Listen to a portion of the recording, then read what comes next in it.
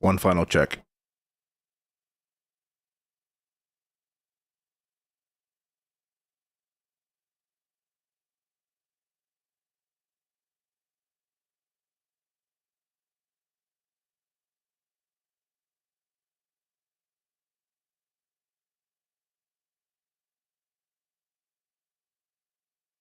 Yo, what's good? Pushing Neck over on Kick. How you doing, my boy?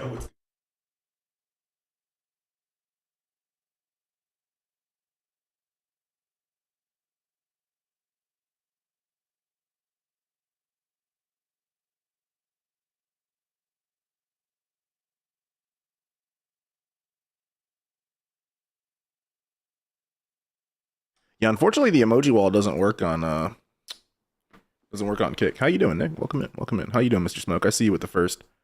So we're not gonna have any alerts. I realized my alerts don't work, which is unfortunate, but you know it is what it is. It comes with the territory. Sup? Not much. I've been chilling, my guy. I've been chilling. You know. How about you? I got I got. What are you saying right now? What are you saying right now? Nick, what is this? What are these words you're using? I got banned in Galaxy's chat today, Nick, which is unfortunate. Bro, why? Saying things that I would have said in your chat, but apparently don't fly over there. All right. Hold on, chat, 1 second. Trying to get everything ready to like do this watch party thing. So that's where some of the slowdowns coming from. Let me pop out to Twitch real quick, but how you doing, Mr. Smoke? Happy what's today? Wednesday. Happy Wednesday to you. All right, I could at least go to this screen, I think. This should be safe. While I troubleshoot the rest of this. Actually, is there even music on this screen? There's not. All right, I'll go back to. Is there music on this screen? There's not. Damn, I don't have music on any fucking screen. Except this one. I have it on this screen. Oh, but it's not working. What the fuck? Oh my god, dude. I'm so OBS and me are beefing chat. There it is. Wait, so is there supposed to be music on this stream and it just wasn't working? Okay, there was. Cool. There was supposed to be music here. It just wasn't working. Happy Poyo Day. Happy Poyo Day to you as well. For some reason, I actually think I know the reason. I updated Windows last night right before I got off for the night. And I guess OBS decided to reset every single audio source. So that's why I was late and also why I'm still troubleshooting that. Very frustrating. I don't ever touch that shit. So then I have to like remember where was everything again? How does it work? Yeah, he banned me. I got banned in chat. It's the first time. I think it's the first time I've ever been banned in someone's chat. Actually, like seriously banned. I've been like fake banned in people's chats before, but never really banned.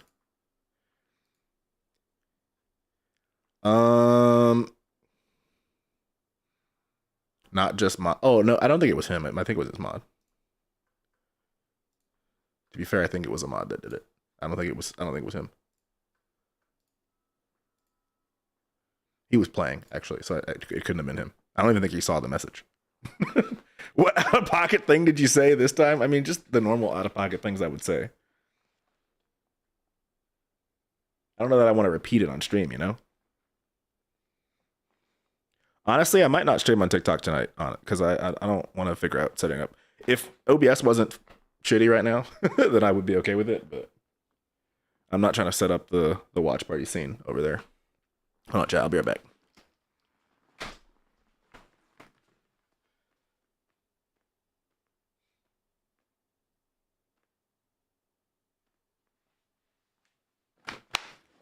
All right. So are you still trying to help? I mean, I don't necessarily think that those two things need to be connected. I don't necessarily know that I would tie my helping someone to them having me in their chat. But obviously, how am I supposed to communicate with someone if I can't talk to them? So that's kind of how I look at it. But I wouldn't say that's like I don't think of it like that, you know.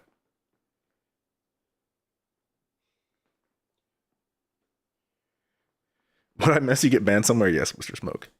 You know, it was gonna be short-lived anyway. My approach as a chatter sometimes has always been like Icarus flying a bit too close to the sun. So I'm actually not at all surprised. I sort of had it coming, you know?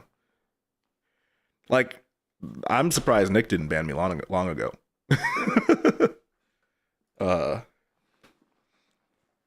I think the smartest approach, though, is Mace. Mace is the smartest approach. But the key to Mace's approach is that I just don't ever talk in his chat. So that's essentially what the effect. If I've been effectively chat banned in Mace's chat, but it makes up for itself because Mace and I are homies. So I converted from chatter to homie, and that's how I circumvent a Mace ban. What did you say? I'm not gonna say what I said, but you can imagine. You can imagine. Lynx, if you've been in Nick's chat, you know some of the things I tend to be saying in chats. All right, let me see if this watch party scene works, chat. Let's see. There it is. Oh my gosh, it's so beautiful. All right, I need to make it so that I can hear the audio. Where did I have this go before? Right there, perfect.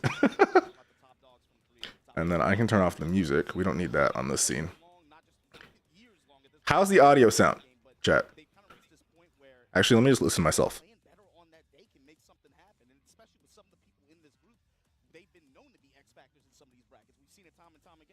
Could we talk about the training arc, by the way, for the Japan and Korea? Like the fact that these guys met up and had a like 2-week, 3-week training. Does that sound in balance? How CBM is playing now. I mean, this is a scary player, and I can't wait to see how the other players are going to play. But before we get to that, Lee Mishima versus Jod is going to be our next matchup. It's going to be EU versus. That's good. This is fun. If you guys want the commentators and like the actual stream to be louder, just let me know. Do you want to hear it? I can turn it up a little bit. Turn it down for myself though. Wait, where does myself go? Oh, there it is. Yeah, I just said some crazy shit, you know. I tend to say crazy shit in people's chats. I always know that it can be either well received or not well received. I never like say anything that would be TOS on any platform, but you know, I tend to push it in terms of other comments. And to be fair, I think that he was much less receptive to it. So again, I kind of look at it was a matter of time. Sort of a matter of time, I guess. But you know, I look at the W's, right? He was essentially the only person I would go over to Kick to watch. So now that I'm banned there, there's really no reason for me to go back to Kick. There's nobody else I would watch over there. Hard to hear the stream. Just a touch more usual crazy shit. It wasn't even that crazy. No, Tasty Steve is there. He's like Tasty Steve is emceeing. He's not commentating, if that makes sense. Like I don't know if you guys were. I don't know how early you all tuned in, but he was there for the group stage draft. So he's definitely there. And I'm sure he'll swap in and out, right? But like if you think about normal tournaments, like this is just pools, right? You don't usually see Tasty Steve to like top 8. So I'm sure he'll hop in though. I think the Tekken commentators tend to rotate out. So I'm sure he will rotate in at some point. They'll rotate between each other, you know? That Jod versus Jod v Arslan was actually pretty hype. Not gonna lie. Jod started off real strong. All right, Lee Mishima playing Heihachi. That's actually kind of surprising to me. I don't know if I would have. I don't know much about Lee Mishima, but I am a little surprised by that. CBM smoked Arslan. Oh, I missed that. I'm gonna have to go back and watch it in like a break. I'm not sure I remember that. I'm not sure I remember. I was in the midst of setting up the stream when that happened. So.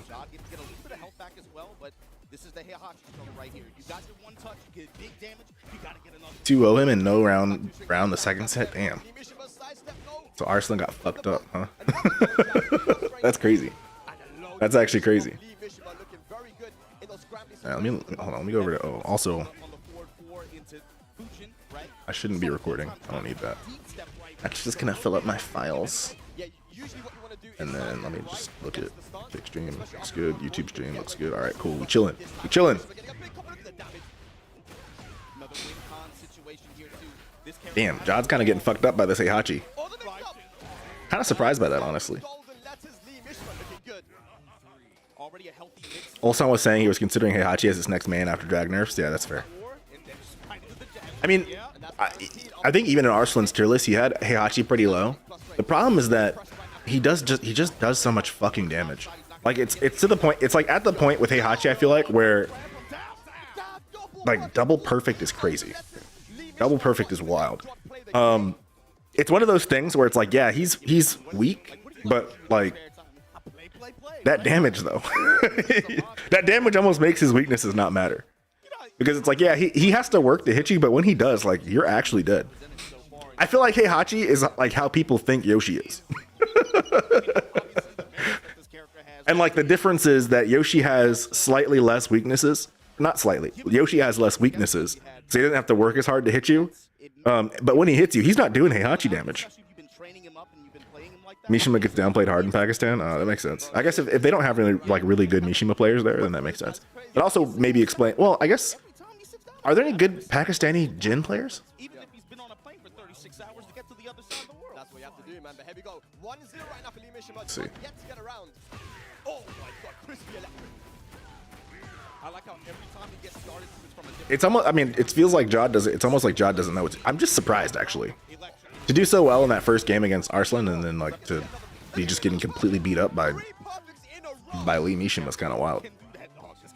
Like, he's got a Nina more. Where's the Nina bullshit?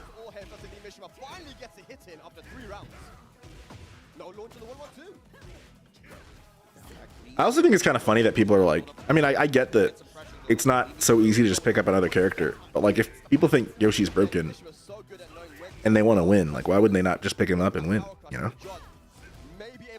I suppose you could make the argument that he does take time to pick up and learn, and then also if he does get nerfed, then you've spent this time learning this character you don't actually want to play.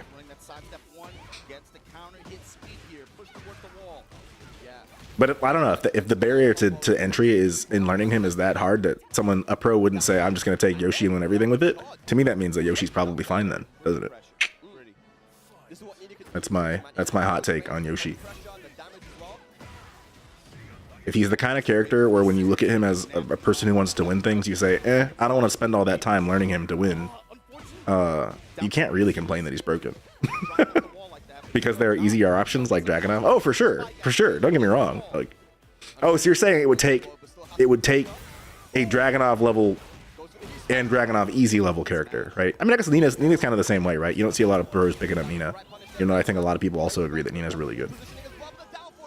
I don't know. I feel like if you're now it's different if you're just like a content creator, you're just like a person in the Tekken scene. But if you're a professional who gets paid to win, I don't know that like I can't take you seriously if you're like, this character's the strongest, but you don't use that character to win. I respect Arslan putting Nina in top 1, I guess, because that would be his excuse. His excuse would be, well, Nina is top 1, but I'm using. He doesn't need an excuse. He's like, I use the character I think is the best. If he actually thought Yoshi is the best, maybe he would play Yoshi. And maybe that was part of his calculus when he made his tier list, where he's like, I can't reasonably put Yoshi above Nina and then not play Yoshi because I get paid to win in this game. Imagine going to an event, getting paid to go to an event as a professional whose job it is to play and win Tekken, and you lose, but your official position was that a stronger character than the one you played exists. That's kind of like asking to get fired. That's like, I know that I get paid to do a job and I could do it as best as it can be done. I think there is a best way it can be done, but I'm not going to do it that way. And as a result, I'm going to do worse at my job. Maybe your skill level isn't as high. Isn't that even more of a reason to use the broken character? I'm trying to figure out why you wouldn't use a character you think is broken if you think the character is broken. If your answer is, but my skill level is not high enough to pilot the broken character, then I would argue the character's brokenness is balanced by the difficulty of playing them. Right? Yoshi is a specialist character, and character familiarity and high pressure setting is important. Oh, for sure, yeah. I mean, yes, I definitely understand. Like the learning curve is high, but is it so high that you? I mean, every single person has only had, you know, from January till now with Tekken 8. Is it so high that people are not willing to make that change? It's only been what, 12 months? I mean, we're not even at a year yet of Tekken. If you're gonna tier 4, you might as well drag. I could see that. I think, but I mean, so the argument I'm making for Yoshi though is an argument for Yoshi, Nina, Fang, Dragunov. Who else do people put in there? And Jin, right? A lot of people will say the top 5 are Jin, Yoshi, Dragunov, Nina, and Jin. So, okay, every single professional who says that's their top 5 should be playing one of those top 5, right? Why am I looking at Heihachi? Now, maybe I don't know. You know, I don't know if Lee's a pro. Maybe Lee Mishima is not a pro. Maybe he's not paid to win in Tekken. Maybe he's doing this for heart and soul. And maybe he doesn't think that. Maybe he thinks Heihachi's the best character in the game. Which honestly, with Heihachi's damage, I mean, I wouldn't even necessarily disagree with that. It was looking like he was down and out, but able to make the adaptation and take it. Definitely slowed the match down a little bit and able to get a lot more. Yeah, it was wild. It seems like he was able to get Lee Mishima's timing a little bit more, and from those situations, able to find a lot more Nina pressure. Kind of made it build up, just able to just passively get a lot of damage that way. Does he not make content, Lee Mishima? Is he just a guy? Did Lee Mishima play CBM? I don't think he did yet. Oh wait, hold on. Let me pull up the. I have the page up. I should make a command for it. I don't know if it's being updated. It is being. I actually don't know if it's being kept up to date. Bracket. No. Well, I'll link it anyway. It's the only information on. Oh, I guess they have it right here. So yeah, Lee Mishima has not played CBM yet. CBM is sitting at the top, but we have CBM coming onto the stage. Oh, it's round robin. I like that actually. That's kind of lit. So Jod still got a chance to not get knocked out. There's going to be some groups later that don't have as much character. I heard something. It's kind of cool though that like if you're Jod, like you just get to keep playing. You know, you don't have to like worry about cooling down. Granted, I guess that means you're losing, right? But the Korean pros did. That's true. They did. They did boot camp. I'm just gonna link. I'm gonna make a new command. I'm gonna call it TWT. When it comes down to it, who's gonna have a good day? That's really all it comes down to. So for him to kind of be in the CBM turning CBXL is crazy. That's fucked up. He's kind of like quietly has some results, and I think people kind of like. Like I get what you mean, but for that reason, but one could interpret that as a joke about his weight. He was getting a lot of top 8, but it was a lot of 7th places. Right, so he was consistent, but not. Hey, Lynx, are you still in the chat? A big chunk of points. So he was talking to me like, Spag, I don't know if I'm going to qualify, but and then he won that tournament in Africa, I believe, and that really, propelled him up. But CBM, I mean, following his journey, obviously we all know he got into the grand finals of the final Tekken 7, Tekken World Tour Finals versus Arslan. So even then he was playing really good, and now after the training arc he's had with the Japanese players and just with the Korean guys, man, they've all come together to train. He's been playing so good, Margin. Yeah, you talked a lot about the training arc. It's fun, kind of funny the way it works out. Yeah, the JP and Korean communities get together and they have like their weekend, like a couple weeks back. But then each community too has been having their own little mini training camps too. CBM, Breadman, and also Jonding were really impressive looking at the big camp that they had. That's it. Well, CBM that boy been eating facts. I wonder what he eats. I wonder what's his like. I wonder what his Korean diet is. In the interview, they asked, "What's your first impression about Japan?" EFO, CBM food. Nice. On brand. I like it.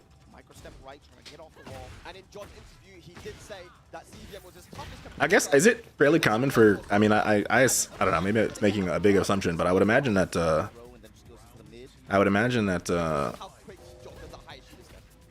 What am I looking? What was I gonna say? I imagine Korean people and Japanese people travel across, like, from Korea into Japan fairly often. Isn't it pretty cheap to go from Korea to Japan? Isn't it like, wouldn't it be like about the same as like flying from California to Vegas? Or is it further than that?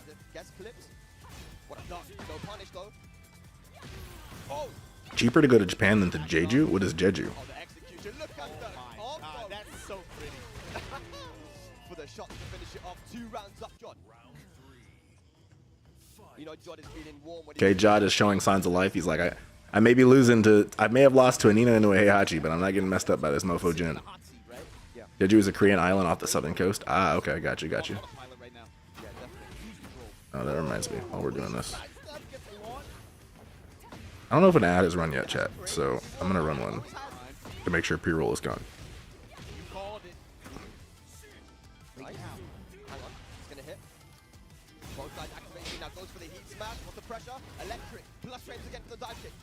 Did YouTube drop the quality? Hold on. Not sure it's. It went max quality. John with a low parry though. Jod did wake up. I know. That was a beautiful low parry. Beautiful. Ooh. Oh, low parries, man. I gotta work on my low parry combo game. Ooh, that was a crazy interruption for CBM to do there. Finish it off, Jod. There we go.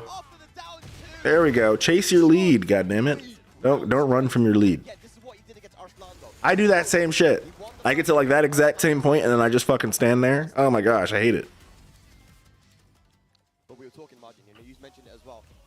You know, there can be those. I will say, having seen CBM twice in my life, once at DreamHack Dallas and once at Evo, he does look bigger than when I saw him in person. Maybe the camera is just maybe the camera is very unflattering for him. But in person, he seemed much skinnier. Not much skinnier, but like less than that, or more skinny than that.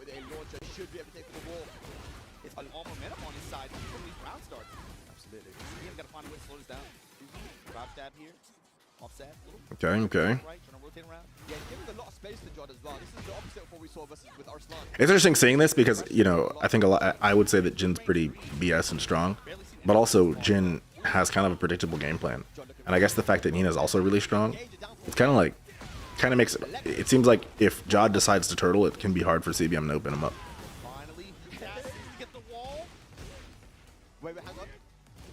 But I guess that's just like the nature of two really good characters, right? They both have to be pretty careful. You're seeing top 5 right here. Yeah, no, this is good. This is good. CBM and well, I don't know if Jod is a full-time pro, but I know CBM gets paid to win in this game. And he's using the character he thinks is, well, I don't know if he thinks Jin is the best character in the game, but he is good enough with Jin, and I think Jin is good enough in this game that he doesn't have to worry about any claims of potentially selling on his getting paid to win by picking a character that's not strong. Yeah, he's a Jin loyalist, right? He played Jin in 7 as well, a lot. I mean, exclusively, right? Does he play anybody else? I don't think I've ever seen him play anybody else. If anything, he's a player who's rewarded in this game with Jin being as strong as Jin is. In the same way that like a longtime Yoshi main would be rewarded for Yoshi being really strong in this game. Except where are the Yoshi mains, you know? He dabbled in the Noctis? Okay, gotcha. Makes sense, makes sense. Actually, are there any Yoshis in LCQ? That Kane guy? Yeah. Isn't iMusician in it's on the, where did the link go? I had the link and then now it's gone. Let me see who's in the LCQ. Did either iMusician or Kane and Trunch go to LCQ? Okay, Kane and Trunch is in LCQ. And then Sajawal is also in LCQ, so he's a Yoshi player. And then iMusician is also in the LCQ. Low-key, I'm more interested in the LCQ. When is that? The 7th? Oh man, we're gonna be like fully exiled by that point, chat. There's the very crazy timing. There's kind of some crazy timing here with LCQ and like TWT, and then like our getting exiled on Friday. That other NA Yoshi who beat me, was that Sajawal? I think it was Sajawal. I don't know if is Sajawal. I don't think he was NA, right? Oh, you're talking about Trizzy. Trizzy, I don't think Trizzy's there. Trizzy beat me right at Evo. Trizzy the rapper.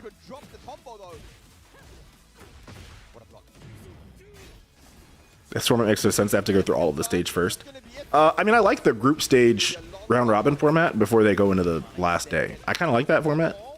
I do think the way that they're bringing in the regionals and the LCQ is weird though, because I think the regional leaderboard when they're starting like losers or something, right? Exile, yes, you get it, Mr. Smoke. You get it. I saw that they have they put out what the Twitch drops were going to be, which are just cosmetics in the game for PoE2, and then also they have like not a drop, but if you gift 2 subs to any PoE person streaming in the PoE category over the weekend or over the next couple weeks, you get like a custom pet as well that you can only get from gifting 2 subs. It's interesting too that they picked gift 2 subs as opposed to just gifting 1 sub. But I kind of like that it's like, hey, if you want to earn this specific exclusive item, you got to gift a sub to like, or give 2 subs to any streamer in the category. The LCQ is after group. Yeah, the LCQ is on Saturday. Or I guess Saturday Japan time. So Friday this same time on Friday is when the LCQ is. LCQ. I almost want to see LCQ more than I want to see. Not that I mean I want to see the finals, right? Like this is cool, but I'm curious to see what iMusician does, because I know he wasn't able to compete most of the year. XCC is a Chinese player that there was some drama around at the Thai event. He got disqualified right before top 8, which is kind of crazy. They should have just, if they were going to disqualify him, they should have done it at the beginning of the event. I don't remember the name of the really good June player that competes. So I'm just looking at the so I guess this Usama Abbasi guy from Saudi Arabia, they've got a June next to his name, but he plays June and Feng, and I can't imagine that he will often pick June over Feng. Sees anybody else play June? Kira plays June, and Elisa though. I think some matches I've seen of Kira they're playing Elisa. Got KSK, Ni, JDCR, and Cute Kudons and LCQ. Yeah, that's crazy. And Dojin, and Infested, and Saint. And then all of our US goats, right? Jimmy J Tran, Anakin, Cuddlecore, and Joey Fury.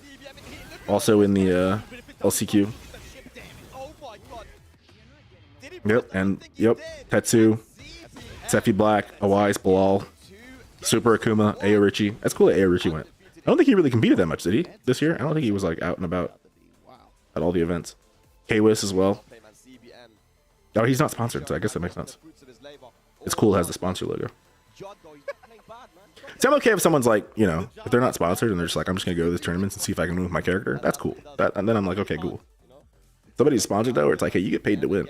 If you think somebody's better, you should probably pay that character, right? If I owned an org and I had a player who was like, I think this character is the best character, and I was playing that player to win, I was paying that player to win, and they didn't use that character they thought was best, I'd be like, bro, what's going on? Do you not want to win? Like, having fun in the video game is fine, but you can do that for free. You can do that for free at home on your own time. If I'm cutting you checks to win, you can't be out here having fun in the video game. You've got to be winning in the video game. Now, also have fun in the video game, but your high point on that character may not be as high as your main's high point due to experience. That's fair. They could make that argument, but they would have to make it. Like, we'd have to sit down with, you know, I'd call them in my office and I'd sit them down and be like, let's talk about your winning. And if they said something like, well, my high point on my character is better, I can win more with this character, then it's just like, well, then you better prove it. If you come out the end of the season as mostly a loser, then our next talk is going to be about how you made bad decisions. You think Keisuke will be better than him on Yoshi? I mean, Yoshi's not that hard. As someone, it's interesting, right? Keisuke is a great example because as someone who also switched from Kazuya to Yoshi. Now, granted, I'm not nearly as good at Keisuke as Keisuke at Kazuya. And his Yoshi probably would also be much better than mine. So this is like, no, this is literally just me being ridiculous. But like, Yoshi's not that hard. And if you can play Kazuya well, you can play Yoshi well. Do I think that Keisuke could be better with Yoshi? Absolutely. But I'm biased. I'm better than Kazuya. My Yoshi's better than my Kazuya. So anecdotally, sure. Anecdotally, as a bad player, yes. I think Keisuke would be better on Yoshi than he would be on Kazuya. Because Kazuya is the hardest character in the game. Keisuke is like the worst example because Kazuya is the hardest character. So Keisuke is like, of any player, he's actually the least able to say, I can't pick up some other character because it will be hard. It's like, but you play the hardest character, so you can go down in difficulty on any character, any other character, and you should be able to do well with them if you learn them, right? But I don't think the learning curve for Yoshi is so high that it would be like impossible for someone of Keisuke's skill level or any of the people at TWT finals or LCQ. All of the people there could pick up Yoshi and learn him and play him well. Now, they may say, well, I don't know if I want to have that pressure when I'm fighting against other players who are also the best players in the world. You can maybe make that argument. But that argument only works. Again, if I'm Papa Org owner and you're a player I'm cutting checks to win with, that argument only works if you win. Like if you go take your bad character and you go win, or you take your not best character and you go win with that character, then I'll keep cut you checks all day. You know what you're talking about. You can back it up. But if you're still a loser, then I'm like, hey, maybe we got to make some different decisions about who we play. Or I have to make different decisions about who I sponsor. I'll sponsor winners. I'll sponsor people with the will to change so that they can win, as opposed to people who stay set in their ways and keep losing, you know?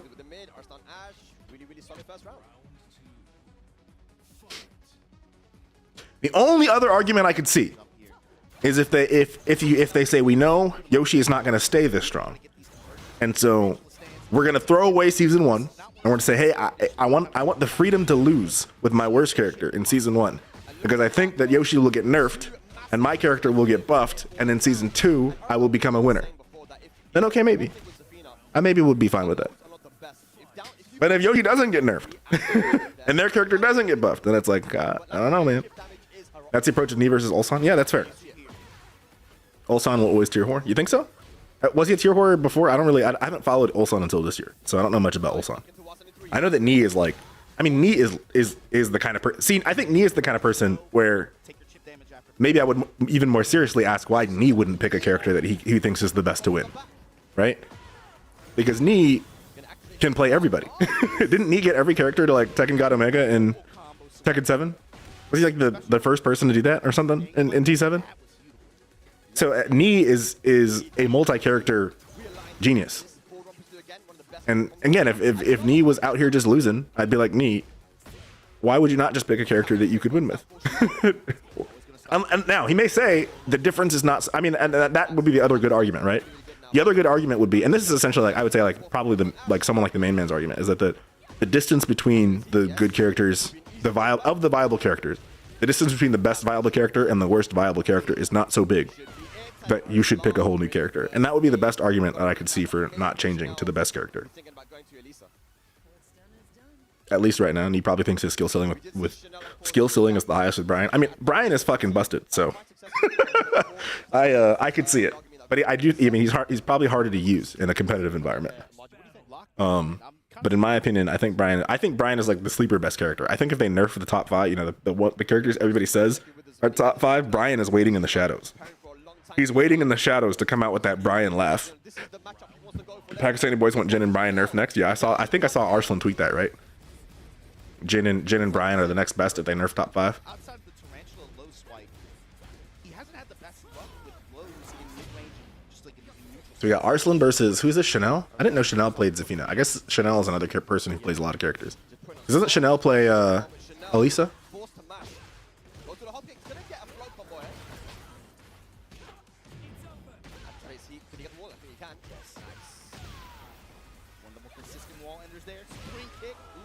Yeah, it's a shame there's no Junes. I mean, I don't know how realistic it would be to think that. I mean, I don't see a single solo June main in the LCQ. Everybody that has June next to their name also has another character next to their name. He plays Elisa and Zafina. What a crazy duo of characters to have to your name. Elisa and Zafina.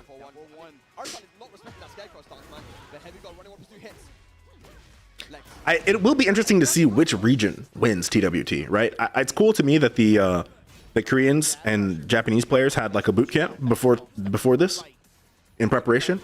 But what's interesting about that is like the Pakistani players essentially always are doing that. I mean, they're to some extent their entire Tekken experience is one long boot camp, right? Because they mostly play offline. They don't really play online as much, and they get to play against each other.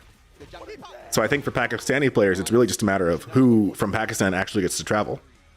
If anything, the Koreans and the Japanese needed that boot camp to keep up with Pakistan.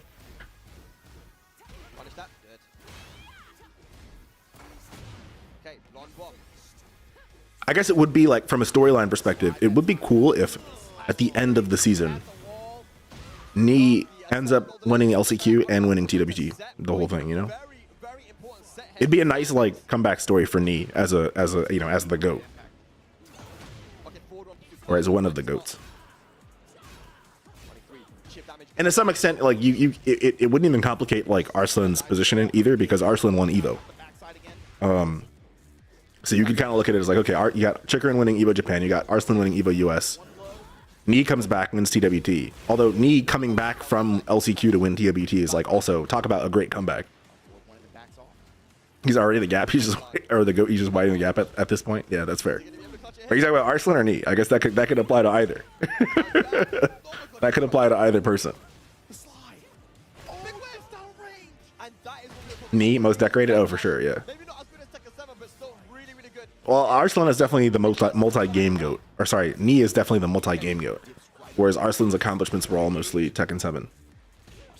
I don't know as much about. I guess I could look on this wiki. Let me see what's Knee's history like pre 7. I know he's been playing Tekken since like Tekken 3, right? Competitively. What the fuck is this? Tekken 6.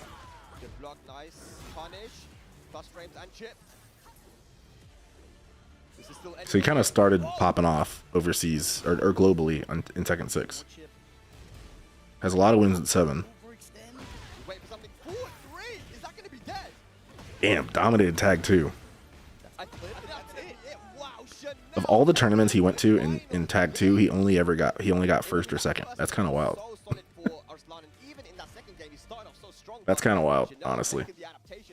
Even one thing about Safina that's really interesting that we saw there from Chanel is you can actually move in her stance. So if you're using Scarecrow, you can backdash and you can actually sidestep. I thought he started competing in Tekken 5. There's videos on YouTube of him playing in Tekken. I mean, maybe it wasn't like tournaments though. The videos. And he put it on the table when it mattered the most too. I remember watching Speed Kicks and he was looking at a Tekken 5 match between I think it was Kudons and Knee. I don't know if that was, I mean, to be fair, that may not have been a tournament. It's too far back in the past. Yeah, I mean, it could just be this website I'm looking at just doesn't have data from. Oh wait, it does say going back to 2004. Okay, so then it just doesn't have the other tournaments. It doesn't have the stuff before Tekken 6.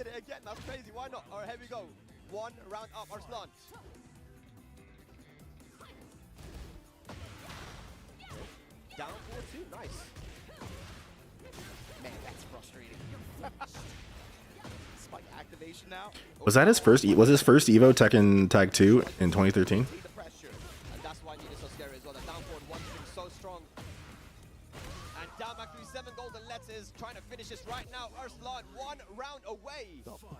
Him, JDCR, and Kudons, and maybe Mangja, the 4 Horsemen, and T5. Ah, I gotcha. You gotta keep him out. If you're Chanel, you gotta keep him out. Try to go for the down for 2 punish. Didn't get it. Forward 3, trying to take it again. Yeah. It's not looking great. So great for Chanel. No, the back roll catch. Ross standing 2. Good stuff from Chanel. Has the wall now.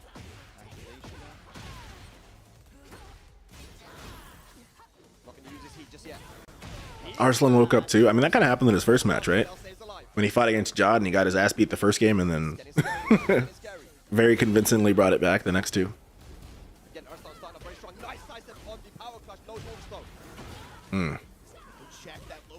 Does Nina not have a really good mid check, or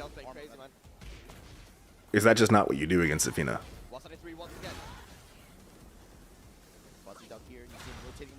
I guess if the mid check is too slow, you wouldn't want to risk it, right?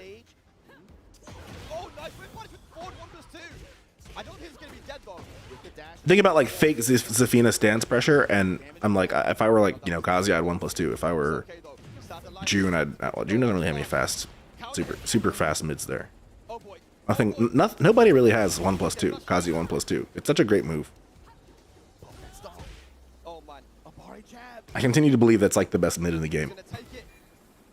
Safina goes, oh yeah, I wouldn't use that one down forward 2. I'd use 1+2. What a crazy, holy shit, chat. Arslan has these moments. Hold on, we need to let's watch this in slow-mo, chat. This is the beauty of the YouTube stream. Arslan just has this crazy shit. He's literally 1 HP. He moves in and ducks. Like, oh my god. Arslan does that shit.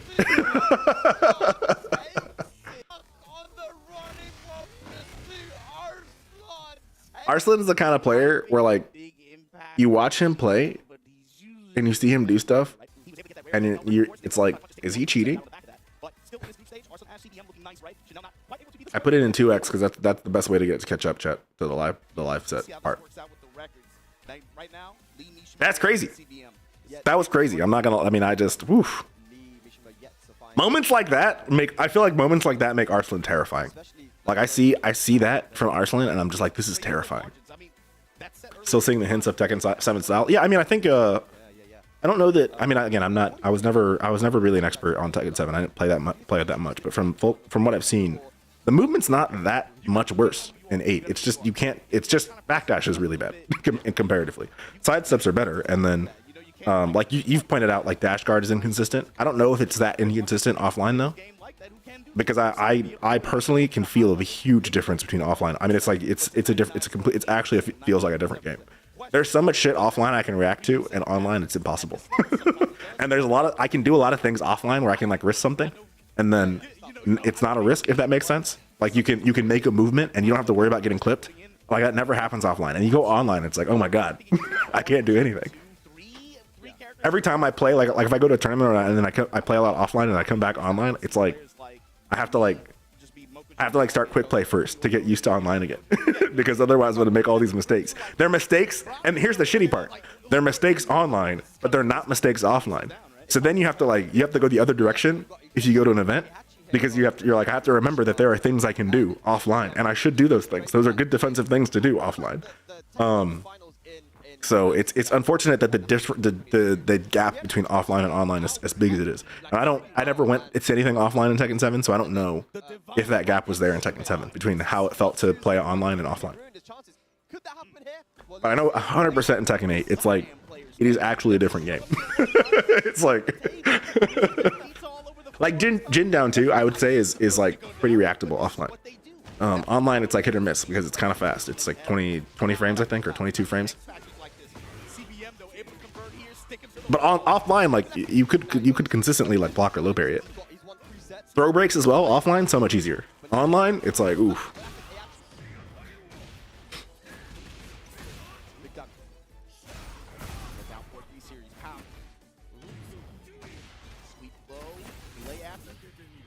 Ooh. What? Wait. I have to go back after this. That's what I'm. Yes, it looked like he pressed. Wait, can Heihachi cancel? What did he do after the match? I'm gonna go back and look because I'm curious what he did. Yo, what's good, fatty liver? How you doing? Welcome in. Welcome to the party. You just waifu cancel it? Maybe that's all it was. It looked like he did something though. I thought that CBM rage art was perfect, so I'm like, whatever Heihachi did also would have got me, because it's like, oh cool, this is the freest rage art ever, and then Heihachi canceled whatever it was that he was doing. I'm doing good. I just beat Sleeping Dogs. What does that mean, fatty liver? Is that a game? Like you beat a game called Sleeping Dogs, or you beat up sleeping actual dogs? Because that'd be crazy. Yes, sir. Ah, okay. What kind of game is it? I don't think I've heard of that. Damn. Yo, Lee Mishima's running people's pockets. Is that the Asian GTA? Oh, there's an Asian GTA.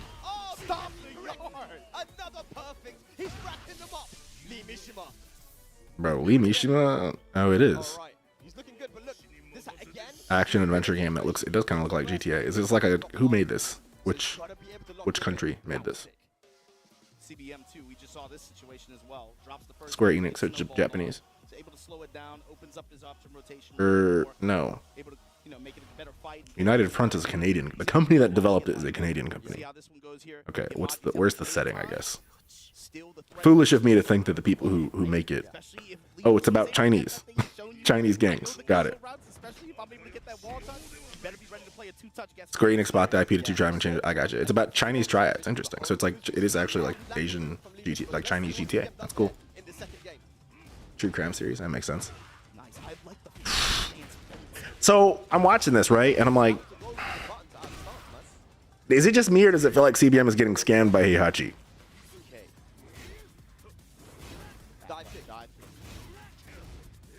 I have never seen a Jin do that. I guess that's just I fight scrubby Jins.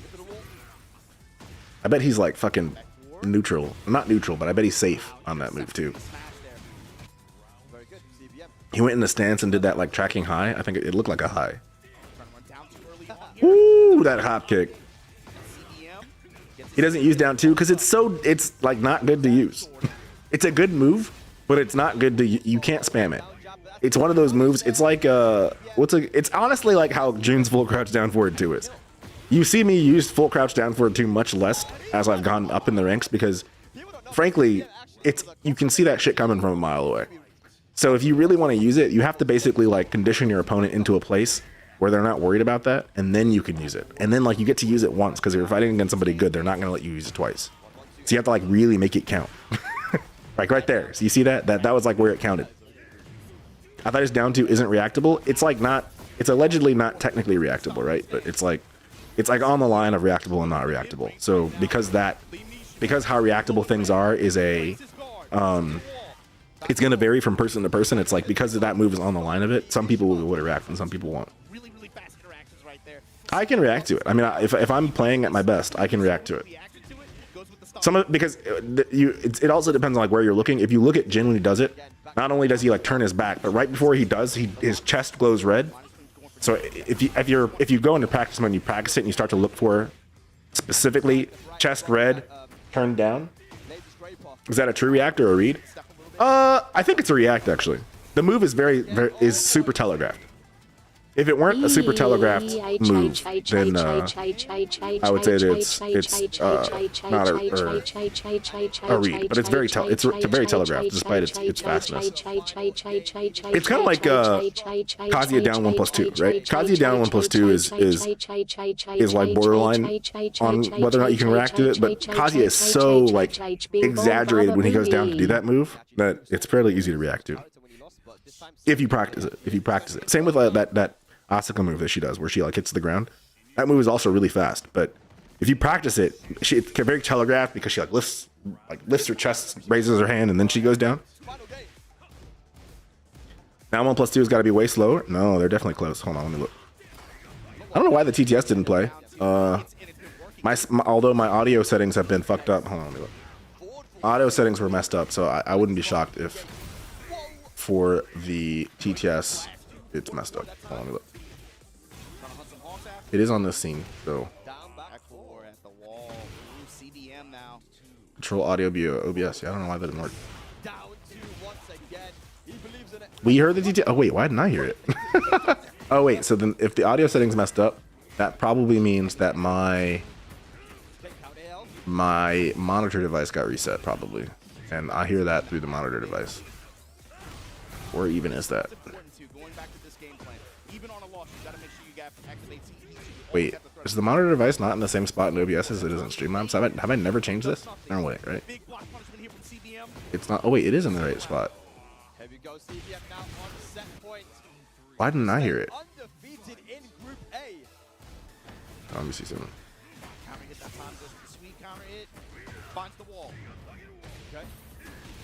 W's in the shot.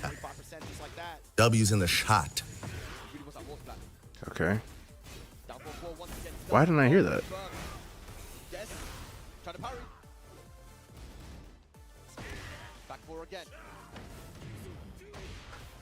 Did you guys hear that?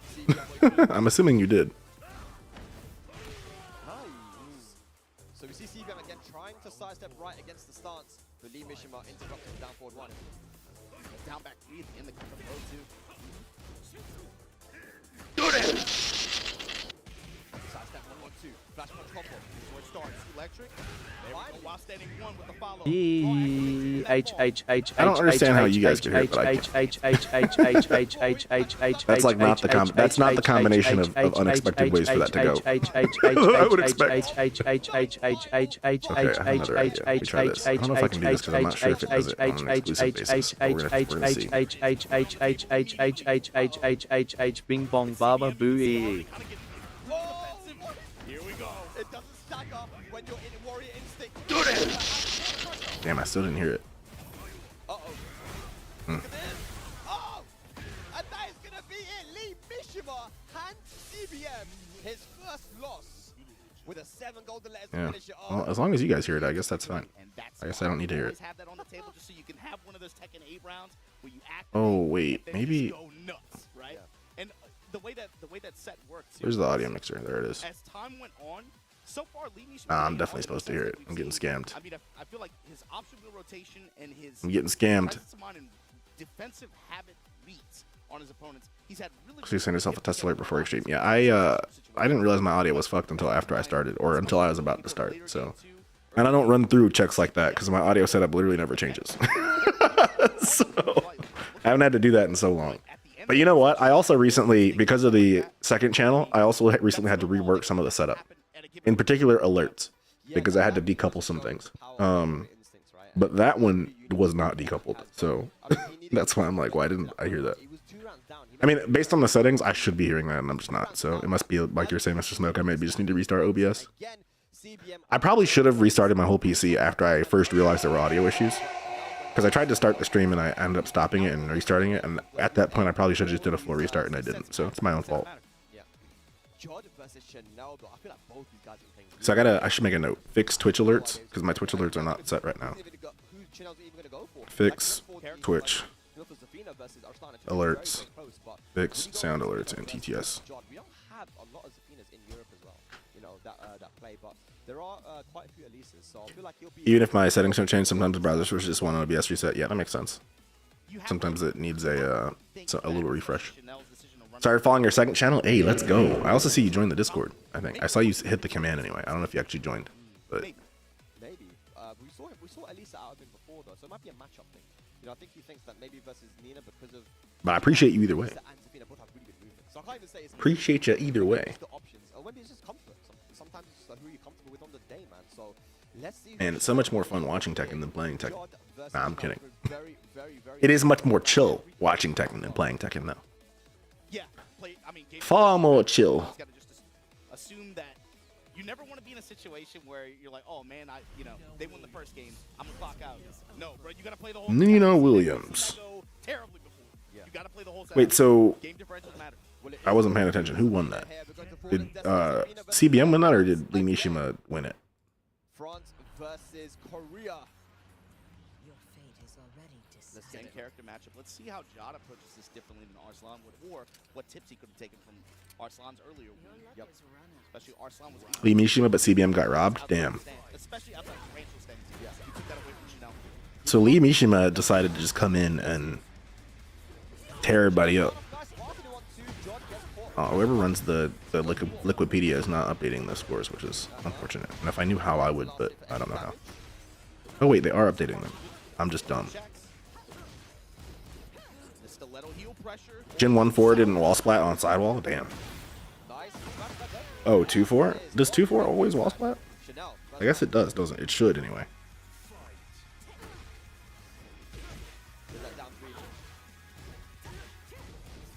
The parry is also really strong there from Zafina as well. A ton of damage to hits. I think you try to go for it again. You see Jod's approach here too. Just trying to get that minefield, be able to get in close quarters. Poor Jod. The jab, be able to get a sidestep one. Jod, just do what Arslan did. So much damage there without Scarecrow 1-4. Jod's just got to do what Arslan did. No duck, big chip damage. Big chip, still in range. That time just goes for the heat dash. Wants the wall push. No duck, down for 1-4. This could be anyone. Oh, Jod beat Lee Mishima. That's interesting. Somebody's got to be thinking of low. A small punish down that whip down for 2. Jod. Range available now for Chanel down 3 finds smart. Goes for the wild and 2. Nice. Down 4-2. Good stuff there for Jod. How fast is that down forward 3? Oh, right. And we were going to look up down 2 compared to 1+2. Hold on. All right. So down 1+2 is 23 frames. And I don't have, hold on. I have Tekken up though. I don't have Jin frames saved because fuck Jin. Damn. And at the wall, you get the full down for 1 string. Big damage. Nice. Turn fire, Jod now.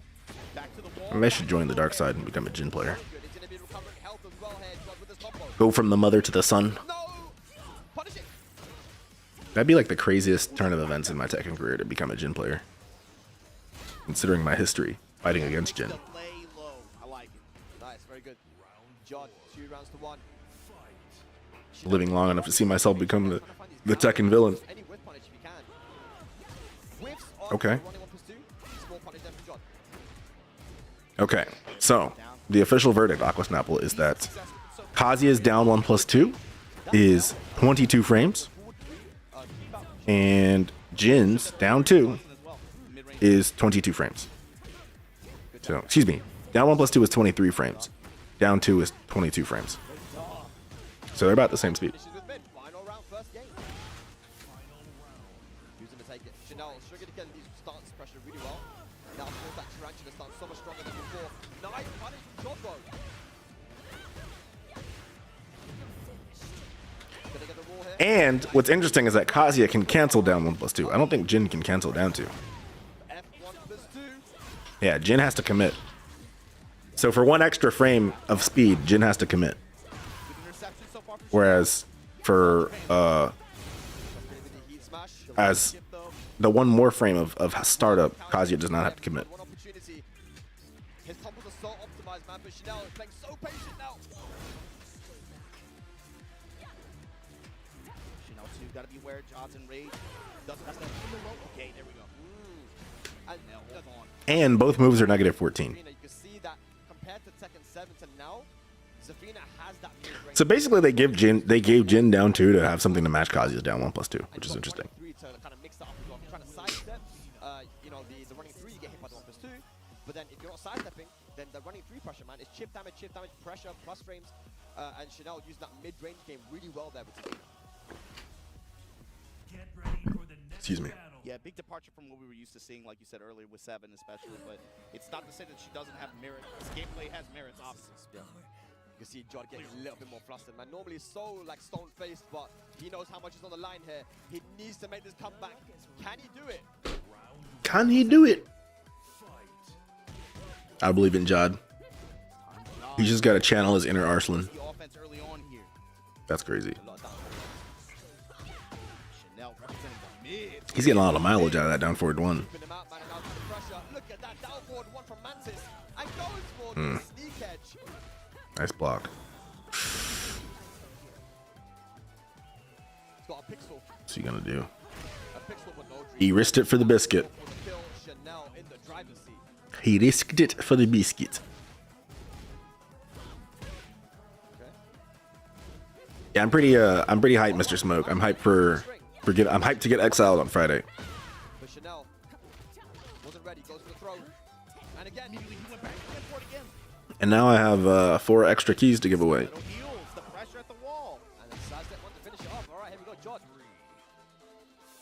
I have to figure out how I want to distribute those. Up low early on here. John now rotating round clockwise.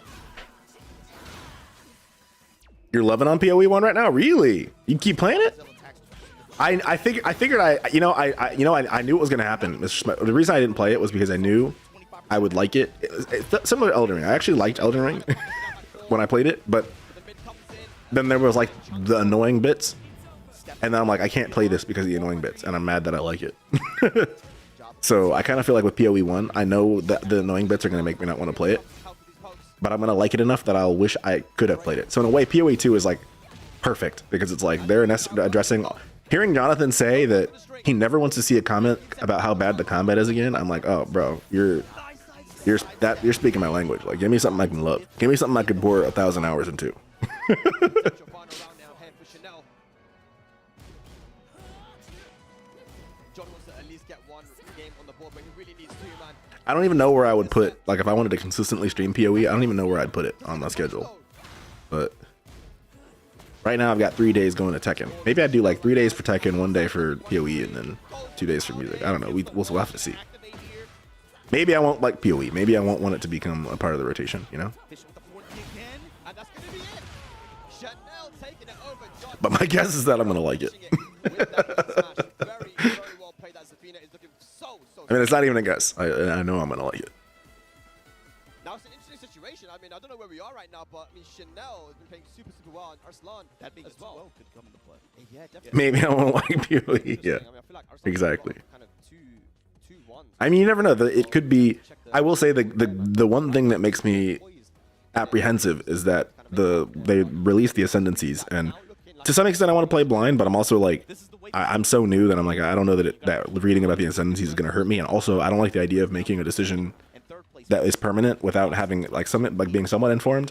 Reading the descriptions of the skills on the ascendancy trees has me like, bro, who wrote this? Because even with the explanations, I'm like, I still don't know what this means. You tried PoE 1 and open the skill tree and uninstall. Oh, have you seen the skill tree for PoE 2, my guy? You'll see it on Friday when I'm streaming it.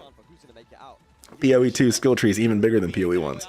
But I think, I guess in PoE 1 they didn't explain anything on the skill tree, and now they actually have explanations. Although, like I was saying, reading the explanations though, I'm looking at some of them like, what the fuck does that mean?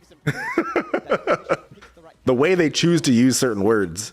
And apparently this is like a thing in PoE where it's like more is different than increased, and you just got to know what the difference is and what it means specific to that community. Apparently there's a lot of that, but in terms of just knowing English and reading it, I'm like, what the fuck is this?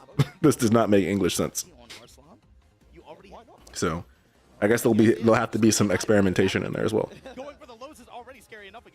I have to watch a freaking 10 hours long YouTube vid to learn the game without doing it. Yeah, I mean, that's one of the things that PoE 2 is designed to fix. One of the many things PoE is trying to improve, PoE 2 is trying to improve over PoE 1 is the need to rely so heavily on external tools. Now, granted, in an interview Jonathan, the game director, did a couple days ago, there was something somebody had asked about, and he's like, well, there's third-party tools for that. So he's not trying to solve everything that you need to go outside of the game for. But I think for learning the game and understanding how to play it, and for like a casual person to be able to walk in and pick it up, I think he's trying to make it as accessible as Diablo 4 or Diablo, right? A casual person can walk into Diablo 4 and not feel like they are stuck learning everything. Is this how people felt about learning Tekken? Yeah, but the difference is that at least to learn Tekken, you play Tekken. To me, it's like I'm okay with a high learning curve if the high learning curve is addressed by playing the game. I think the downside of something like PoE 1 is there's no amount of playing the game that helps you learn. I mean, I guess you could do like experiments, but it's a bit different, right? If it's like I just don't know what something is because there's no description of it. I don't know how you fix that, right? Other than like I guess equipping it and then seeing what it does, and then trying to determine from the animation if what you think it does is what it's doing. But that requires animations to be really high fidelity, which in PoE's defense they are. So. But yeah, I feel you on the learning new things, especially in games. I was like, are we watching Jod again? And I'm like, who? Jod started to cook? Did Jod lose to Chanel? I'm guessing so. That was quick.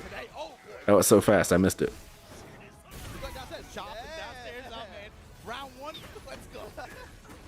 Yeah, what if Lee Mishima just cooks Arslan?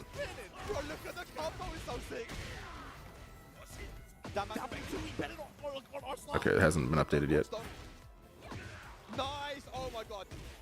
This is how people feel about learning Tekken. Yeah, definitely. Tekken definitely has a. I was just talking to Mr. Smoke about this over the weekend because he and I were playing Smash. Where Tekken puts the learning curve is in a different spot than where Smash puts it. But I don't know that the learning curve is different, right? I think it's just that the floor to getting into Tekken is higher. The floor is much lower on Smash, but I don't know. I think they might be equally complex when you're talking about like getting good at them. Maybe that's just true of games in general, though. Maybe they lean in a direction of any game with a certain amount of depth is going to have a certain complexity to learn beyond a certain skill point. So it really becomes a competition of how well do you onboard people into that floor, and how fun is it for the player before they, to progress through the harder parts. Whereas like Tekken is fun as fuck if you're into that kind of thing. And also Smash is fun as fuck. I mean, I'm not to say that Smash is not. But PoE 1, maybe not fun as fuck in a way that would have me pushing through its learning floor. PoE 2 though, it looks like it might be cooking a little bit. It may still be that though. I mean, it's possible if I didn't, if I quote unquote didn't like PoE 2, it probably would be because the floor is still something where it's like, it still wants a bit too much commitment for me in terms of learning. I feel like the progressing part came from unlimited rematches, that dopamine rush when you lose 10 sets in a row and you finally get one back. Yeah, that's fair. That's fair. Yeah, I think infinite rematch would be a cool thing. Hopefully they bring that back in season 2. I think that would be a cool thing to have. I honestly wish they would implement, like, I like that,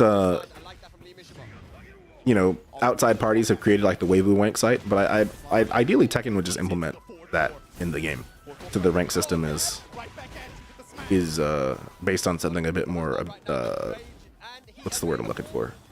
Based on something, not whatever the fuck they came up with. It's a ranking system where like the game design and mechanics of that system have been well thought out and, you know, quote unquote peer reviewed by being used in well-made competitive games.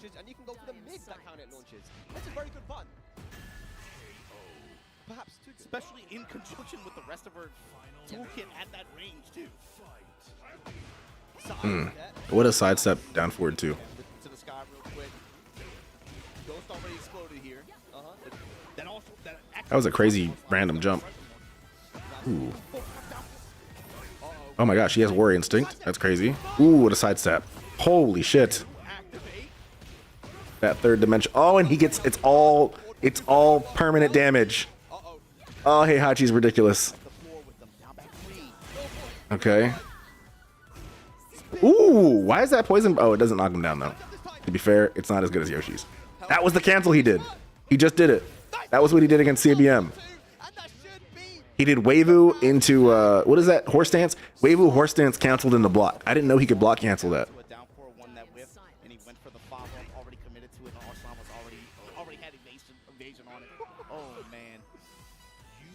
Made it a lot more difficult, man. You know, winning the first game. What interaction did he lose though? That he got hit by the rage art. Ah, another sidestep down forward two. Yo, Arslan's on point with these sidestep down forward twos. Based on what I'm seeing of PoE 1 right now, PoE 2 can have me. Hell yeah. I'm almost mad I didn't know how good PoE 1 was. You know, it's interesting that you didn't, because I did. You know what though? You don't watch Asmongold, and I watch enough of his content. I don't watch him like religiously, but I watch enough of his content to have heard of PoE 1 and to have like watched some of it. And it's one of those games when I look at it and I'm like, this could be fun, but it's the kind of game that wants you to like lose your life to it. Like Elden Ring. I mean, I feel like Elden Ring's the same way. But for a game to get me, it's like you gotta have good combat, and PoE 1 and Elden Ring both fall, for me, like my standard of what good combat looks like, it's like they both fell on like, it's not fun enough for me to lose my life to it. Not even a little, you know, not even partially lose my life to it.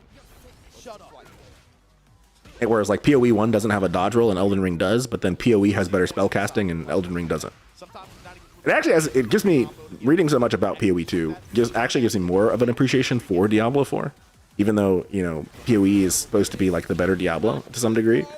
I have an appreciation for how good it does feel to fight things in Diablo, even if like the universe isn't quite so compelling or attractive as to pull you in. You know, it's like it's got its superficial goodness, right? But the depth is maybe not there with Diablo. Maybe, I don't even know if that's true. There's definitely a point for me with Diablo where it starts to feel repetitive, though, and maybe that will also happen in PoE, where it will start to feel a bit repetitive. You're ready to get swallowed up. Nice. I will say, one difference though is just before we got to it, at no point in Diablo did I played Druid and I played Necro, and I started out on Sork. I started out, my first hardcore character was a Sork, and then I died, and me and you died, Mr. Snook, and then I went to, I think, Necro after that, and then Druid. So I guess that's like what, 3 of the 5 classes that were available. I'm actually more, I find myself more interested in potentially playing different classes of PoE than I am in, than I felt like I was in Diablo, although I guess I played 3 out of 5 of them, so maybe I'm like misremembering my interest. I feel more curious though. I can feel myself being a bit more curious about the different character classes in PoE.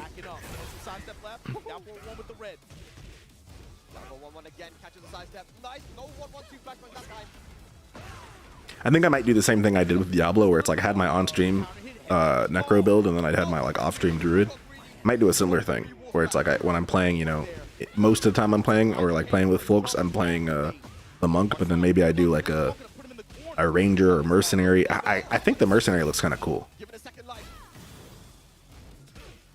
Maybe I do like a mercenary side build. Goes for the mid. Goes for the upper. And catches Arslan Duck in another final round. Look at that. Not to mention, low-key wanting to have like two different. Like, I actually want to try both ascendancies for the month. Now the block of the health is beautiful. Arslan Ash to the corner. Yeah, I was watching a clip, and it was like a Merc gameplay, and I saw this. Like, he did this thing where he like lit up the field with fireworks, and I'm like, see, now that's the kind of shit where I'm trying to ask the enemies what's the sound of artillery, you know?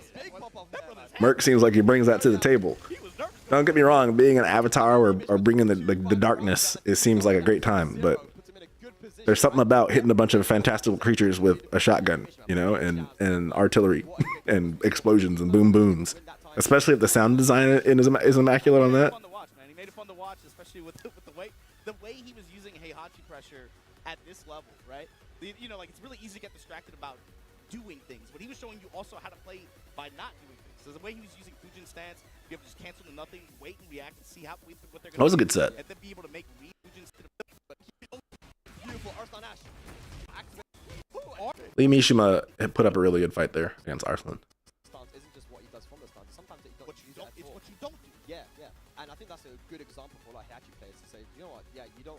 Maybe you can sidestep right against a lot of the. It's crazy to me that people will watch party tournaments like this and they'll watch on Twitch.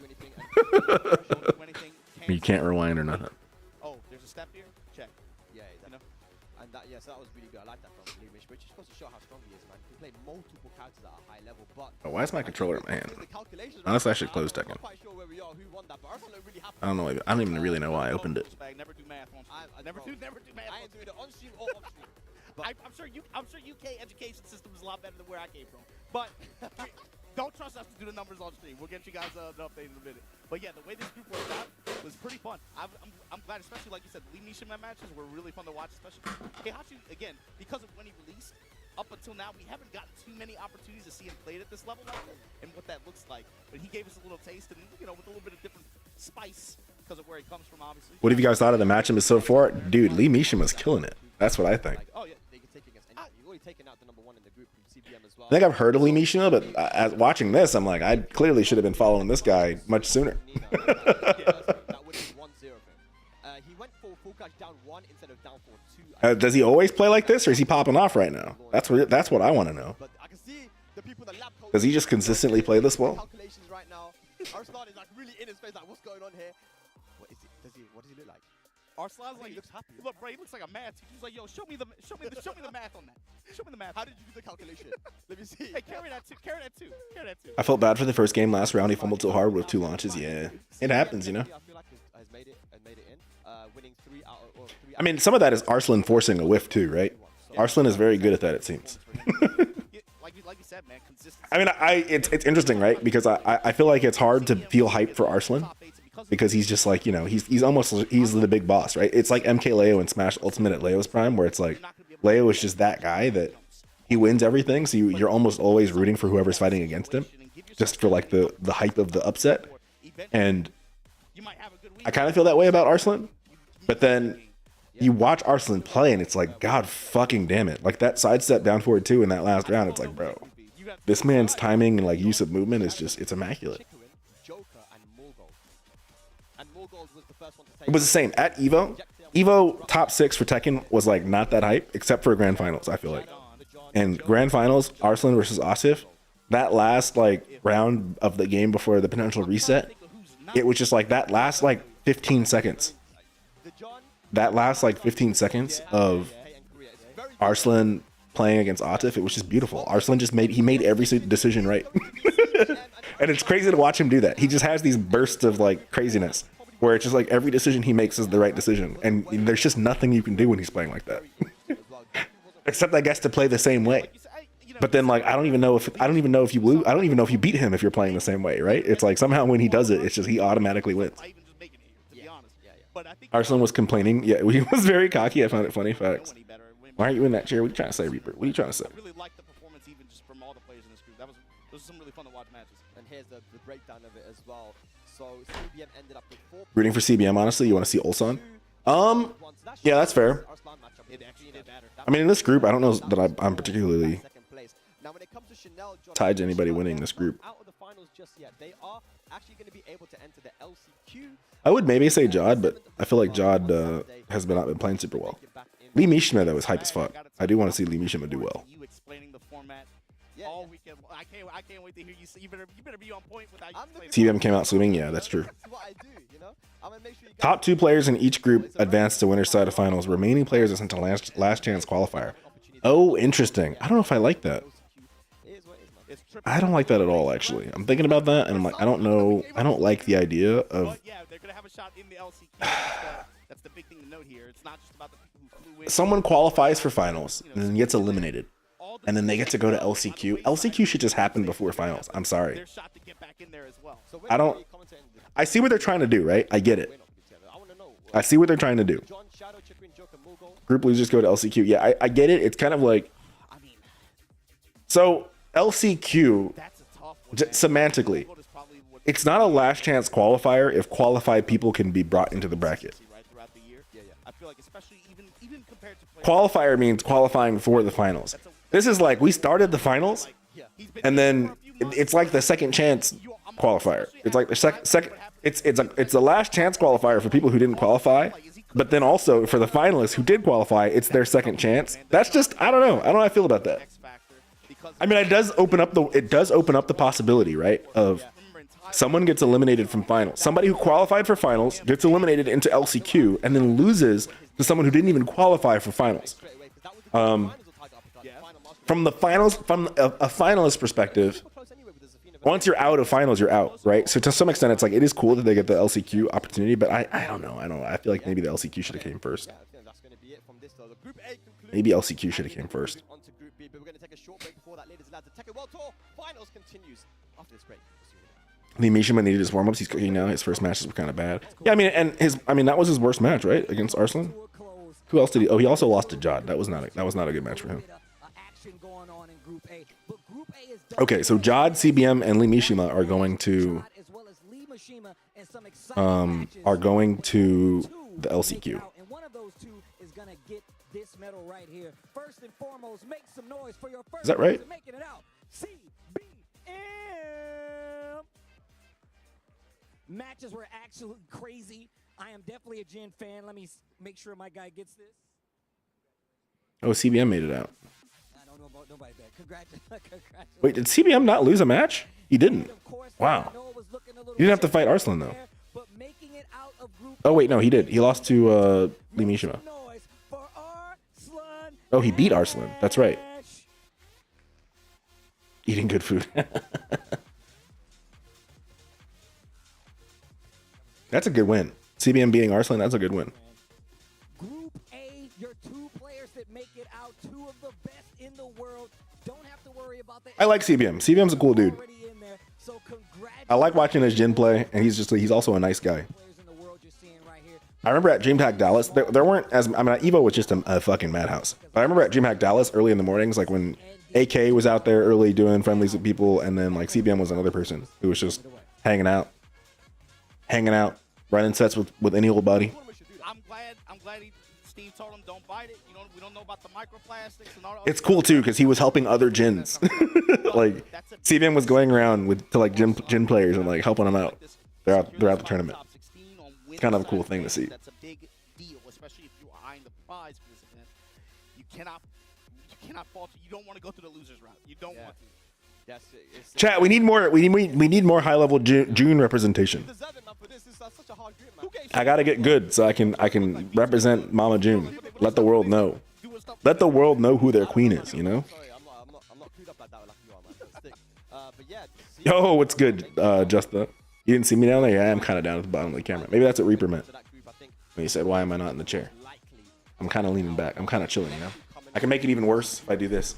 My mic arm is very flexible, so I can keep the mic right here next to my mouth and lean back like this. This is a great mic arm. I fucking love this mic arm. June's kind of buns though. He wasn't able to travel out to a lot of events. He had to make every single tournament that he went Who's more buns, June or Heihachi? Yeah. Especially with the end game scenario that you had in Thailand. Because didn't Arslan put June higher than Heihachi on his tier list?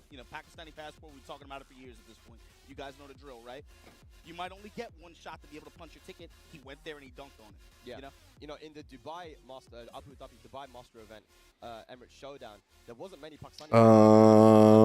What the fuck was I gonna look? Oh, Arslan's tier list. Every single time he went to an event, he had to get a top 3, and he did. Man. And that's what I'm saying. That I feel like this is going to be interesting. But we will be also getting a run back guaranteed with Shadow versus the John. That's one I'm really looking forward to as well. The grand finals of Tag Uppercut. So man, it's just going to be super, super sick. Man. Here we go. The intersecting lines here, especially with some. It's going to boil down. Group B sounds a lot of fun. I'm thinking, who's missing from this? What's Group C and D going to look like in my head? Arslan puts June above Heihachi. You got to think about it. This is. I don't know why I'm saying that like you're a Heihachi main. I guess for some reason I associate you with Hei because you play Heihachi the most out of anybody in our group. All players who won master events. It's gonna open on the browser tab. Yeah, that's Why is it trying to download it? So unique compared to before, man, and we have no idea who's going to take it. Plus, you got all the players that didn't qualify who are here as well. I don't know why I tried to download it. That's kind of weird. Ow, I'll copy link. K-Skate, like all these guys are also going to be there. That LCQ will be happening on the Saturday on the 7th. That's going to be so violent. There's going to be violence. Really? Why are you being like that? I feel like for Group B, for John, I got Okay, Joker. well, I don't know what's doing that. Joker, you know. I feel like he's been playing so solid as well, and he's been. But I put it in the Discord. Hard, but you never know. Arslan puts big question mark as well. Started off so June above Heihachi. Winning Evo Japan, but kind of fell off a little bit after that. I feel like even when you Fair Heihachi seemed bad in tournament. Yeah, that's. I mean, probably also June, right? Well, not to stroke my ego, but I am the best Heihachi in here. You're the only Heihachi in here. I mean, not to stroke your ego, but like you are the only, or not to attack your ego, but you are the only Heihachi. Does anybody else? I mean, maybe me, right? I've probably played Heihachi the second most in our chat lobbies compared to you. I'm glad I'm actually really glad I spent that couple days down Heihachi lane because it helps me understand him a bit better. But I can't beat that motherfucker to save my life. I stay losing to Heihachi. Every once in a while, I'll beat a Heihachi. I feel like I scam a bit because I only beat Heihachi when they don't know how to fight against June. One of my big worries playing June is that I can only beat people when they don't know how to fight against her. But if someone knows what they're doing, then I lose. Does he have a Leroy in the back pocket? Does he have another character that we maybe haven't seen? And it sucks because I don't. The opportunities to learn how to play her against people who know the matchup is just it's struggling, you know. I'm going through a caffeine crash right now. I drank 4 cups of coffee for ranked is insane. That's wild. Who's stroking who? Exactly, Reaper. You get it. Who's stroking who here? I shouldn't get anything because I'm broke. But I should get like a camera thingy that can move the like a slide. One of those. Some people have like sliding camera things where their camera moves. If somebody dropped a shit ton of money in chat, maybe I'd buy one of those. Chat, should I make my PoE Exileathon a subathon, or should it just be a fun stream that's not a subathon?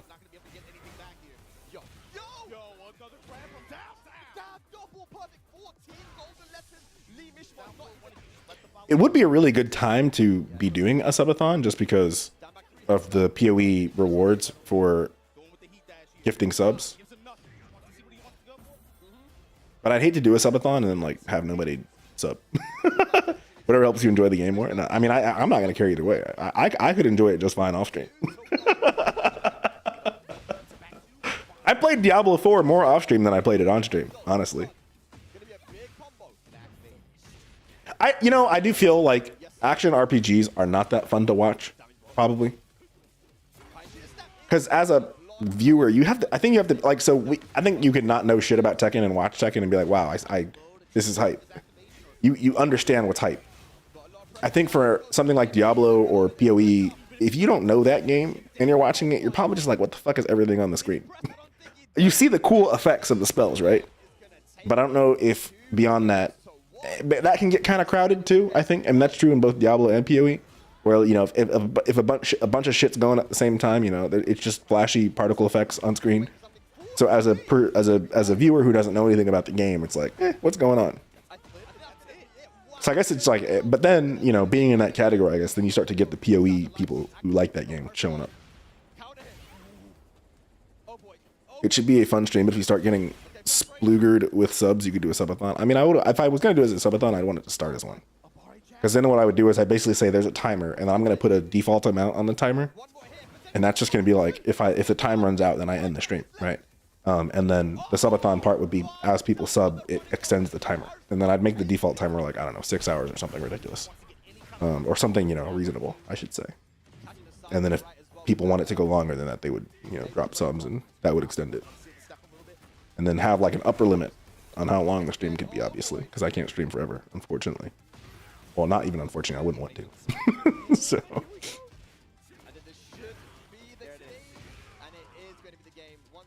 CBM, you can see already kind of getting defensive. Here we go. It doesn't stack up when you're in warrior instinct. Maybe I would do something too, like where there's, because I think with subathons, you typically have a goal. So it'd be like, I don't know, if I got like 100 subs, then it'd be like a 24-hour stream. And then like, I don't know, for each 100 subs, add 24 hours. Does that make sense? How does that work economically with my other? Hold on. 24 divided by 60. Oops, or no, 60 divided by. Okay.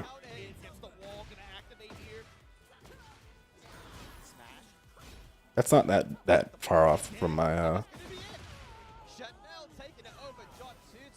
would it be oh, I'd be scamming myself if I did that actually.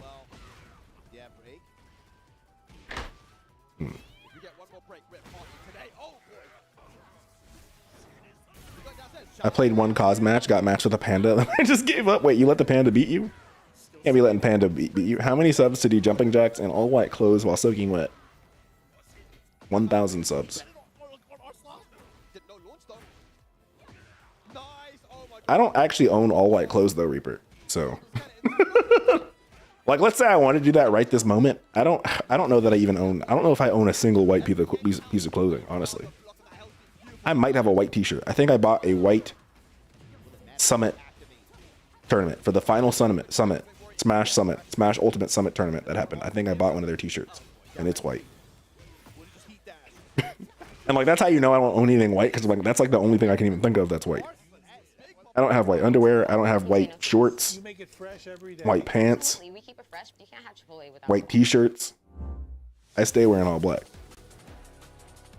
Hell sweeps work, but none of my combos. Oh yeah, dude. I remember when I was playing Yoshi still a lot. There's a specific combo route I would use for basically everybody, but just doesn't work on the bears. There's a couple actually. There's a couple Yoshi combo routes that just don't work on the bears. You'll buy me a white Speedo, but you'd never see me wear it unless, you know, again, somebody gifted 1,000 subs. Cool 1,000 subs, you know. How much is 100 subs? 100 subs is like $500, so that's $5,000. Yeah, that sounds about right. That sounds about right for that. Wait, how much is it? I know they raised the sub prices. How much is 100 subs now? It's still $500, even with the raised sub price. Oh, so they just discount it more heavily. Interesting. That's interesting that gifting subs then is like essentially the same as it was before, and they just adjusted the discount. But a single sub is more expensive. Okay. That's cool, I guess.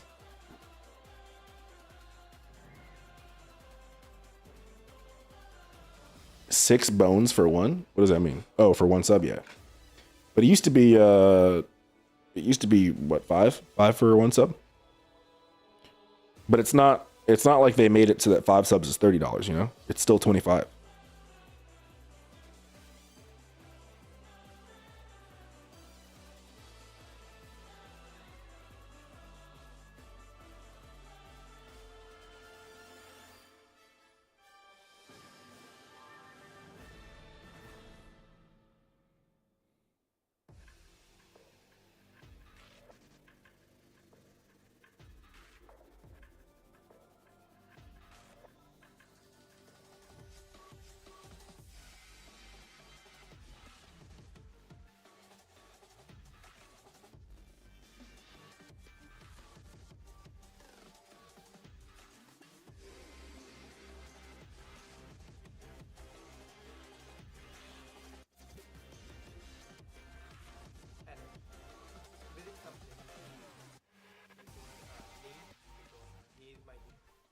One Piece.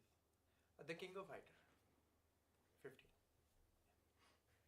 What am I hearing? Oh, it's the John. I'm like, what is this? What is this? What is this language I'm hearing? TWT champion. The John Over here looking at Discord. authentic. Eat good food. The John. Okay, hear me out. You want a hype character? Drop that Mokujin. Your slow main is Mokujin, Makoto? Best friend Nikki. I remember back in my day that it was for $4.99. Yeah, facts. I would learn the rest of the roster for Mokujin. Really? You don't know how Heihachi would work with Mokujin? What do you mean?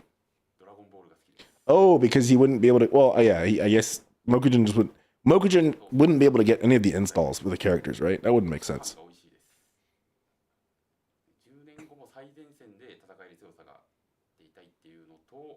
Wouldn't it be interesting though? Well, I mean, it'd be fucked up. But if instead of not being able to get any of the installs, he gets to keep every install for every character he rotates through. So if like round 1 he was Hei, he gets the Heihachi install. And then if like let's say the other 2 rounds he wasn't Heihachi, but he kept the Heihachi install. And then like let's say he gets Lydia next, and then he gets to stack that on top of the Heihachi install. And then in the 3rd round he gets Claudio, and he gets the Claudio install, and then the Heihachi install, and then the Lydia install, and can pop Warrior Instinct because he had that one as the first round one. To be the best, you have to beat the best. So that's what I'm here to do. That'd be like so troll though.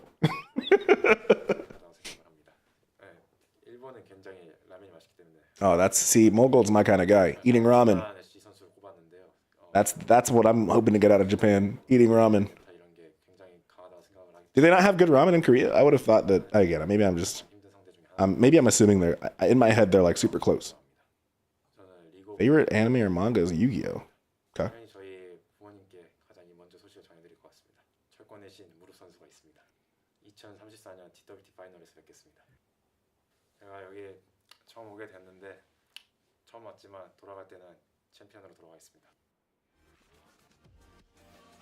Nothing beats eating it where it's from, though.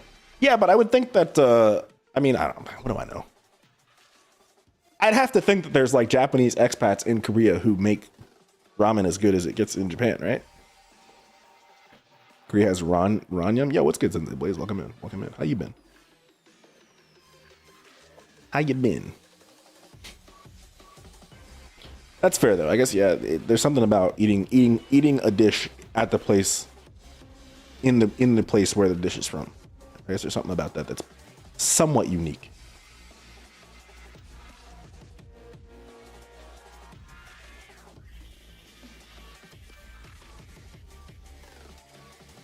I haven't had ramen in a minute. I should go get some ramen at some point. Tomorrow, maybe. What's tomorrow? I was gonna say, is tomorrow PoE day? Because I can't do it if it's PoE day tomorrow. The day of exile is Friday, chat. I wish today was Thursday, because then tomorrow will be the day of exile. Tokyo, Japan. That last group was absolutely insane. 4 Leroy today. Dude, that was like that night I ran into the one Leroy. He came into the chat. I forget what his chat name was.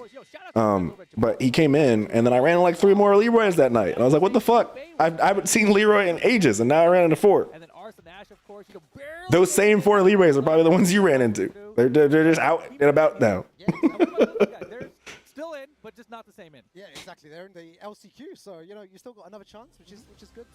You know, Lee Mishima there at the end. We're all watching at the back end, dropping so many combos. He had a chance. You know, missing the wall standing punishes. We're all just screaming there. You know, the hype is actually so real here. You know, in the Tekken World Tour. Dude, the Tekken hype at tournaments is actually like fucking fire. Player entrances right now. We've got going to tournaments is the best part of the FGC, hands down. All right, ladies and lads, Tekken World Tour Finals 2024. What an amazing Group A we had. We're moving on to Group B. Allow me to bring the players on to the stage. First up, we have from Pakistan, the John. The John. Amazing player all the way from Lahore coming up next. Oh, Arslan did tweet that. If Nina, Dragunov, Jin, and Yoshi gets nerfed, Brian's going to be the next big thing. I'm glad to know that me and Arslan have the same opinions. One of the few grassroots game communities yet left, yeah. I mean, I think it's because no big faceless corporation has been successful with a fighting game yet. The closest will be Riot with 2XKO if 2XKO pops off. But, well, I guess this is like a huge grain of salt, but the people behind 2XKO do seem to be more, they're like from the community from what I understand. So it's, even though it's being you know, built with Riot money. It's still, you know, being made by people from the community. So hopefully that won't bring the poisonous tendrils of big corporate faceless corporations into the FGC. I guess they're kind of already there, right? You got Sony with Evo and Bandai Namco with Tekken, but at least, you know, you still got like champions like Harada at Bamco to sort of hear the community out and show up at events. Brian is so hard it would not be that big. Like, come on. Who's harder, Brian or Yoshi? Because you play both, Makoto. The John versus Shadow, and the interesting thing here, when they were putting a name, I feel like the answer is probably Brian. I want him. Boom. Yeah, you know, or exactly. John. It's the same thing. So it's awesome, right? Yeah, no, it was. You know, It's exciting. I was there. Like, God, is Brian fucked up. Brian's like Heihachi damage. He's got more damage than Heihachi almost. He is so good at utilizing, you know, Mogul and Shadow should be funny. He's super, super strong, and it's going to be good to see who actually take it. But the John, Who do they mirror? Claudio? 4 moves, down forward 1, down forward 2, maybe the Then I know I've seen Shadow play Claudio and Zafina. Does Mogul play Claudio then? Because I don't think Mogul plays Zafina. I feel like I would know that if I. Crazy group. I think this is the most diverse group we have, right? You don't play Yoshi at all higher level. It's Fujin right now. That's fair. We've got Japan. No one does. No one does. He's supposed to be really good, but nobody plays him well at the high level. Perfectly. You know what though? I hope he doesn't. I hope his lack of doing well in all these tournaments and at TWT means he gets no nerfs. Leave that motherfucker alone. The craziest thing when you look back in Group A is just that. Honestly, I've heard people say June should get buffed, and I'm like, I don't. Well, okay. The only buff I think June needs is her power crush needs to fucking. June should have a power crush that is on par with everybody else's power crush. That's all. They need to do a pass on all the power crushes, and they need to say, okay, some power crushes are heat engagers. That's not okay. And then they need to look at some of the power crushes, like June's, like Kazuya's, like Yoshi's, and be like, you know, if you absorb 3 hits, if the other player hits your power crush 3 times and gets caught in your armor, the move you throw out after that should hit them. That just sums up Shadow. Take a nap, bro. Yoshi just make me want to whip my toenails off. Playing Yoshi or like playing him or playing against him. With 1,580 points, he has such great results there as well. But his first appearance in the Tekken. Honestly, power crush is like, I think power crushes are like the biggest wealth inequality in Tekken 8. It's like you got fucking Nina, who's the Jeff Bezos of power crushes in Tekken 8. And I don't know who has the worst power crush, but let's just say it's June. June is homeless on the streets of DC. Against frames don't mean dick. What do you mean? He plays such a, again, you know, a very simple game plan. Against frames don't mean dick. What does that mean? Are you talking about power crushes? It's incredible to see how he breaks his opponent down. But we're going to our first game here of the group. It is the Zafina that comes out to play here against the King from the John. USA. I don't know that I've watched a single of the John set. I watched Shadow play, but I don't know that I've ever watched the playing against Yoshi. Yeah, that's fair. Yeah, no, it's very frustrating when I use my stupid June frame traps and Yoshi's just like, ha, I got you, bitch. I'm like, no. I love you, Yoshi, but please. Yoshi, please. And then I still beat the Yoshis though, so you know, some broken character. He's got all that fucking frame stealing, and somehow he still be losing.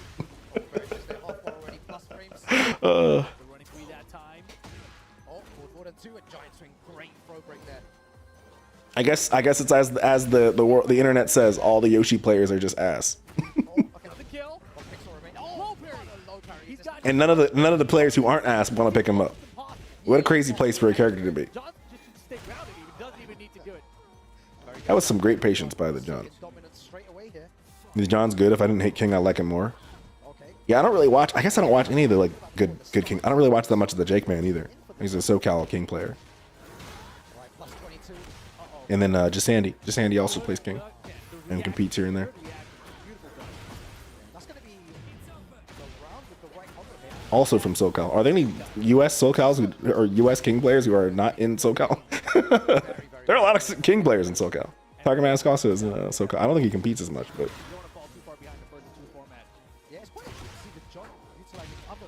SoCal is a great place to be, I think, for the FGC in general. Which I guess is just, I mean, NYC's, I guess anywhere that's like super populated probably has that description. Because NYC's also got a good FGC scene. Not San Diego. I know, I wish it was better here. It's not that it's not even that it's bad here. It's just that San Diego is so fucking big, which I guess is the same in LA County, right? Like yeah, you got these tournaments like Contender Coliseum and whatnot, but like that shit's in like Irvine. That's like hardly even LA. Irvine's like kind of in between, right? Then you have the other. There's another one. There's another SoCal tournament that happens in Anaheim. That's kind of like out of the way a little bit, even for LA. But it's about the same as like, you know, we have our random North County Tekken tournaments or FGC tournaments, and then the Riverside one. It's a shame the Game Lab one is in Riverside because that one's like my favorite local I've been to. I like that venue a lot. There's the Arcade Monsters in downtown San Diego, but I think one, I don't think people would want to come to downtown, and two, they're not really set up, I think, to like where you could like run a local there. They only have like one Tekken 8 like set up, and then they have a Tekken 7 set up. But you can't use your own controller on their setups, and they have those fucking stupid sticks. Like, I've played a little bit of stick, but I've never played a stick so heavy in my life. Like, I understand, you know, wanting to try to defeat him more, and maybe the evasion of the character helps against King, but where's Lil Majin? That's a good question, actually. I don't think I think he's just focused on content right now. I think he's just 100% content focused, you know?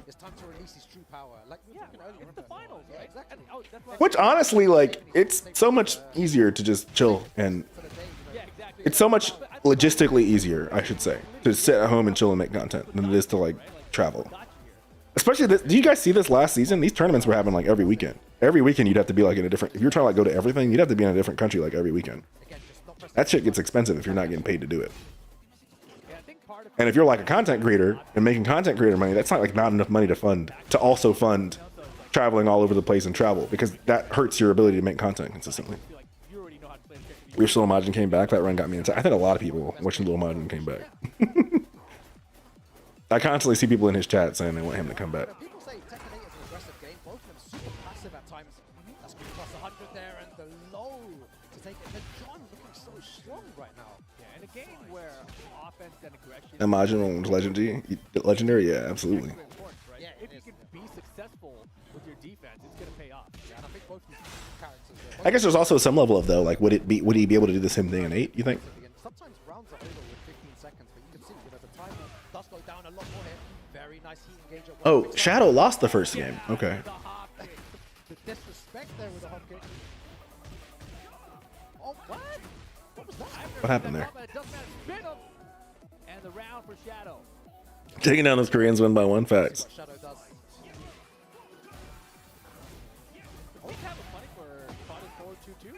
Just he started with Zafina versus King. Big delay.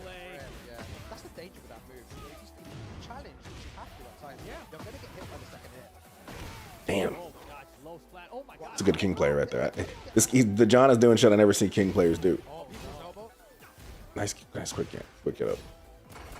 Oh man, that forward neutral 2, man. They gotta nerf that shit. Forward neutral true should be like 100 frames. I don't know how fast it is, but what a wall combo. That was a crazy sequence from Shadow. How fast is forward neutral? I wish I saw it. See, now I wish I had the game open still. I closed it.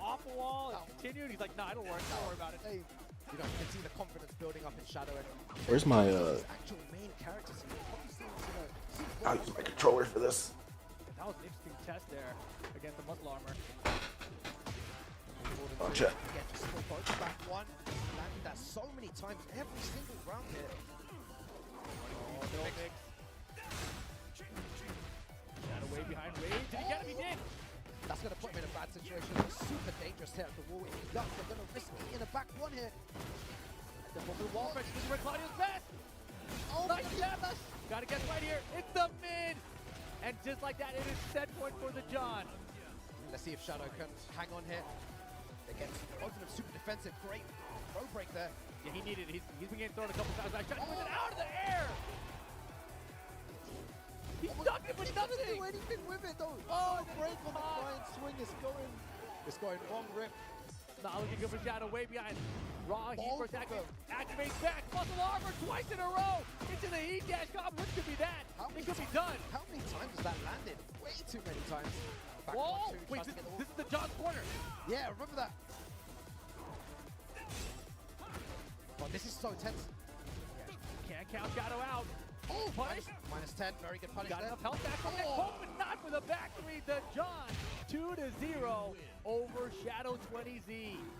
Yeah, the back three at the end there to whiff punish and take it over Shadow. You know, signs of life there at the end with the Claudia. So maybe something to think about later on as well. Maybe you should stick to that game plan, but wanting to try the Safina at first. And on paper, Safina does a lot better against King because of the stances, the evasiveness, but it didn't work out in that situation. And the John, super dominating start from the beginning there. And, you know, it's crazy when you just think about how Group A went. Right? So I'm guessing the fact that They quickly were in good winning. it's over means that Shadow lost. Like CBM.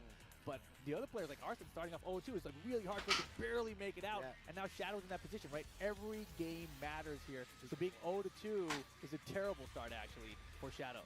Yeah, exactly. And it's crazy to think that this Bring back Marduk? I don't know about that yet. I don't know about that yet, sir.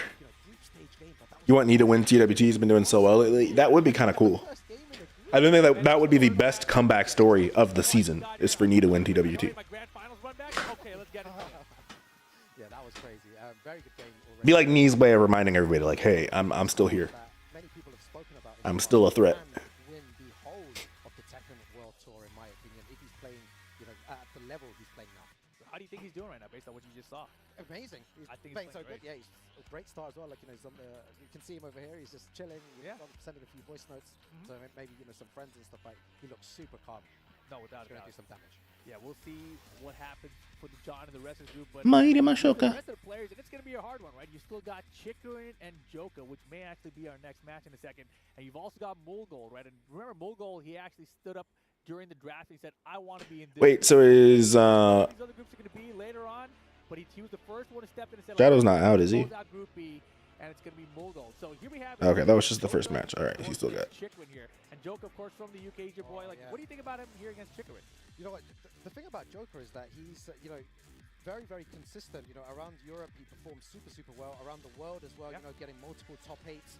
But Chikrin, we haven't seen as much of. So it's going to be interesting to see. Forward neutral 2 was 18 frames, and it's only negative 13. That shit's crazy. Yeah, I mean, of course, It should be negative 14. Evo Japan as champion. I think that would make a huge difference. Lily, but he plays a bunch of other characters as well. It shouldn't be 18 frames either. It shouldn't be faster than Jin's down 2. It should be 20 frames, at least. Or sorry, 22 frames at least. You know, we've hung out with him the last couple days, and it feels like he's just not playing Tekken. Like we went to Red Bull Tanakai Tuesday, he didn't enter. yeah, so right? he's not, he's Last night we were going out to dinner, he didn't come, and he's like, I'm like, you're not even practicing? He's like, no, I'm just chilling, man. I'm in Japan for the first time. I'm hanging out. I was like, okay. Yeah, I guess Get some people, you know, just like to chill and not play the game beforehand, whereas others like to play, you know, 12 hours. Grind real hard. What about you? What do you usually do before? You know, do you grind the whole time? You know, like when I 12 used hours to compete, I used to grind. Yeah, hard, definitely grind. Yeah. But you know, you got to get the right amount of sleep. Some people prefer a lot of sleep. For me, it actually was the opposite. I need less. I don't know. I need to like drown out like the voice in my head. Yeah. 2 hours sleep and then, you know, win the whole tournament the next day. And Also, how you doing? Yes, sir. Welcome in, by the way. World Tour, but 3-time finalist there, and his pre-match routine is my favorite. They watch videos. Yeah, King's dumb. King's so ridiculous. Lots of Caffeine. No way. Yeah. And his best memory is winning the team. He hasn't won much. He's been your favorite in Tekken 8 so far. That makes sense. Because that was the year. That makes sense. They didn't make top 8 that year. And that's how interesting the Tekken World Tour finals are. And then here we have the Joker. You know, here, lots of great results again. 3 times. Call him the Joker. And his pre-match routine: listen to 9s and then lock in. You know, that's a UK thing. Is it? Yeah. Oh man. It's interesting my stream is not in 1440. And me no longer rocking that Fangry. I thought it was supposed to be. Hold on, let me look at this Discord. Maybe it's not actually supposed to be. And Joker, you know, such a strong player. Cannot wait to see what happens. What am I looking for? The Twitch enhanced broadcast Discord. Yeah, it's going to be super interesting to see how it turns out. Joker not practicing as much before the tournament. Where did I put that? I don't even know where I put it. About Chikrin, you know what he does, and going for the There it is. Lily here. I know there's a lot of Lily fans out there that are wanting to see this action. This is high-level Lily gameplay you're going to see here, and Joker going for the fake. All right, yeah, starting off early. Looking for some folks, cut each other out. And of course, Chikrin looks at that lateral, moves to sidesteps. Yeah, Lily sidestep, switched from both, and a G-clip straight off the bat there. Wow. Oh yeah, Joker, the massive back tempo. Right, just single jab, just stay very, very GPUs are supported. Wow. Oh, maybe I don't have my driver up today. I'll have to look at that after stream, I guess. Your front frames anyway, I thought I did have it up to date, but maybe it needs to be that specific version. So maybe it's too up to date. That could be the other problem. That could be the other problem. What's up, big brother? Playing big map, getting ready for ranked, halfway through Prestige 9. Oh shit, man, you've been playing. You've been grinding. Nice. I've been chilling, man. I'm chilling. I have not been playing Warzone. But you got to get your your 30 top 15 finishes so you can actually play. 53 wins. Oh, so you're good. You're good to go. I mean, I'm really hoping that for the sake of all the people who like to play Warzone, that the game is in a much better state after tomorrow's update with like hit reg and server stability. Damn. How old is Chikrin? Updates note I mean, yeah, they always supposedly do a lot. That's the unfortunate thing about COD is that it's never supposed to go wrong, but it always does somehow.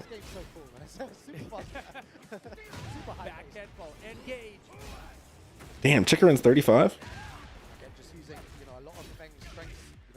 How old is Joka?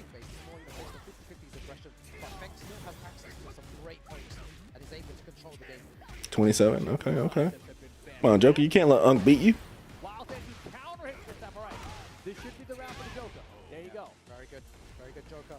If there's anything I was excited about in COD, it would be zombies. The new map does look cool. Citadel de Mort. It looks cool. Might peep it at some point.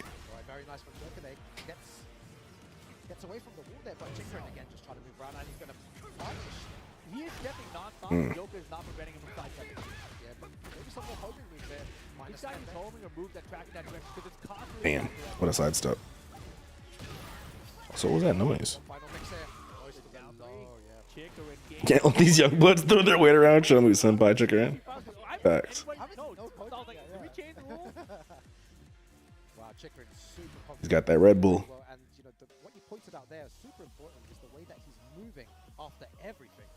What a crazy camera angle. I was just wondering about that camera. Wait, what?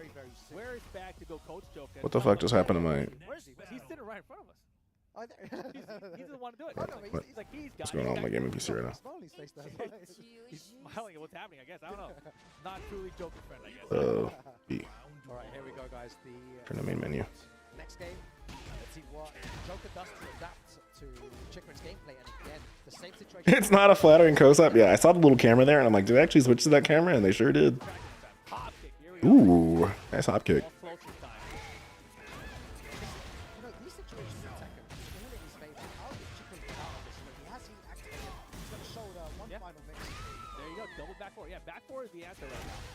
Interesting use of the heat dash there.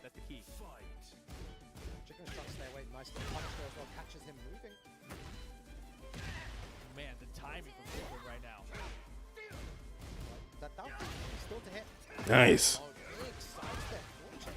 You're about to ask how old he is? Joka is 27 and Chikrin is 35.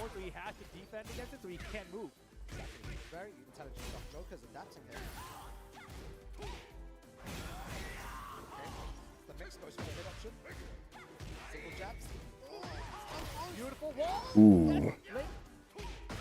I wonder if, I guess it probably wouldn't have. I was wondering if Rajar would have killed there on the wall splat if he was able to run up and do it in time. But better to do something you know will work than to risk it not working.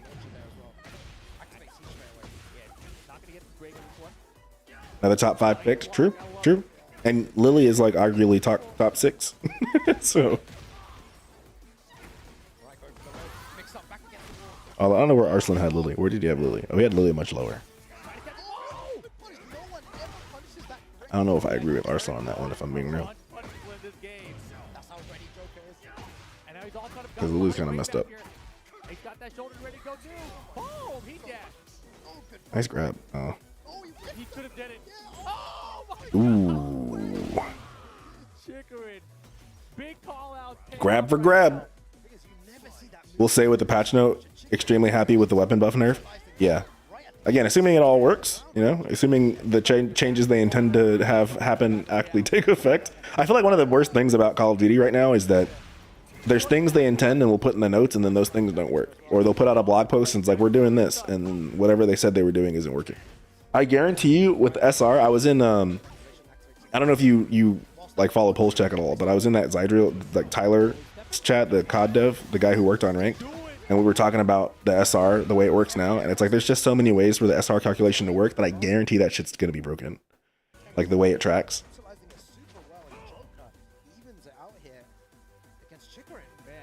If they work, yeah. Yeah, everything will be great. Everything in Warzone will be great if it worked. That's kind of how I feel about it. Like I really liked MW3 Warzone. It just didn't work often enough for me to enjoy it. And then in terms of gunfights, I will say that it's frustrating to be a mouse and keyboard player and have all the problems for being able to see your target when you're shooting at them. Mostly, a lot of it's like the visual shake, the visual bob, particle effects, smoke.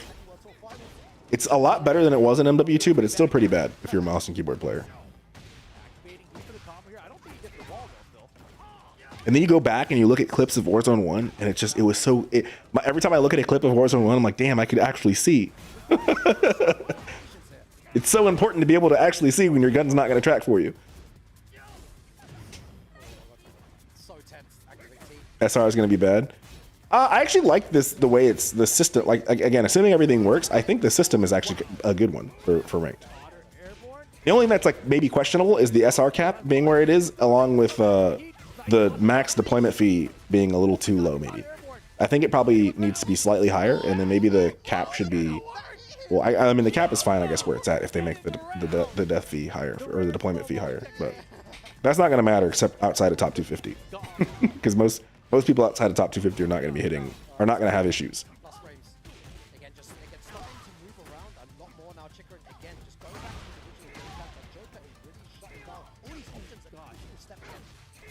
Yeah, Chicken, he couldn't believe it was even a shoulder. He didn't even punish. Again, both of them just slowing it down a little bit. Joker yet to hit down 4-3. Footsies, chat. The S tier footsies.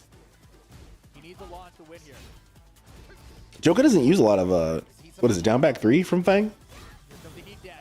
Need Cold Soul in here to give us the play-by-play on how good this Fang gameplay is. Ooh. The back tempo into the hell sweep is wild. That was actually super fast. A lot of visual color. Iceman settings help a lot, and Repulse made a video that also a lot. You can take the scores that pop. Yeah, but the score pops up after you've won the gunfight. It's during the gunfight where all the problems are. And trust me, like I'm a religious user of Iceman settings, but this game is just not. It's still not at a place where I would say it's not as good as it was in like Warzone 1 in terms of clarity, visual clarity. That was a crazy sequence. Ooh, ooh, ooh! He's got a lot of recoverable health too. Every time I do always give Warzone a chance. Every new update, I log in, I play like 2 or 3 games just to see. And so far, every time, ever since I stopped playing it, really, it's not gotten me back. This most recent integration, though, I just like it's like if you play, well, Rebirth was kind of busted at first, and then it's got like, I think the hit registers on every map, and then I don't like Area 99 at all. I do think it's cool though that for the Reloaded update, Resurgence is going to be a rotation, and it's going to include Fortune's Keep and Vondel. The score thing is nice when it's 1v2 or 3 or 4. Yeah, that's fair. But I guess it's like the score thing has never really been like the biggest issue, I guess. Like if the shake behind the score was clear, it wouldn't matter as much, if that makes sense. Damn. Joker's like, should have picked an S tier. Should have picked top 5. Lily's good, but she's not top 5 good.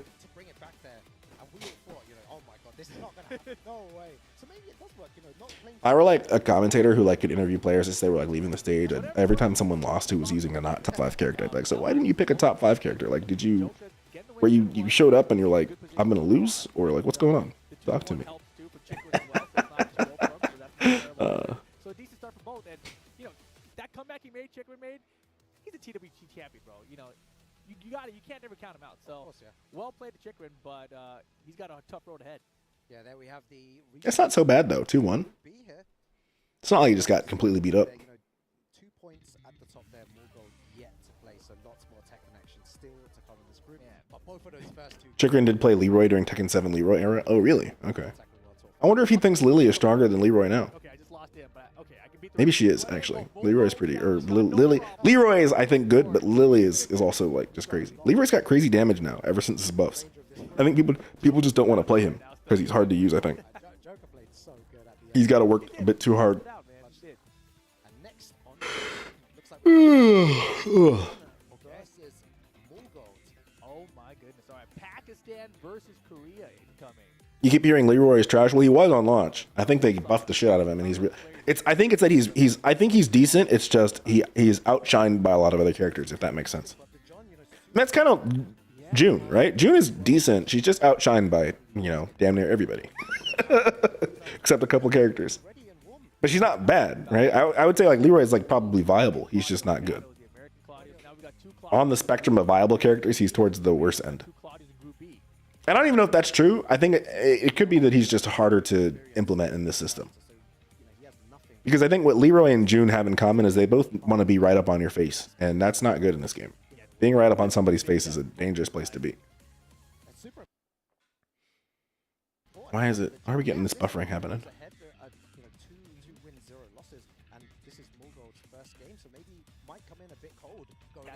Exactly what it's felt like so far. Right? Every player that sat up there for the first time. I wonder how old Mulgold is. He looks really young.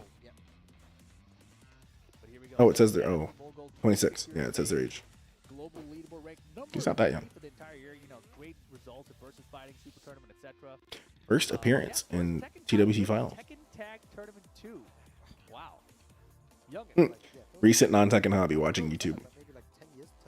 Lifetime main is Claudio? Okay, okay. John, you know, we saw it before first appearance at the Tekken World Tour Finals, and already showing that he's playing, you know, very, very confident. And yeah, not just here, Discord. No, what happened? I think that performance at Tiger Uppercut when Knee was just tearing through everyone, everyone was just like, oh my god, we're all Knee fans again. He's back, yeah. It's so interesting how, like, you know, Knee, you know, before everyone was like, oh, we want this guy to lose. You know, he's winning too much, and now he's the hero. Now we're going to be definitely seeing him later on today, but now the John. I mean, that's how it always goes, right? Whoever's winning the most, you want to see them lose, right? But then when they're losing, you're like, dude, I want to see that guy win again, right? It's the way that Tekken works, right? Yeah, it's like when Arsenal's on top of the world beating everybody, everyone's like, dude, we want this guy to lose, right? And then why does this keep happening? Man, let Arsenal win, bro. Let him get that 5-time Evo champ, you know, whatever. But let's see what happens. This is a good one. Mulgold from Korea versus the John from Pakistan. New Age Tekken, man. Claudio versus King. Evil Arena. Game on. Let's see what the game's like. I feel like Mulgold, this will be interesting. Okay, nice. Grab the King players, chat.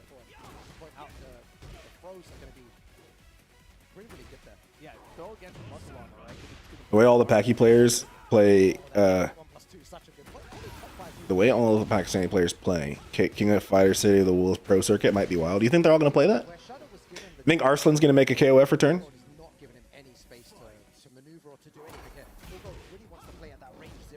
Become a dual game Evo champion in the same Evo? Shadow's more of a Tekken 7 Claudio and Mogul's more of a Tekken 8 Claudio right now. Exactly, yes. And he's playing it the way that, you know, Tekken 8 was designed to play. That's a very nice counter hit launcher there. That's the danger of playing too aggressive. Use it, we are. Wants to get that extra damage in here. Go back over to the wall though. Nope. Oh, nice. Oh my god. I didn't even see the move come out there. What a crazy combo, bro. King is so ridiculous. To the wall. Oh wait, 10. The Loki gets it, alright. Very nice from the John.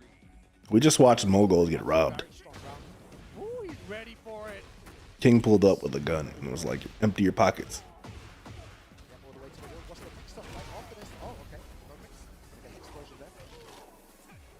Breaks again. Alright, now I'm curious with the same way. Run up giant. Damn. That is so dirty. Into the wall. Yeah, dude. Ooh, nice step. He stepped King's heat smash like nothing. He's like, I know how to step that. Don't worry about it. Honestly, I didn't even know you could step that heat smash like that. I gotta start doing that. I didn't know you could walk it like that. Ooh, very nice. Damage. Huge damage there, Rip. Yeah, Claudio is Probably less character to learn, less matchups, 1v1, not 3v3. It's possible. Yeah, that's fair. I wonder if we'll see any like Tekken people. I want to see how like if we'll see any or like how many Tekken pros will switch to Virtual Fighter for or will play Virtual Fighter for Evo Japan.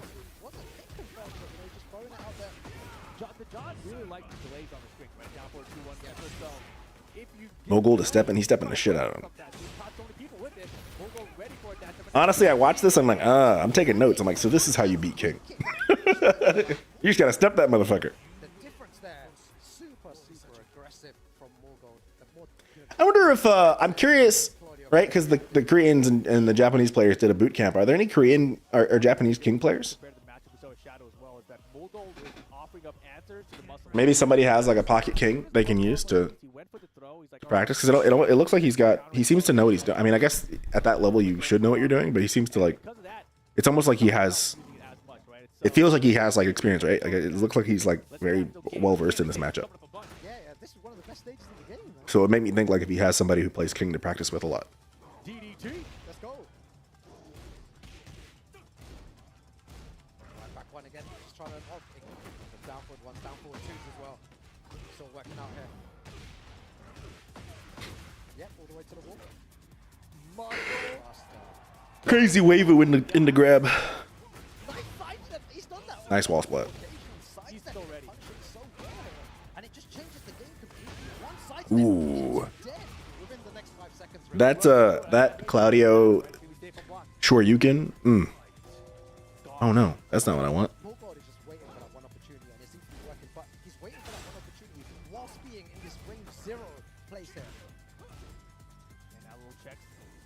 Big whip there for John, and John looks like he's having difficulty working his way in here. There, finally, support for neutral twos.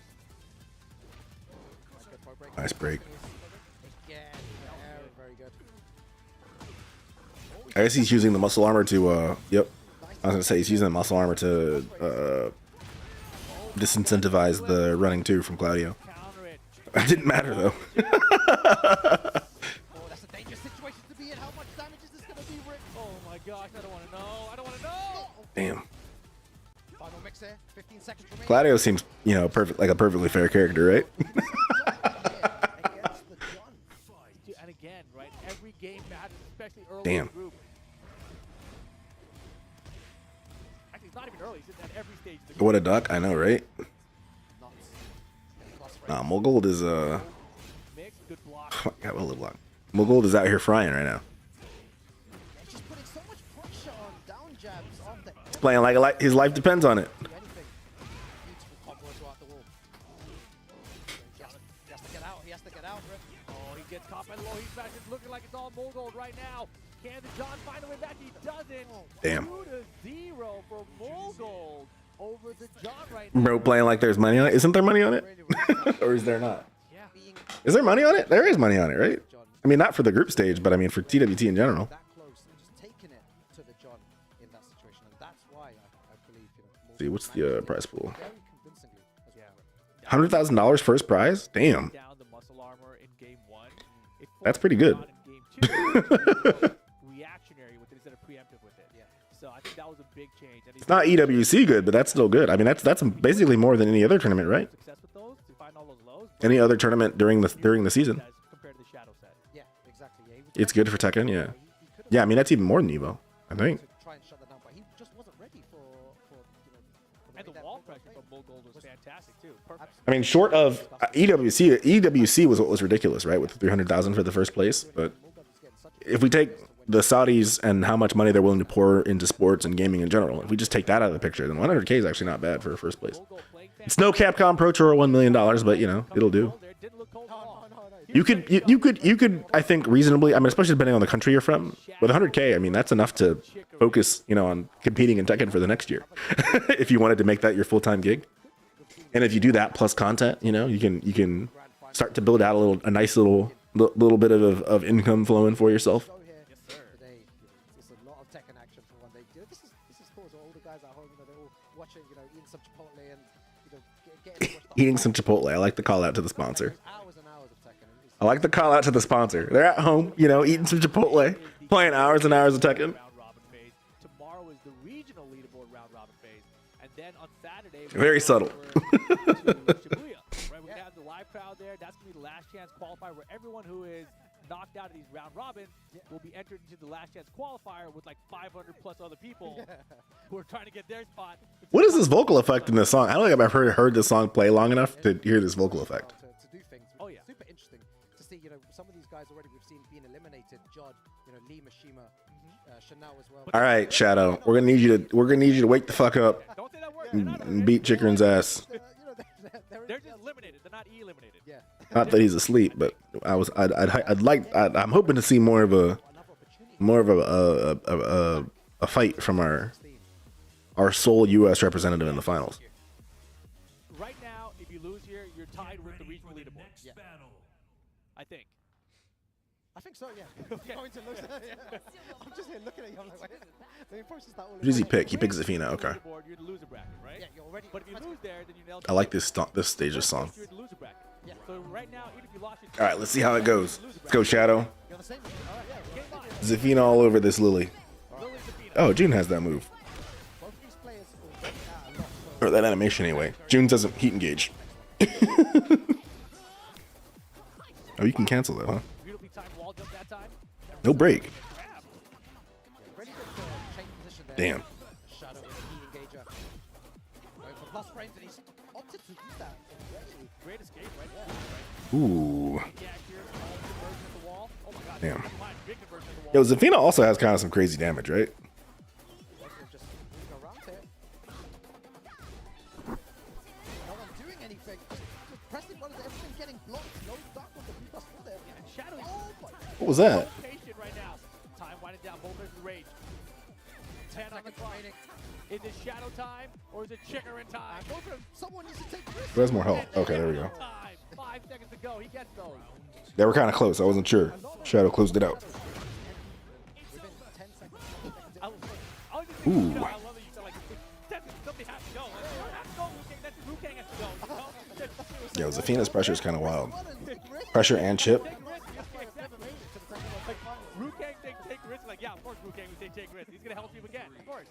Also, Zafina loves to just be down there by your toes, you know? Zafina's trying to bite your ankles. Ooh, nice hop kick.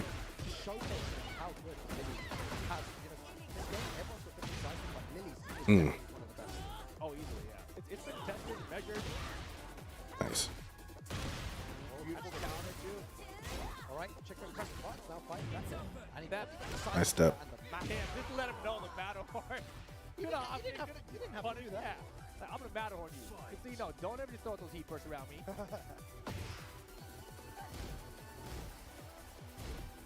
All right. Just hit her. Mm. We learned, yeah, he easily adapts. Shadow playing very defensively at the moment.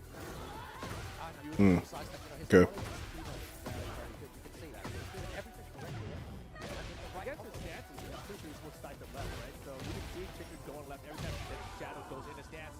Final round Damn. situation. Chikrin bringing it back. Out of nowhere, Chikrin adapting to all of what Shadow's doing here. Starts off with a low jab there. Mm. Heat engager. What's the mix-up like? This is What a block. no big punish on it though. Great blocks from both of them, honestly. I want to her back, wasn't he? Am I Yeah, tripping? the homing of that move. And it's allowed Shadow away here. Oh yeah, he's definitely in the final round situation. Game number 1. I like this from Shadow, taking risk. That's why press buttons. Nice. Buttons it. Nice. Graham, Plus frames. It's Ooh. over. It's over. Game 1. You're right. It's second. Fucking hell. Bro, don't What could Chikrin have done there? That could be the, you know, the slogan. Logan sees I wonder what Chikrin could have done. Where's my mouse? No, that was so good that the Mouse is in the wrong spot. Logan sees don't. Oh, let me see this. Oh yeah, he's definitely in the final round situation. Game number 1. I like this from Shadow, taking risk. That's why press buttons. Like, okay, can he punish this tracking move after the heat dash? Probably not, right? And then he gets that, also plus frames. That was where he messed up, though. He pressed here. Look at the Graham. Even though this is probably still plus frames, right? Yeah. Press buttons it. Look at the Graham. He maybe... Press buttons. Oh, it wouldn't have mattered, actually. It's over. Yeah, that was just really good wall pressure. That was just really good wall pressure. I feel like the pressure going, so he didn't. Oh, wait. Oh, we don't want to miss it. My bad, chat. We'll catch up after the match.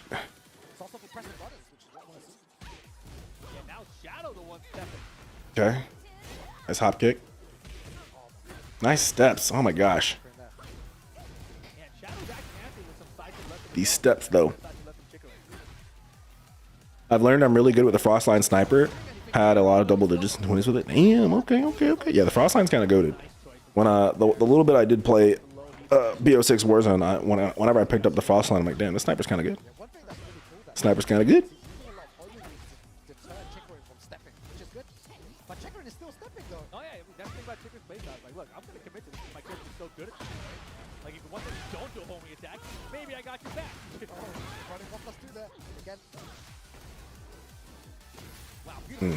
What a backdash. Ooh. Okay.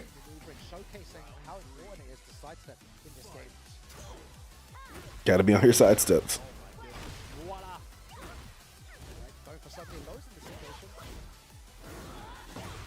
Yep.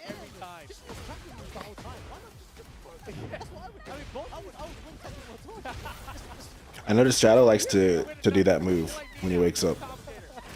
Or when he's coming out of crouch. And Chikrin consistently sidesteps that shit. Your Shadow does it like on the same timing.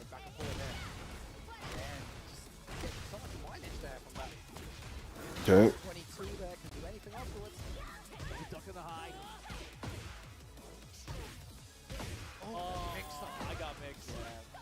Did you do? Yeah, we all lost. We can't win the finals. Ooh. You waiting for a random Matterhorn? He hasn't Matterhorn yet, has he? Ooh, dangerous. Okay. Ooh. Well, Matterhorn, I mean, I feel like is how evasive is Zafina against Matterhorn though? See that sidestep? That's such a the timing of the where Shadow is putting that is why he's getting sidestep like that.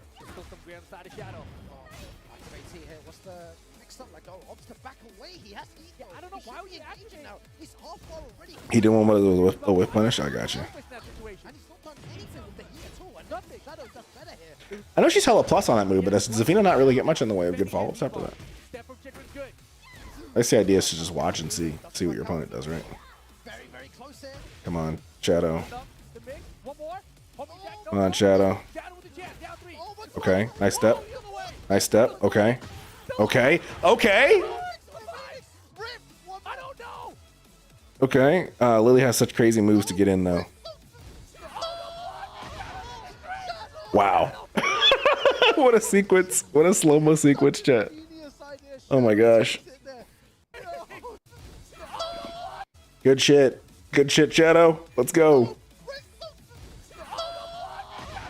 Yeah, that was... Did they even trade? They didn't even trade, did they? Could you imagine it was a double KO? They probably should have traded, right? Sheesh. I mean, don't get me wrong. I'm glad Shadow won, but that probably should have been... Look at where Lily's foot's at.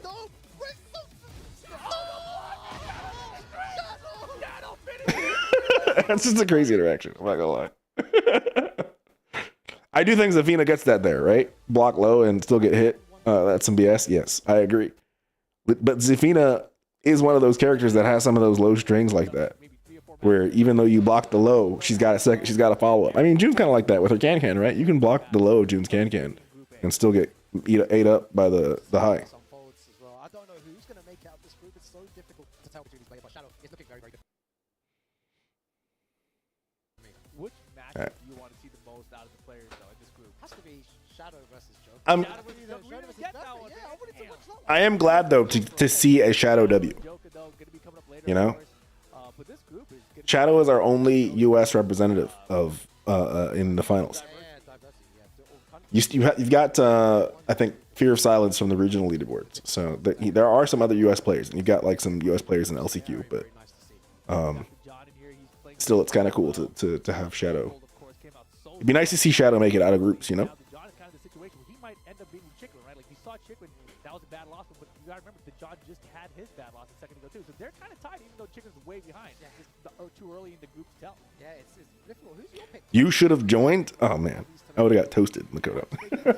This group, man, I don't know. That is That would have been me taking an expensive vacation to Japan just to get rocked. because he was so prepared for the John.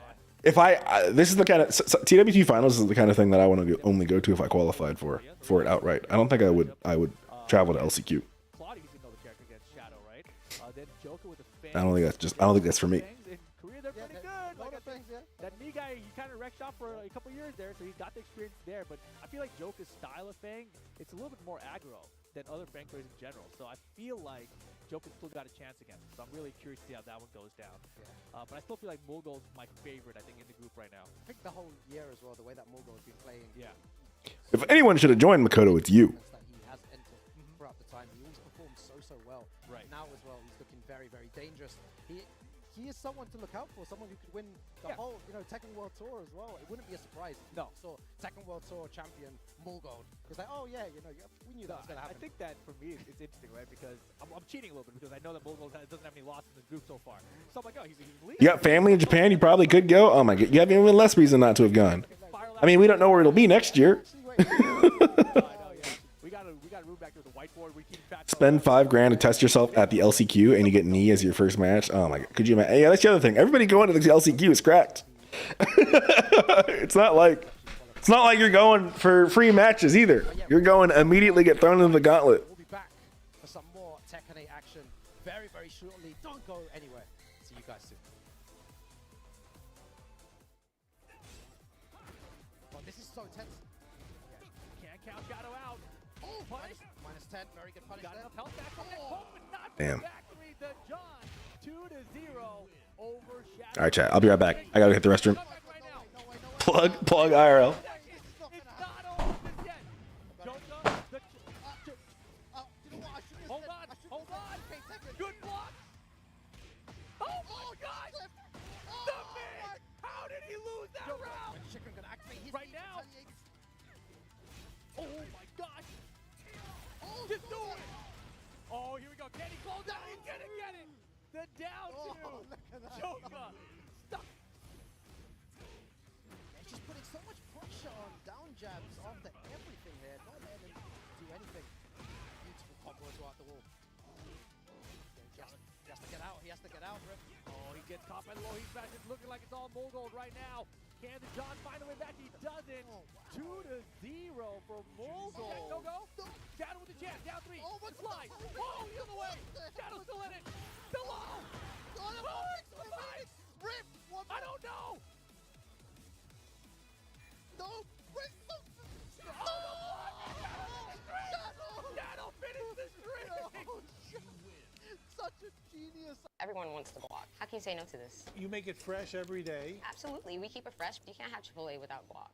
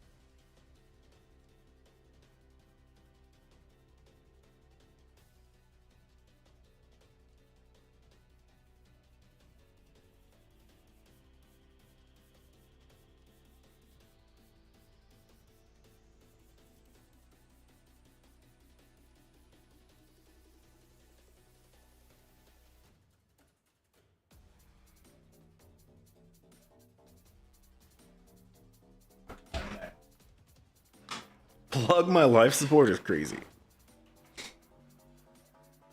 Absolutely wild. Absolutely wild, mate.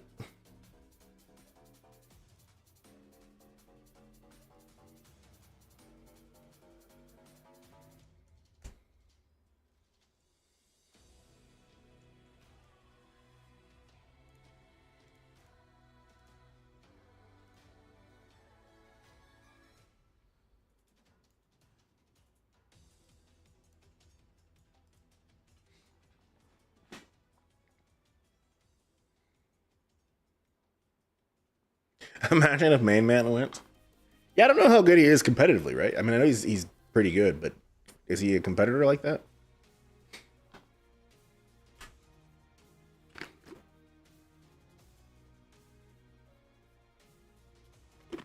I definitely think there's a difference to being generally good and like being good enough to like win in a competitive, like in the first to two like competitive environment, you know? Welcome back to the Tekken. Hey, it's Tasty Steve. Let's go. 2024. Tasty Steve, Markman, boom. What's good, Brody? I'm feeling good. We get to Told you we'd see Tasty Steve. The end of Group B and find out who's going to be making it into our top 16. I'm excited. We've already seen some great matches so far. A lot of heartbreaks for some of the players, but it's not over yet. We don't know who's in. We don't know who got the clear. He ain't like that, but still, yeah, that's what I was gonna say. I don't think he's like that. Two of them are going to be able to make it through. Steve, how you feeling, man? I mean, it might make good content, but This is one of my favorite places. The Group B matches is going to be more cold versus Joker coming up. Once again, like you said, we only get 2 players that make it out of these groups. And look, we already saw like how these groups are set up from the RPS for the side. Call out, but even more so, how a lot of the players were really avoiding Group D, but that didn't make it any easier. In the So who's like the GOAT in Tekken? Every single group that we're going to I mean, yeah, near Arslan, right? with tenacity, yeah. filled with desperation, even Sweaty. Or Ulsan? That's how you know these guys really want to win, I mean, there's definitely an argument that Ulsan might be the best player right now. But are we talking like all time?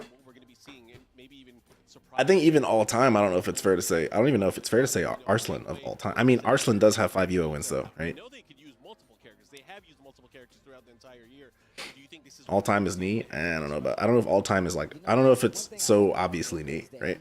solidifies his play across. I think you could make an argument that it's Arslan. Times he really switches up and says, you know what, this isn't working because he's so. But I think it's indisputable that like Arslan is the only person. Nee is definitely like in the list, and Arslan is the only person that could contend. So him being in his position, not even a stranger to me. Right. Yeah, he's the only one that's close to being in the combo. No one ever won more Evo than Arslan, not for Tekken. Specifically, especially being this big a threat at this young an age. And maybe also TWTs, right? I think doesn't Arslan also have more TWT wins than Nee? And we still got 2 more groups to go after. Nah, it's Nee, but it's Nee. We got some hardcore Nee fans in the chat. Those coveted points that are needed. Of course, you know, this is round robin format. Everybody's going to have a chance to play against each other, and your overall record in the group stage is going to determine whether or not you're able to make it out. What's their record? What's Arslan and Nee's record versus one another? Two very strong characters. I can tell you right now, man, I remember playing Joker early on in Tekken 8, and he was in love with the Fang. Just the pressure he can put on, and just able to call out some of your options with the character, whether it just be the lows or just using stands back info. Just to and he's been a top player since Tekken 5. So I want to see how he goes up against another aggressive player. I personally feel like in Wool Gold. But here we go. I guess it depends on like what you measure, right? What you're measuring. How aggressive, like you were mentioning the aggression, but he is so good at playing in the pocket up close, making minute changes. We're only talking about last 5 years for Arslan. Yeah, but that does that matter, you know? Longevity alone should get him that. Try to get him with that low there, but good interrupt and heat activation there from Mulgold. Try to push back outside of the wall. What should I use for this date? One. Get out of danger. He's the running 2. That is a heater. To the wall. May 1st, 2013. No. Oh my God. Just bring him. Shoulder and a hop kick right out of the gate. Didn't even think twice about it. He bet it all on that. He knew that he was going to go for a low opportunity. That hop kick, able to get him. Oh, this side is ass. He didn't need to do that. He could have just walked in and punished him, but he wanted to let him know. Did I do this wrong? back a little bit more this time around, and still not afraid to use that. Oh, that's stupid. On the back one and the back four between these two players. The only thing is Mulgo gets It's that by knockdown. game. Nice side step 1+2. Engage. Here we go. Different game plan now. How are you going to deal with this? Joker using the jab string to get him out. Oh, block. Not a big punish there. Had a chance there. Let's see what he does. Arslan's also up in sets on knee over the lifetime of their Tekken playing against each other. Access to rage, doing extra damage with each successive hit or attack. 15 seconds left on the clock, running two. We saw how Joker dealt with that last time. It didn't work out. Gets the wall, goes straight into the rage art. Is this going to kill, though? It's going to be close, but either way, it's good because... Longevity looks to get him at that. Arslan's the best Tekken 7 player, I can say that. I mean, you could argue he's also the best Tekken 8 player. Right? It's been very close each round so far. But it's too early, I think, in Tekken 8 to say who the best is. Past 5 years, Arslan is the best Tekken player, easy, but GOAT in Tekken, it's knee. He's the GOAT, but best is probably Arslan. That's fair. So at what point does Arslan become the GOAT? Does it need another 5 years of Arslan dominating before he could unseat knee? Knee's the most influential, but Arslan is the best competitor. Most influential. What does that even mean? At least a decade of dominance.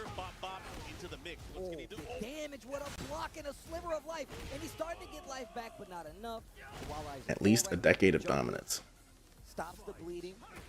He created the taunt jet upper. That alone puts him in a different league. He helped and joined in every scene. What do you mean when you say every scene?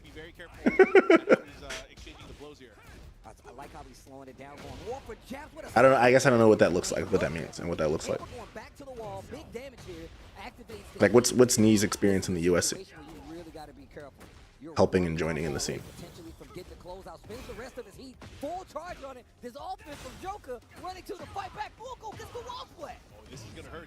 My man's got to catch up on the green arcade lore. Look at how much life he got back. Yeah, apparently. Oh my gosh, this guy Mulgold is ridiculous.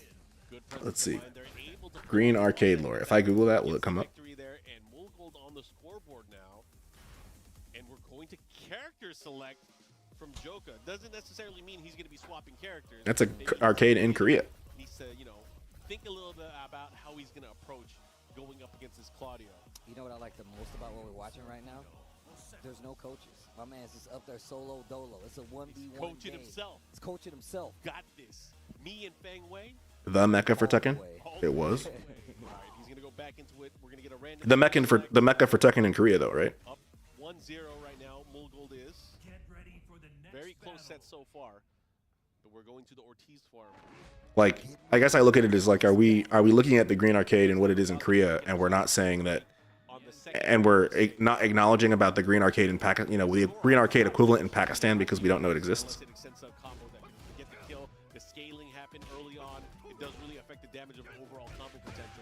People used to travel there from other countries. That's fair. That's fair. But now people travel to Pakistan, right? Now Pakistan is the place people are traveling to. Even Korean players go to Pakistan now. Like, you get to keep the pressure. It's not the end of the round. So that next combo could potentially close it out. But, that's unfortunate. I definitely like the longevity argument, though. I think that's the strongest thing Knee would have going for him is the longevity. We have to see Arslan maintain the stuff he's been doing essentially for the same amount of time as Knee, right? And then maybe he could unseat Knee. Yeah, but they don't let you play long sets if you're an outsider. Oh, so that's racist as fuck. I'm not gonna get on board with that. Okay, Joker, starting to shift his game plan a little bit. Back four, engage. Are you saying Pakistan doesn't let you play long sets if you're an outsider? You got to break because no, I've seen other people go, right? Other JDCR went as well to Pakistan. Other folks have gone to Pakistan and do long. I mean, Arslan has people all the time visit Pakistan and play him on his stream, and it's like a bunch of Pakistani players and whoever's visiting. He likes to stick to these characters. You know, he made an adjustment in his mind. Like, you know what? I need to do this more. Yeah, you saw that. The potential final round. Feng Wei taunts his opponent. He's like, come on, let's go. I love little round 3 interactions from all the characters. Nice. I like that. Take the Oki and potentially get to that wall as well. Stays back. He was saying Arslan's mom had to convince him to play Knee in a 1st to 28. That's funny. And he can break the floor. Oh, yeah. wants here. He's going for the wall. I mean, a first to 20 is kind of crazy. Here he does have access to heat. He went for the heat smash there. What a block. Blocks the low. Tries to initiate some offense. Joker looking so much stronger in his second game. Because Arslan didn't want to get downloaded. Ah, I see. That was a very, very confident game there from Joker. He flew from Korea to play you and play the man. There from Mogul. Did not go That it's one thing if I mean yeah I guess it depends on how you look at it. I agree with that though. The only maybe where I wouldn't agree with it is like if I didn't invite you to come fight me. I don't care where you came from. But on the flip side, if someone comes to your turf and they're challenging you, you can't just let that challenge stand, you know? It's like MJ showing up to your house to play a 1v1. Hasn't changed much at all. Tekken 8 is such a fast game. It is. Yeah. But I'm gonna tell you right now, I really appreciate But at the same time, as a somewhat introverted, not social person, no chat, I don't give a fuck who you are. If you show up and you just expect to do something with me, like nobody, not even my own mother gets that kind of priority. All right, let alone some random game player from somewhere else. You know, so I could see. You know, there's they hosted me. Yeah, I know. I'm just that's different. That I think is like hey, we're inviting you to come out. We're hosting you. Then I think, you know, at least I think a first to 20 is warranted. And I don't like the idea of like, well, I don't want to do it because then I'll get downloaded. That's not believing in yourself. You got to believe that you can get downloaded and still win.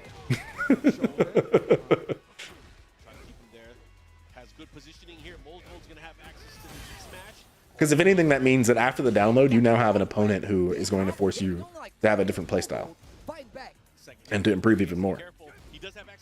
They chat and shit saying they're the best and won't fight you. That's fighting territory. Yeah, that's fair. That's fair. 2 rounds straight. After losing 3 rounds straight in that prior game, Mogul is fighting back, looking to close things out here. He is I agree with that. Joker needs to do something right here. Oh my gosh, back one ball splat. He did get his licks back towards the end of Tekken 7 against Arslan. So the download did work. Yeah. Yeah, I guess, isn't it kind of a scenario where, I feel like this is true in Smash as well. Isn't it like a scenario mostly in tournaments where if Knee can make it to Arslan, he has a good chance of beating Arslan, but usually Knee doesn't. In the tournaments where Arslan wins and Knee doesn't, it's like Knee just doesn't make it to Arslan. That's kind of what happened in Evo, right? Knee just didn't get to the point to fight Arslan.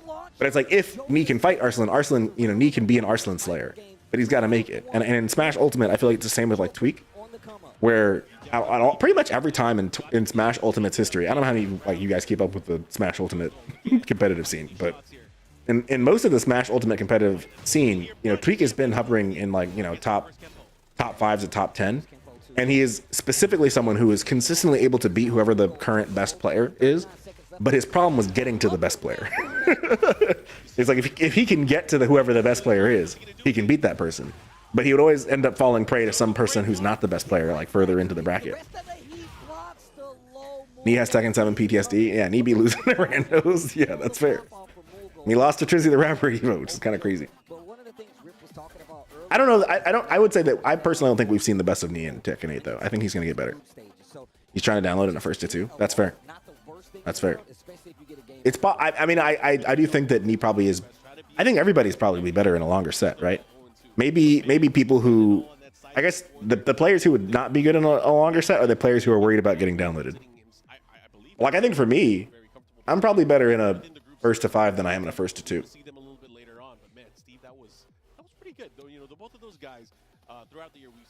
Unless I guess there's so many variables. I guess just got thrown in a hacker lobby. Check not Shadow. They're starting to come out. Yeah, they're getting ready. They got to get their wins, Requiem, for tomorrow.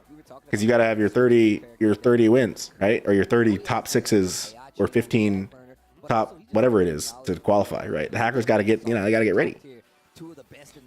He could have done pretty good in Esports World Cup because first to 5. Oh yeah, for sure. He just had to get there. that's the challenge. That was the challenge. He just had to get there.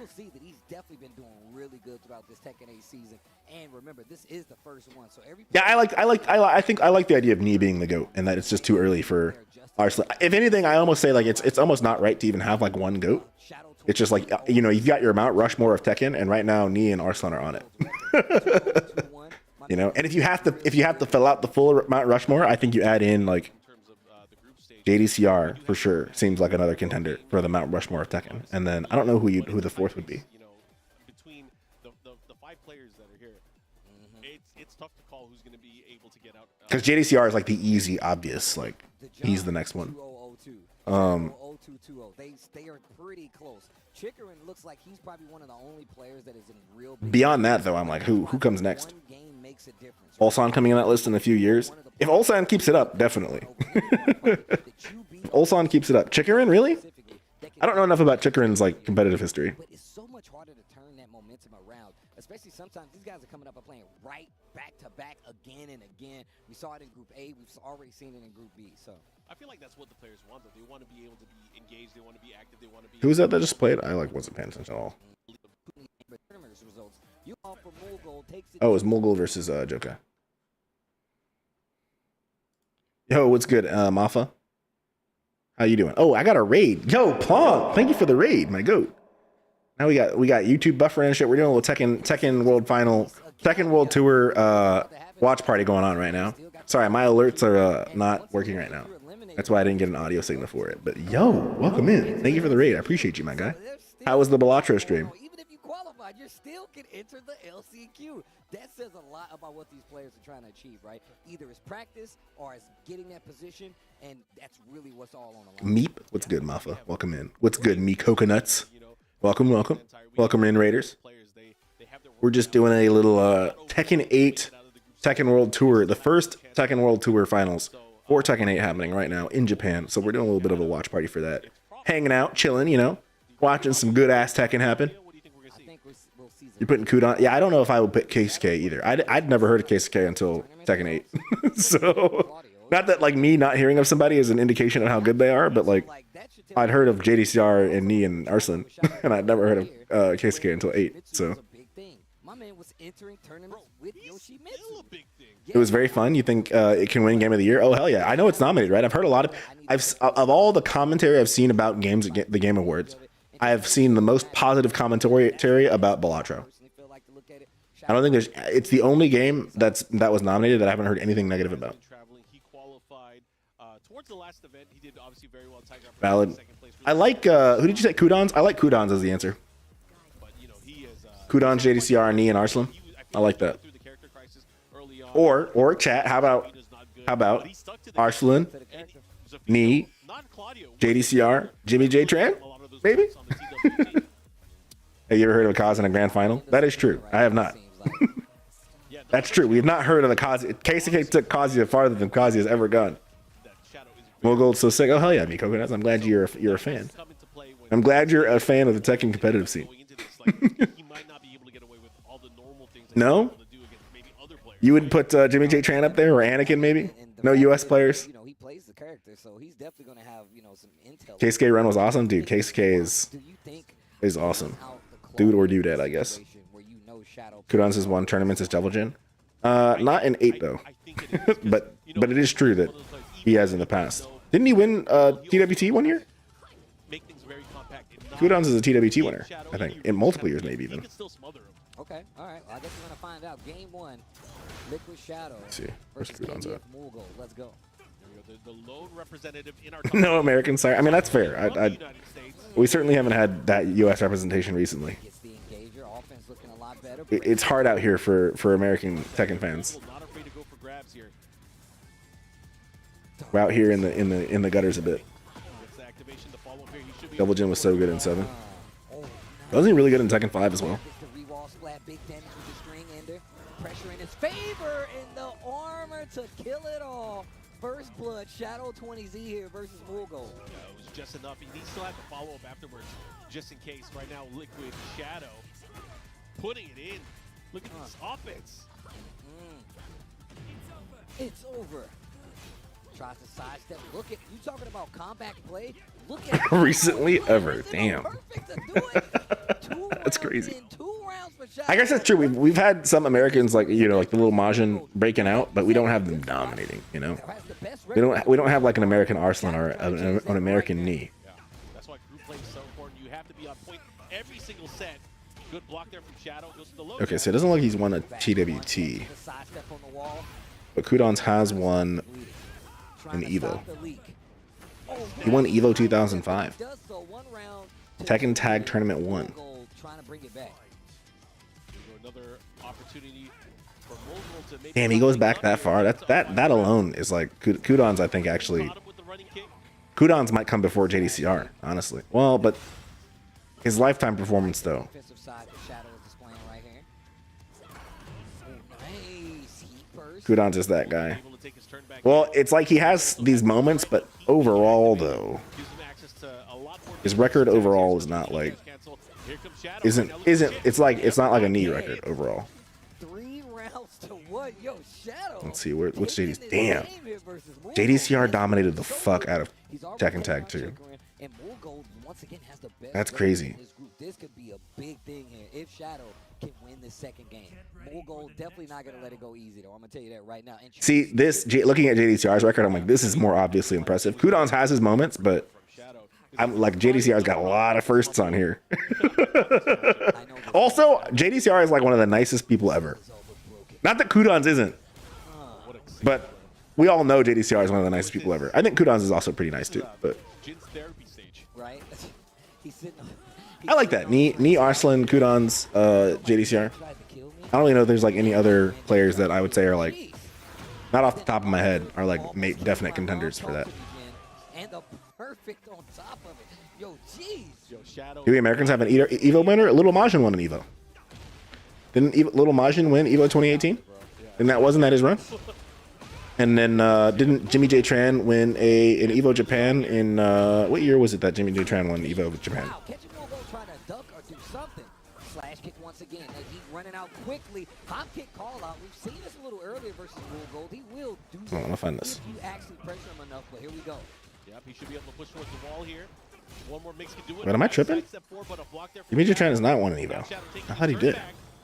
Bro, you gonna tell me that's not for mirror Airy? Oh my god. I thought he did. I was wrong. He was able to go to stance. Most attacks won't even be able to hit clearly, but that Claudio down back on He didn't win, he just beat JD. Oh damn, okay, never mind then. Does it early enough. Man, he flubbed my words right there. You gotta be careful. Surely we've had an American win an Evo, right? Is it that bad? Are we that down bad, chat?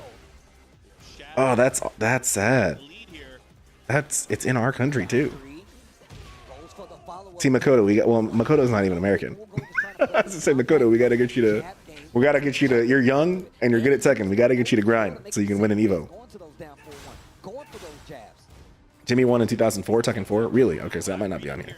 That might be before. I was gonna say I'm pretty sure I'd heard of him winning an Evo. Yeah, this doesn't go back that far. Oh, maybe it's in the description though. Sometimes it puts it in the description. Over this guy Gold. Wow, Shadow. That definitely is a shake-up in the standings right there. Definitely shake-up. That's Liquipedia is kind of failing me a little bit actually right now. But it also just shows that Shadow is not done yet. He is not done yet. He is fighting. Man. That's how you know it's a loss. Saudi Cup for T7 and Kudons won the whole thing. It was supposed to be the biggest prize pool ever in Tekken 7. You think it was $500,000 for first? Damn. They didn't pay him. What? NA though? No. I love all of our NA brethren, but it's not the same. If for what we're talking about, they gotta be from here, you know? To beat Shadow with a character he is as comfortable with as he is with Claudio, a Zafina. It's really tough. And we've also seen him do like. Damn, that was a pretty convincing 2-0 from Shadow. This matchup ain't working out. We've seen him say, "I'm gonna go to Ling Xiaoyu versus King because that's a matchup that's more familiar. And even though I might not be the best with it, I'm a good enough player to make sure I can put you on odds with it." But once again, that's what made him walk away from the game for a while, and he considered himself retired. Yeah, I mean, Jesus, bro, that's wild. Well, I mean, how do they just rug pull him for 500K? I don't get that. That's crazy, and all it took again was that he was able to win, and Americans won Tekken before people really started traveling. Does that really count though, Cold Soul? I don't think it counts unless it's the Evo we know and love, the global Evo we know and love. It's not that kind of Evo. I don't think it counts personally. Shadow yet, so this is where things get really interesting in this group. It's too hard to call. It's too hard to be able to call like there's going to be a clear winner or this is going to be free. It's not over till it's over. If Group A was any indication, then the Fire Nation attacked. That's absolutely true. That's absolutely true. So Americans were winning evil, and then the Fire Nation attacked. And even more so, just the fact that like, yo, those two O's. Yeah, we. I mean, I feel like our problem is that we don't have a condensed scene because it's just so much. It's so much harder to grind out. I mean, this is, I think, probably true of any game, right? We're such a big, I mean, we're bigger than, it's if you were in Europe, and lived in like the UK, you're closer to Moscow than you are to, you know, than someone in California is to someone in New York. So it's like, we're just a giant ass country. It's hard to get the grinding and competitiveness. Americans win MK and SF. Well, MK is an American game and is like, isn't it like banned in Japan and Korea? So the regions that give Americans trouble, the game is banned.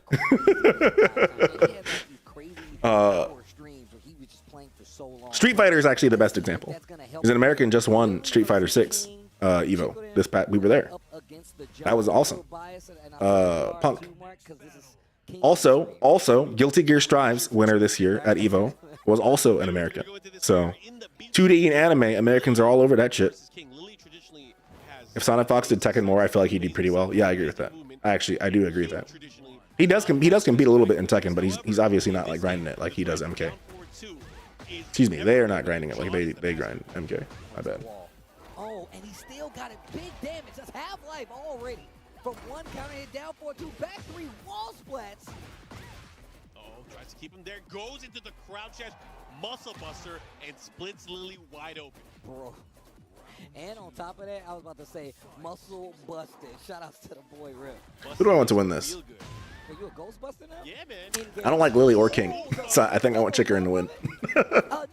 Although maybe it's more of an upset story if the John wins. I don't know who would be expected to win this. Have they fought before? I don't know if they fought before. He almost had that. That would have been crazy. Great sidewalk here, and this is where I feel like Chikrin really excels. Oh, break the glass. Stone Cold would be proud. And the down. Damn, that patience. Sometimes the John just stands there and it's crazy. He doesn't move. He just stands there. The John is always the expected winner unless it's Ulsan. Really? Is he like that? That's not the easiest thing to do. You know that as a King player. Still gets the big combo. Shout outs to Lil Maju. Looking for a follow here, Chikrin. Having to deal with the He is like that? Okay. Yeah, Americans win in the anime games, you know? Guilty Gear Strive, Street Fighter. Americans also win in Smash. At least they did. There were like, I mean, early Ultimate, the top 3 player, not the top 3, but number 2 and number 3 were American. I mean, and Tweak is consistently like top 10, top 5. So same with Light, top 10, top 5. And we were kind of talking about this, right? One of the things that I don't know what it is about 3D though. What about in VF? We've got Tricky plays really good VF, right? So I mean, we've got Americans even for VF5. We just where are our Tekken American goats? Ulsan has everyone's number lately, dude. I feel like, you know what it is? It's the EWC win buff. You win 300. It's kind of like, you know how you said Kudons went to the Saudi tournament and he was supposed to get $500,000 and he got scammed and he like basically retired. The opposite happened to Ulsan. He went to the Saudi tournament and he won 300K and that motherfucker's like, I can win anything. I don't have to worry about shit for like 3 or 4 years. I can win anything. I can spend all my time just learning Tekken. Tricky's not touching Japan in VF. Didn't Tricky win? Hasn't Tricky won Combo Breaker or in like CL in VF? Do Japanese players not travel to the US for VF? I like that. Calling them out. It's like, yeah, you think just because it's dangerous, I won't do it? I mean, I think that's how I heard about Tricky, was that she's won tournaments and stuff for VF, right? She says it all the time. Well, if she says it, then if she says she's not beating Japan, then that's fair. No, they don't. Okay. I mean, if VF is gonna, I mean, VF coming to Evo Japan next year is probably likely it's gonna come to Evo US next year. Trying to muscle up here. Oh, just a little late on it. Goes for the mid option. If VF is gonna come to Evo, maybe I'd learn VF and then compete in Tekken and VF. Making sure the Kevlar is there. The defense looking solid. Granted, I don't ever anticipate that I'd get good enough to be like this. You know, I couldn't be one, and I'm not trying to be a player like on the scale that we're talking about. She won Combo Breakers, but the Japanese players don't travel. Gotcha. That makes sense. I don't know. She might do better than she thinks, though. I mean, I think you never know. You don't know until you get to fight him. You know. Oh, the triple arm. Till the fights happen, you don't really know. And the Oki afterwards into the muscle you're buster. dead. And set point now for the jump. VF5 is 20 years old. That's true. That's the hardest part, I think. It coming into, like, you know, as a new player potentially coming into VF is like, it's so old that this particular game is so old. It's like you're trying to learn from new, and there's people that have been playing this shit for most of my life. Granted, you know, I guess this update, VF5 Revo, is supposed to be like a balanced update, so maybe it will be, you know, quote unquote different enough game that it's more of an even playing field. But why are they teasing us with Revo? They're gonna just drop. I bet we're gonna get a release date at Game Awards. We're gonna get a release date. Here's my predictions for the Game Awards in terms of announcements. I think we're gonna get Tekken Season 1 DLC guest character announcement of a VF character, and then we're gonna get a trailer, VF 5 Revo release date, and they're gonna surprise us. It's gonna come out in like, it's gonna come out on like December 21st or some shit.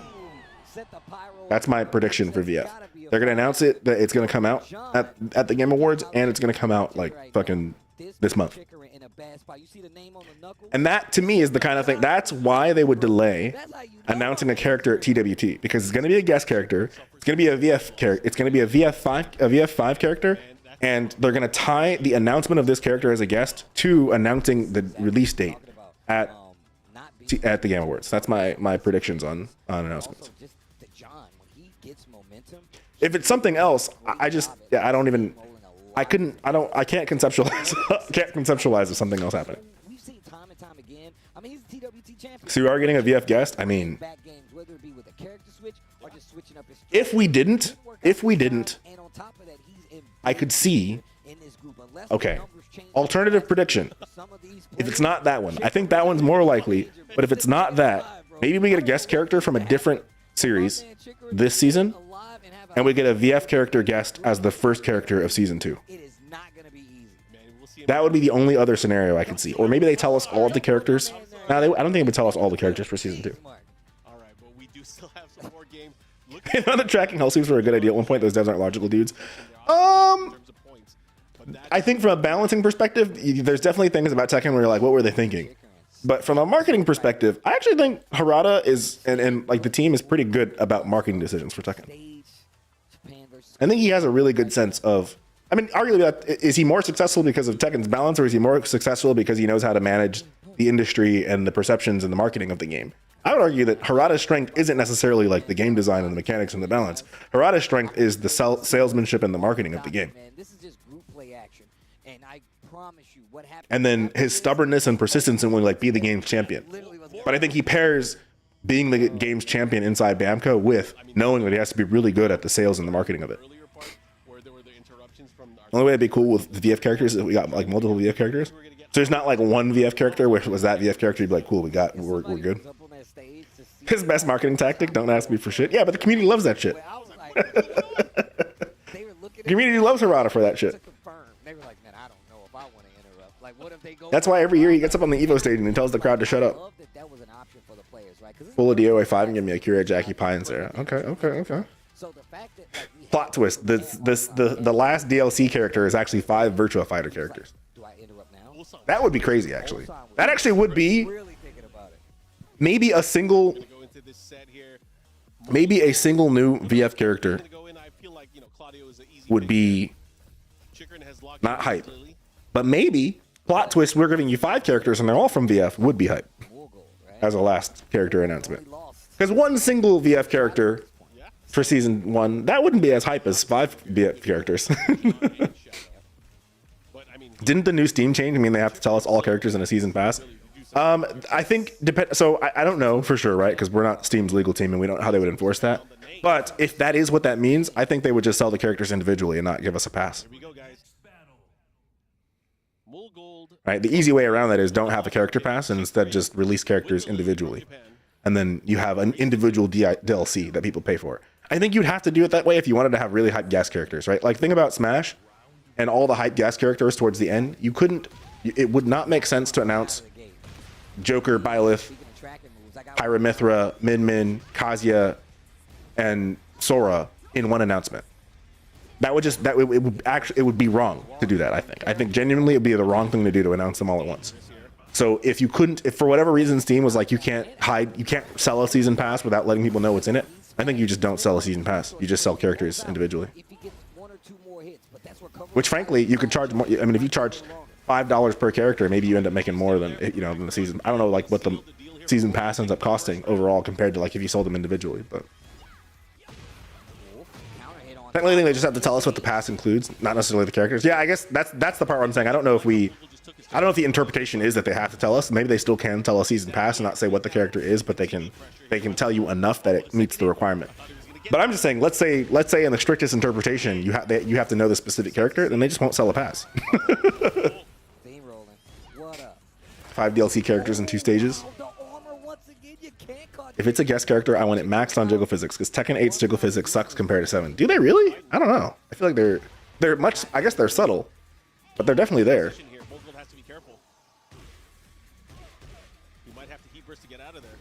You want a Tekken 8 Season 2 jiggle physics buff. Big counter hit. This could hurt. And on top of it, he still got heat. Activate on the wall here. Yes. Wild. Wildness. I'm talking Josie level. I don't know if I remember Josie's jiggle physics well enough. Hop kick. What a walk. The third dimension. Make me want to play one-handed as wild. Better side steps in the game. Side walks, let's say back one trade. Who's looking at Tekken jiggle physics? Apparently Aquasnap was. He's over there playing Tekken 7 one-handed.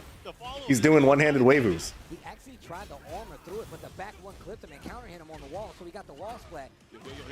I guess a waivu is always one-handed when you're playing on stick. Had to deal with the movement, and that's one way to do it. Game 1, we're tied at 2 rounds apiece between Mogold and Chicken. Japan versus Korea. It is going down right now. Only one of these players. Oh, counter hit. I wonder how much Mogold and Chikarin fought in the boot camp. Oh no, it's starting to add up. I guess that's the downside of doing a boot camp like that before TWT finals is that you end up learning how these players play against each other, you know? Oh, I'm playing a stick, all right? Madness. Madness. Also, what's good, Sardicus? How you doing? Did you come in on the raid? Let me see. Yeah, you did. Welcome. Welcome to the party. Thanks for coming through. All right, let's see what happens next. Hell yeah. Well, if you're a Tekken fan, I highly recommend hitting that follow button for even more Tekken greatness in the future. Yo, there we go. Thank you for that, Sardicus. My goat. Maybe because I play Xiaoyu, ain't nothing wiggled on that girl, but a big toe. Yeah, I don't think, I mean, has Xiaoyu ever had crazy jiggle physics? I don't think she has. You thought Koreans did their own? No, the Aquasnapple, the one you're talking, the one that happened was Korea and Japan. The one recently, like over the summer or the last couple months, that was Korea and Japan. It wasn't just Korea. I think it was like 12 Korean players and 12 Japanese players. Playing 2 sticks. Double the waifu. Lots of trades between these two. Can't say I relate. But they are playing so fast. He got the counter hit, the follow-up, and look at that. Chikarin, again, extending that lead. 1 game, 1 round. What on earth? Brings a whole new meaning to climaxing to Adoria. Is that like a phrase people say? Is that a phrase people say, Makoto?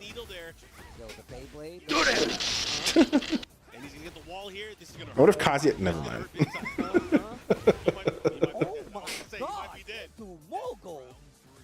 A steward Doria sexuals? That's fair. I mean, I get it. I get it.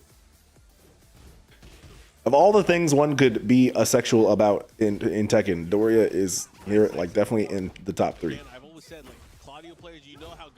There's like number 1 is obviously being a June sexual. Number 2 is maybe Doria sexual, and I don't even know what number 3. Hell Sweep sexual would be number 3 maybe. Doria doesn't get you excuse. You're doing something wrong. Yeah, fair. But what if instead of Doria, Kazuya said Freakia, and instead of Wind Godfist, Electric Wind Godfist, he just fisted you. That would be creepy. That'd be like an interesting Tekken alternate universe horror Tekken, where Kazuya is waving up to you and fisting you. Low key, Patricide Fist kind of does look like he's fist. I mean, you know, the motion and the thump of Patrified Fist. I mean, if that was on your butt, Kazuya's fist might be up in there.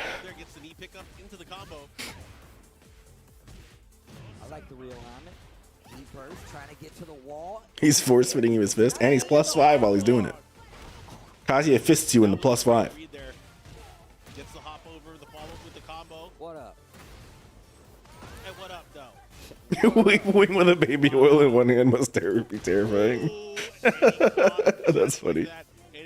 Zero for Chikrin. Wow, what a statement. Look, you said it yourself that he could definitely mix things up here.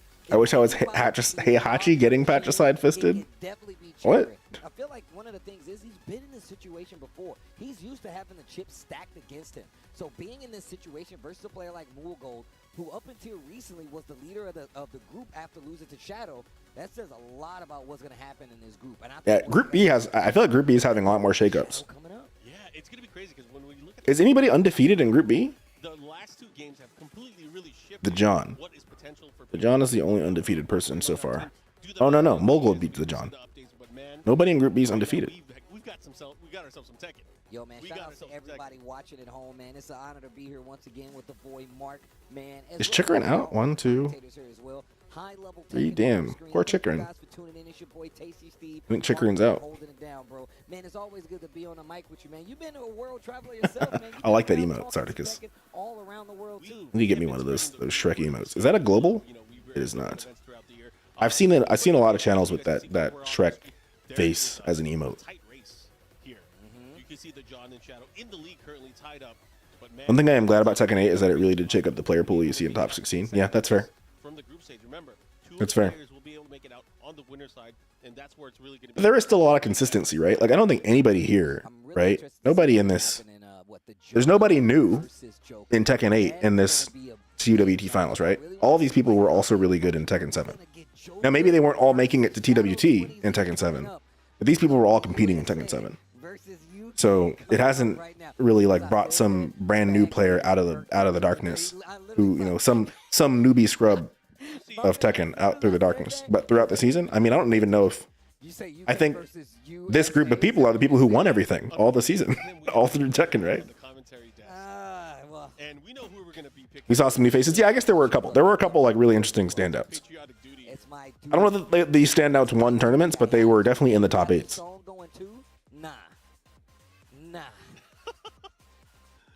It should be good though. I mean, this is going to be a very interesting matchup. I have a Give me a few years. It's gonna take a few years. But who's Shadow gonna be? I mean, literally earlier today, Makoto, you just casually walked 3 of your characters into Tekken Emperor like it was nothing. Like, yeah, and it was going to go into this. He is hovering. like, what are we saying right now? If you just started traveling, you might already be there, Makoto. Fang versus Zafina. Shadow. You might do better than you. I mean, you went your first, or that TNS. I don't know if that was your first one, but that TNS you did. And you just casually roll up and do go 4-2. That's not bad. That's pretty good. Such an important set for Shadow. Currently tied with the John in the group stage. You just gotta start traveling, getting offline more. That's all. Bro, she got a crystal ball, man. Find some. You gotta find like an org or something that's like sponsoring younger players on the come up.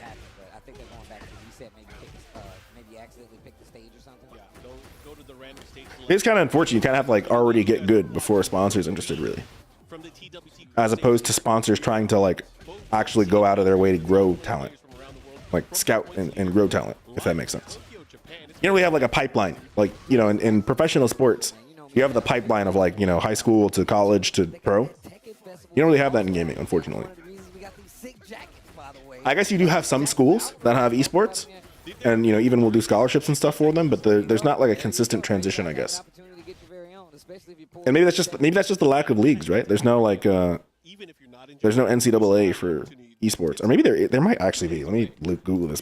What if there is an NCAA esports and I just never knew this? California. Yeah. Just saying. We'll see you there, man. Just look for us. We'll be there. We will definitely be there with bells on. All right, we are going. They got Right. Games has a collegiate League of Legends league. Joka and Shadow. Nothing quite like the NCAA though. I mean, honestly, I feel like this is going to be a very, very tough fight. And nothing for fighting games. It's just Overwatch, League, or a League of Legends and Rocket League. Let's say he's going in, then he can quickly pull back. He has the reverse Ken. Yeah, I think you'd need like a league, right? You would need a league on the order of like an NCAA to actually like what's the word? Like actually like shepherd and mentor talent, right? Because if you were to take someone like Makoto, you need someone like Makoto on that pipeline, right? So that in 2 to 3 years, like near the end of college age, that's when Makoto is like showing up. He's, you know, then he gets drafted to like a pro team, right? And now he's fucking dominating in the pro circuit. Too much money at risk, yeah. I mean, maybe just not enough money to be gained, right, from the competition. Like if you think about it, the winner of the tournament, this tournament, gets 100K, and to even get to this tournament, you had to go to a bunch of events, challenger and master events. So, and the org is probably a good org is not going to be taking any of the winnings, but they're covering the cost of all the travel. So then the question becomes, okay, well, how does the tournament make, how does the org make back its money on that sponsorship? And it would have to be basically, you know, marketing, visibility, sponsorships, getting, you know, sponsors, getting to put on the jersey, doing content with the pro player. You really would need like there's a Street Fighter League, like but not like are you talking about like a official Capcom one, or are you talking about like something like NCAA, right? Something that's not separate from the developer, I think is what I'm talking about. Not something the developer sponsors. Although the developer could, right? Because like clearly Riot is doing that with League of Legends. But I'm saying like ideally separate from, I mean, you don't have this problem in traditional sports where you have like the person who makes the sport and then the orgs who administer the competitive aspect of the sport. Unfortunately with games, it's like you have the developer and the developer controls everything about the game. And it wouldn't necessarily make economic sense for a game studio who develops games to also focus on esports. I mean, again, Riot does it. So Riot is the best counterexample, I think. If you were, I mean, Riot might be the best position in terms of like, if your goal as a games company is to create esports and competitive games, and then build up the infrastructure to find and like nurture young talent in these competitive games, then the Riot approach is probably the best one, right? Because you have League, you have Valorant. Soon you'll have 2XKO. So they can start to have, because they have their foot in so many games, if their version of a league is like, you know, ends up being like the league for, you know, a lot of games. All right. So Joka up 1-0 right now. And then that ecosystem's existence probably gives them a good solid base of longevity, as long as they don't fuck up their games. Originally it was a pro player who had a well-known online player and a content creator on the same team. Yeah, that's fair. Very interesting stage. It has a They've been losing money on their leagues though? Have they been losing money on their leagues? Have they been losing money on, I guess, yeah, I don't know. I don't know what all is included, right? Because the league itself is just market is all, you know, it's losing money to market the games. How many people play League and buy skins in League because the pro scene exists? Riot's overall, you know, profit loss is going to have to include what eyes and player base and monetization comes from the fact that there is the pro league. And you know, an easy metric would be something like, you know, how many faker skins are selling because of the pro scene existing. And, you know, maybe it doesn't balance out all the losses, but maybe the added buff of overall players' attention to League does balance out the losses, so that League itself is profitable even if the competitive portion of it is not. Not enough money in Tekken for a big org like Ultra. I mean, the closest, the best thing that Tekken and Street Fighter and all the fighting games have for them is EWC, I think, actually. At least right now, because especially EWC for 2025, they just announced that for a club to win points at the club championship level, so EWC is kind of like a two-tier tournament. You have the players winning, and then you have the sponsoring organizations winning based on how many games their players win in. And the rule that EWC just announced for 2025 is, and maybe they will carve out an exception for the fighting games, because I do think it's more complicated for fighting games, but an org only gets the org points if they have a player in every single game. So I think that if they hold true to that, and that includes the fighting games, what that will mean is that if you are a big org who has, let's say, like a Valorant team or a COD team or a League team, and you want to actually look at EWC as something that you want to target for earnings, you'd have to pick up a Tekken player. You'd have to pick up a Street Fighter player, because both of those games are in EWC, right? And so you might see orgs that don't typically sponsor fighting game players sponsoring them just because they want to have, be able to meet the highest threshold they can meet for EWC. UK versus USA. But I don't know that, I don't think EWC may not be that big of a draw for orgs to kind of really go out like that, even with as much money as EWC offers for orgs. Figure the report saying even T1 wasn't profitable and they sell the most merch. Interesting. Well, but T1 isn't Riot. I mean, yeah, I don't think the orgs are probably struggling more than the game developers. I'm just saying Riot is probably not hurting for having a league. The orgs in the league might be hurting, but Riot, I'd be shocked if Riot itself was hurting. Riot's probably eating good. He clipped him on counter it. You realize how crazy you gotta be to dip down low and hit your shoulder on somebody and knock him into the sky? The first time we've seen it, the entire set between these. They're selling $500 skins. Yeah, exactly. Oh, big damage. Well, I mean, and that's sort of the thing, right? The orgs can't sell. I mean, the orgs could make something that's $500, but that doesn't mean the people will buy it. Perfect to close out the second round. Third game, Bank says, come on. Kingdom is united, and Joker is putting in the work. Sidestep 4.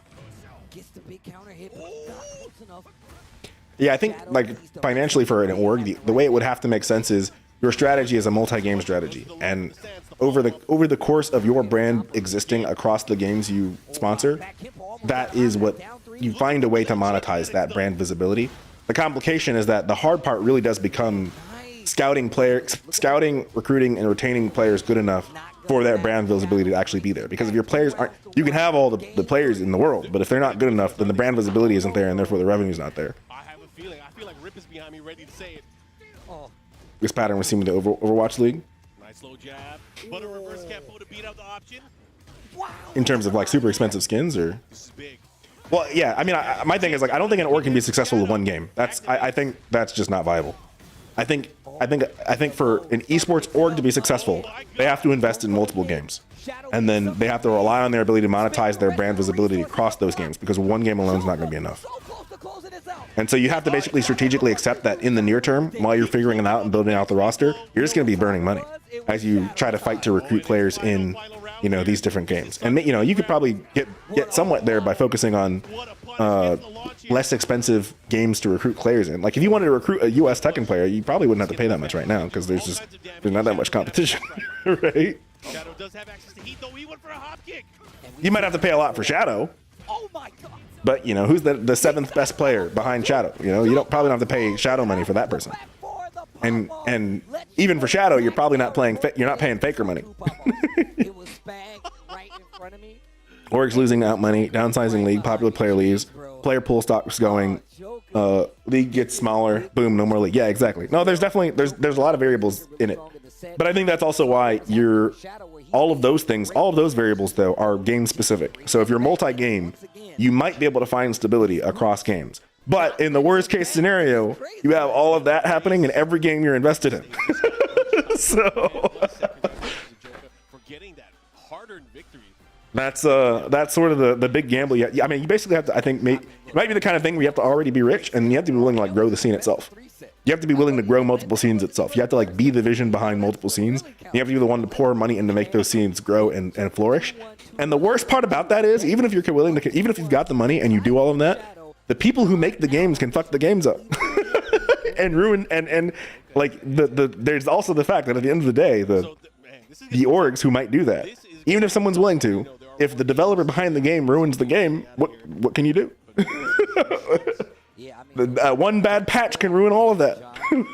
And that's completely out of your control, even if you're doing everything else right. Yeah, that is the last match. So it really is on the John to see if he wants to get out. Can he do it? He's definitely got the opportunity to do it. We've seen how well he plays. I mean, once again, he's no stranger to the situation. And on top of that, just the fact that he's already here in this. The GOATS meta really fucked. The GOATS meta? What is that? I don't know shit about Overwatch, so. How good of a player he is.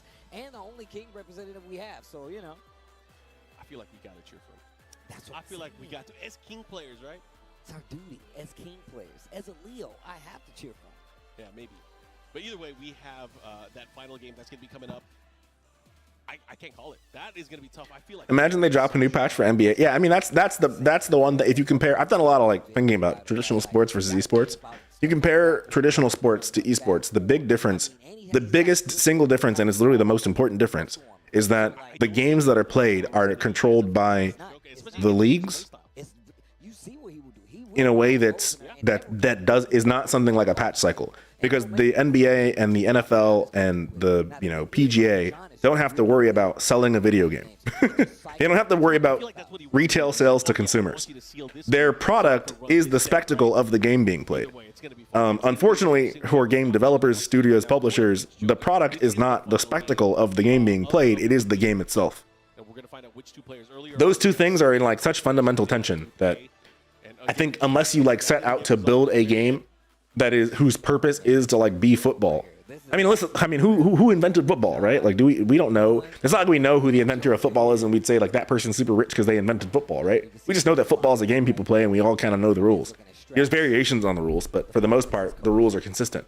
We all know what football is. Same with chess. It's not like the person who made chess is rich and was looking to have a patch cycle for chess to up chess sales every year, you know. 3 tanks, 3 heals. It's 3s and they roll locked 2-2-2. 3 and 3. 3 tanks, 3 heals sounds awful. I've played just enough Overwatch to know that sounds awful. When does the new Earth patch drop? We need to make fixes ASAP. Yeah, exactly. But I mean, you will have situations where like NFL, NBA, they change the rules, right? But it's the game is so fundamentally static, more or less, and the rules are so fundamentally commonly known that you can have anywhere from, little kids literally playing Pop Warner football all the way up to professional football in the NFL. And everybody knows what that game is. Everybody knows how to understand watching that game, more or less, right? Not everybody's an expert on what's happening, but it's such an embedded part of the culture that it's easier for people to get into. And I feel like for any quote unquote esport, it's not going to be able to be what those games are without that kind of penetration. Where, little Johnny at 6 years old is sent off to, Pop Warner Tekken. And then, in high school, he plays on his high school JV Tekken team, and then his varsity Tekken. I mean, it's a 1v1 game, but, in a similar way, like wrestling, maybe you have a team match in that same way. And then, and then gets his, full ride scholarship to, whatever university for Tekken, and then graduates and gets drafted to play pro Tekken. You're just that's just never going to happen, because all along Johnny's life, Bamco could say, we're going to ruin Tekken. Or even just, we're going to fundamentally change Tekken in a way that makes it unpopular, right? And we're going downstairs. It's like, personally, I really like Tekken Tag 2, but apparently, we all know Tekken Tag 2 wasn't one of the most popular Tekken games. So, Miss Overwatch 6v6, OWL, Marvel Up Sue, OWL's Peak Hero Shooter. Yeah, I mean, I've played Overwatch and I've played Marvel Rivals. I mean, I think, I've streamed some of my Marvel Rivals gameplay in the beta tests. Personally, I think I like Overwatch better. But I think Marvel Rivals has more potential. Because the downside to Overwatch is there's no attachment to the characters for me anyway. Maybe there's a lore there, maybe there's something interesting about those characters, but for me those characters don't mean shit. So, whereas at least Marvel Rivals has like literally beloved characters from comic books, right? So, if they do it well and they do it correctly, it could be great. My concern might who's behind Marvel? Is it Warner Brothers? Yo, this is gonna hurt.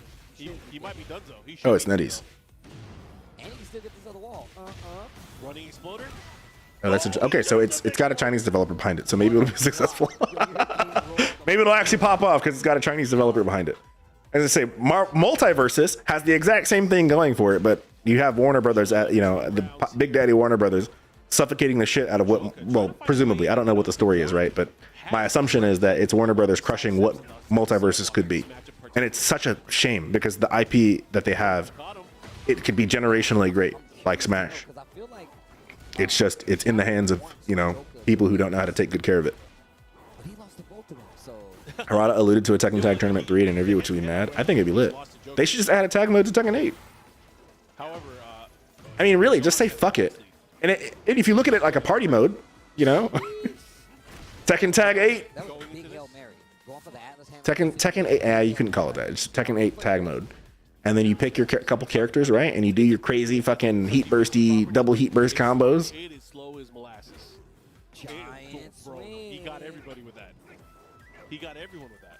There was. They actually built up the lore just to not continue it all. Yeah, that's a terrible. I mean, Blizzard's another one of those companies that is known to mismanage IP they've got. So, I think it'd be cool if they added a on your point about team battle, Sarticus. I do think it'd be cool if they added a squad strike mode like in Smash, where you can basically you pick one character per round, you know, one character per stock, and then it automatically switches each round. I actually like, so Naraka Blade Point, which is another great game, also made by NetEase.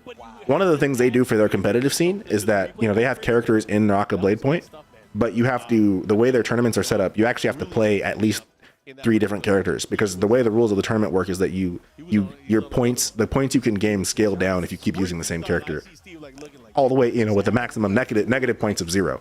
So if you keep using the same character throughout the tournament, you hit a point where you won't be getting points anymore, even if you're winning. And so it encourages people to use multiple characters. I kind of like the idea of the game encouraging playing multiple characters. The downside of that is that fighting games are so complicated and complex that, you know, being a multi-character specialist is a very different skill to watch, to learn, and also for spectators to watch, than to be able to take one character and just main them for a tournament. But I do think it might be super interesting if the rule was every game you have to switch. You only get to, in a set, you only get to use a character once. That actually, I think that'd be very interesting. That was the team battle mode in Tekken Tag 1. Oh, gotcha. Give me Mokujin, please, Harada. Another Mokujin fan. You and Makoto both.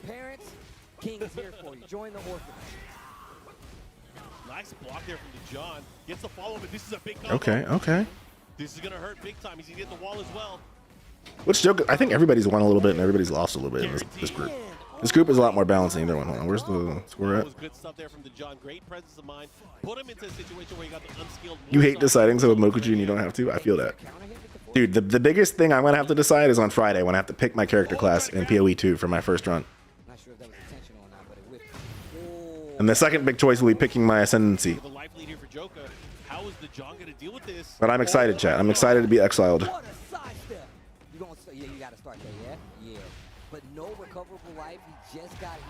Okay, so Joker beat Shadow. He has rage. That's the scary part. Okay. Nice. I like it. No fear. Let me throw those out. Smash just has to bring the squad strike mode they have to online. Yeah, unfortunately Smash isn't getting any more updates, but if there is another Smash and it has the squad strike mode, hopefully it does bring squad strike mode to online.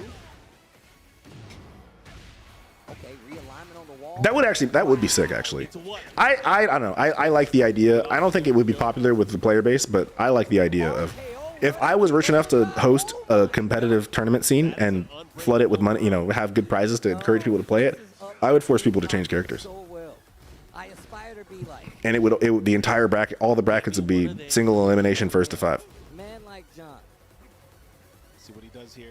Again, still has the lead, gets the leg breaker. Single elimination first to 5, and you can only use one character twice. So in the potential 9 games that you get, everyone's playing at least 4 characters. That is so messed up. On block, he still pulled it off. Maybe you could say you could use 2 characters twice. 4 characters is a lot. Maybe it's just like 2 characters. I don't know, 2 or 3. He has rage as well. Everyone has to use at least 3. That seems like a good middle ground. Damage takes the rage art. That's dead, yeah?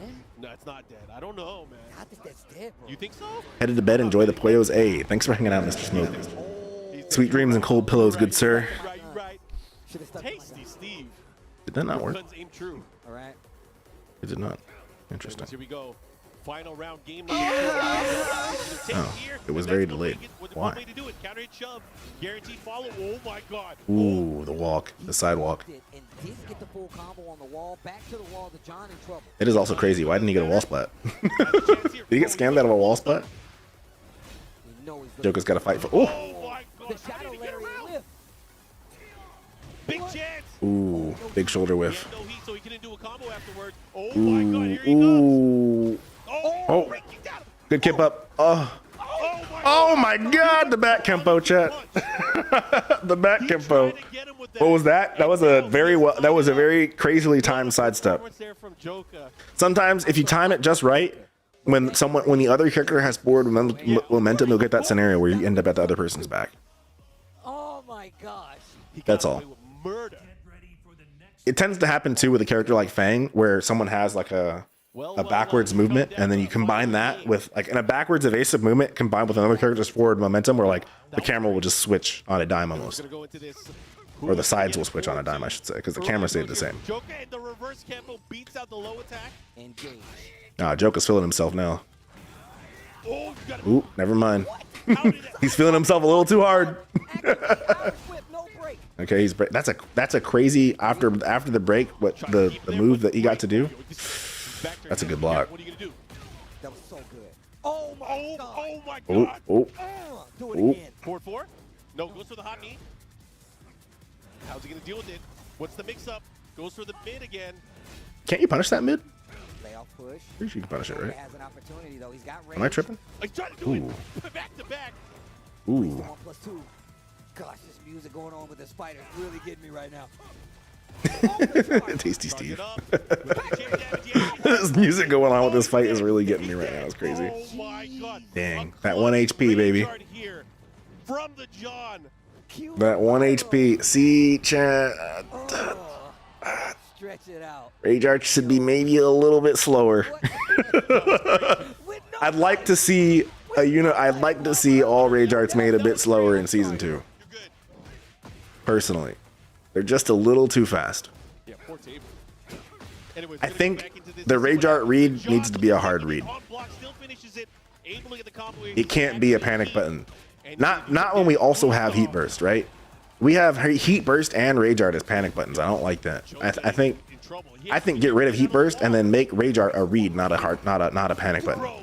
He could have let it go earlier. Oh, breaks the glass. What a block. You think should sack Rage Art for? Oh no, I don't want to see Rage Drive come back. I really don't want to see Rage. I mean, we kind of have Rage Drive in Heat a little bit. Heat Smashes are very similar to Rage Drives, but I think the Heat Smash version of them is much better than Rage Drive. You better guess right. Do you got to pay the toll to cross the bridge? He's shooting his sharpness. Damn. Are locking up the score. At least it was an input over a 1-button panic button. I mean, you could fix that, but Rage Arts also didn't used to be 1 button, right? I mean, you could bind it to 1 button, but couldn't you?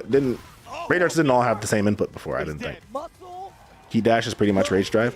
Yeah, that's fair. That's fair, actually.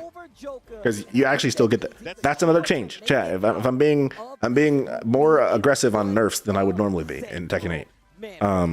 Slow down Rage Arts, make it a read, not a panic button. Get rid of Heat Burst. Heat Dash only activates on hit, not on block.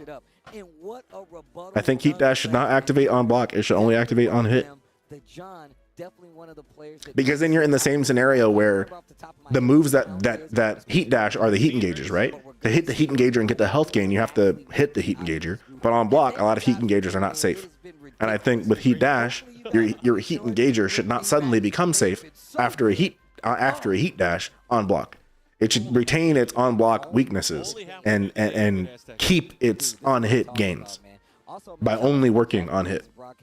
That actually would make the game so much more interesting, I think, actually. Crazy, man. We got a lot of cool people in the building talking about some bigger reward for hit, but make it harder to hit.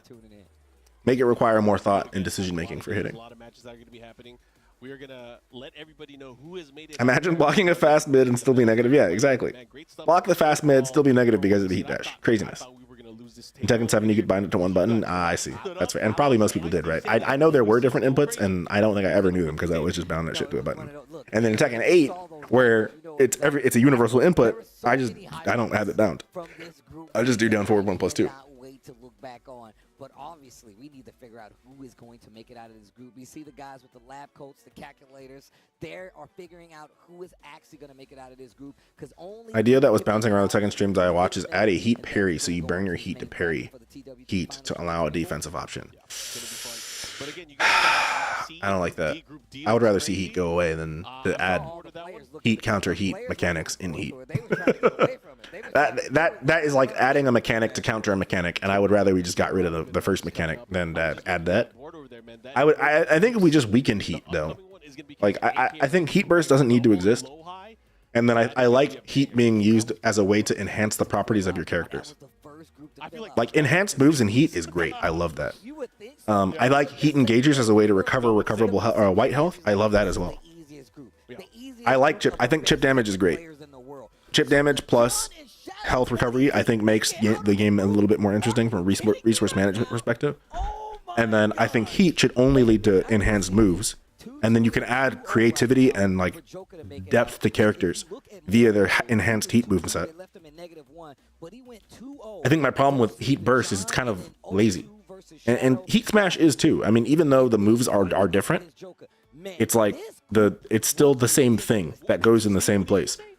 Honestly, a good example actually of like a heat enhancement is like the Fang ground slam when he's in heat. Or like Lee, when he's in heat, he gets his just frame, like earning back his heat timer. Now, I don't know that Lee doesn't really have anything else that's interesting about his heat other than that. So Lee needs some heat reworking to make it more interesting. I like that Claudio gets some enhanced moves in heat. Like the enhanced moves in heat, I think are great. But congratulations to Shadow and the John. We're gonna see. I think the main issue comes from having both Rage Art and Heat every round. I think the issues would still exist even if you didn't. We would just see them less. We would just see them less often if they weren't every round. But to your point, I mean, it is one way is to make it so that you have to earn, like if you had to earn up the heat bar over the course of multiple rounds, like if the heat bar was static across rounds and you just had to earn it up, that maybe. See, here's the problem with that. Right now, Heat's not rewarding enough to want to build it up. These guys are insane. I wouldn't, and I don't like the idea of fighting to build up meter. I would at that point I'd say let's just get rid of it. But I do like the idea, like, so you know, Yoshi gets an enhanced 1/1, Kazuya gets Shikare. Shikare as a move is like an enhanced move. It's not like a heat smash. These kinds of things. Those are the kinds of things where I'm like, I really like that stuff, and I want Heat to be more of that, and I want Heat to be less. You know, launch combo, Heat burst, keep combo, Heat dash, end combo. Those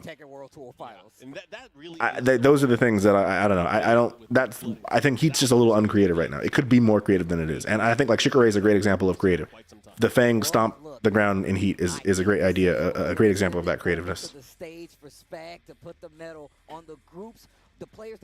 All of Yoshi's enhanced Heat moves are a great idea of like what Heat should look like. You would give up Hell Sweep into Heaven's Gate for mid electric and Heat. Ooh. Would you give up Patricide Fist for mid electric and Heat? You know, that's another good example. So in the way they balanced Kazuya, one of the buffs they gave to Kazuya was they said you get +5 Patricide Fist all the time. What if instead, outside of Heat, Patricide Fist was -4 like it was before the buff, and inside of Heat was +5? Patricide Fist goes against everything Kazuya used to be. I don't know that it did before it was +5. Before it was actually a risk because it was negative. It was like -5 or negative. It was like -4 or -5 or something like that before the buff, and then they made it +5, which is kind of crazy. +5 is a little insane. But in Heat, again, I think in Heat, if they make it a Heat mechanic where it's like in Heat you get +5 Patricide Fist, I like that. But outside of Heat, this shit's still like -5, -6. It's not negative. It's not unsafe. It's still safe, but it's a neutral tool. You know, it's a neutral mid tool to add into your Waifu mix-up, but it's not. You can't spam it. You can't give him mid option out of crouch dash and make it plus. Yeah, exactly. I agree with that. Because it does narrow Kazuya's game plan even more than it already was before that. So I agree with that. Now, as a former Kazuya player, I'm glad he has that. Like a strong Kazuya is fun, but they could give him more character with something. And again, I think the Shikare changes when he got buffed, those are some of the best changes in all Tekken 8 history. Shikare is like easily my favorite move in Tekken. Kazuya has a couple of my favorite moves. 1+2 is another one. I think 1+2 is like the best mid in the game. And then he's got Shikare, which is great. But I like in general, I like the idea that, you know, you have these moves like Patricide Fist where outside of Heat they're okay, but inside of Heat suddenly they have these properties where it's like, okay, I'm in Heat now, and you've got to deal with more of these plus frames. Maybe you've got to deal with a bit more. Now, again, with all of that, and again, Patricide Fist is a great example because Patricide Fist has like no tracking. I don't think the buff should ever add tracking. Heat may add plus frames, but it should not add tracking because I think stepping should always be like using the third dimension should always be an option. If anything, I think stepping needs to almost be busted because that encourages. I would think it would encourage you to use your tracking moves to lock down stepping, and you have to be able to like use them in a calculated way. to control for the chance that your opponent might option select with a step. But then beyond that, you know, your moves can be whatever they're going to be. But the moment the moves start to track too much is when suddenly stepping is no longer. And then like once things track too much, it's a 2D game, and that's not fun. You know, we could go play Street Fighter if we wanted to play that. You are the biggest 1+2 games, dude. It's so fucking good. It's so fucking. No one else even mentions that move.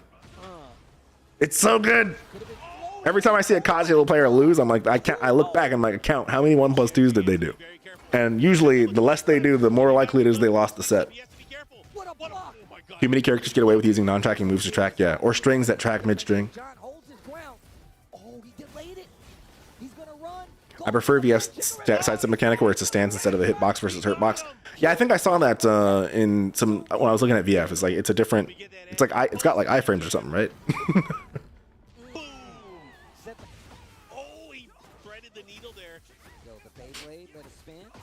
I don't know if I want that. I just want moves to not track. I don't know that I want to. I actually think I do like Tekken sidestep comparatively. I think if it was invincible, that would be really, really fucking obnoxious. And I think it works in VF because you don't have combos like you have in Tekken. So if we were losing combos to get that, maybe, but again, then we just have VF. Strings need to stop realigning so much and we'll be fine. I agree wholeheartedly. Well, and you know, some of what it is that I think in general, the way strings continue, your ability to, I guess if you're inputting the string, if it's an input string, then I guess it shouldn't realign necessarily, but I guess I'm okay with like the move still coming out. There are some cases where characters have essentially multi-hit moves. You know, it's like one button and multiple moves come out. 1+2 is actually an example of that, where you hit 1+2 and 2 hits come out. Where if the first hit misses or hits block, the second hit comes out. I actually prefer almost that in most cases where there's a multi-hit move, if the first hit whiffs or is blocked, the second hit does not come out. So that, I mean, granted, that maybe wouldn't apply a lot of strings that realign because those are just going to be input strings anyway, where the person is pressing the button, the next button in the string. So the move probably should still come out, but it shouldn't realign. I agree that like if your momentum was in this direction, and as you're pressing a string, and then I stepped the first hit of that string, your momentum should continue, and on the vector it started on, and then I should get your butt. You know, I should get your back there. And any scenario where someone could say, "Oh, that's just because you're stepping wrong," my answer to that is then the step needs to be buffed. Like I can acknowledge that the problem I have may be that I am not good at stepping. My timing may be off, and I will look at that in the face and I will say, and stepping should still be stronger, because I think it is more hype to see someone step something and be successful. Like Arslan's sidestep down forward twos when we were watching him early. Oh, that shit's so good. That's some of my favorite shit to see. Sidestep punish is when you see a good Mishima sidestep electric, I fucking love that shit. You know what I don't love? I don't love backdash. There's nothing hype about a backdash, but a sidestep electric, oh man. Put the characters on skates in the horizon in the third dimension, you know? Like I that's what I want to see. I want to see everybody with a Lily sidestep. Imagine this is just casually like a character trailer. Backdashing a jab into Doria is just as sick. You can do that still, right? The backdash doesn't have to be super good to be able to accomplish that. Get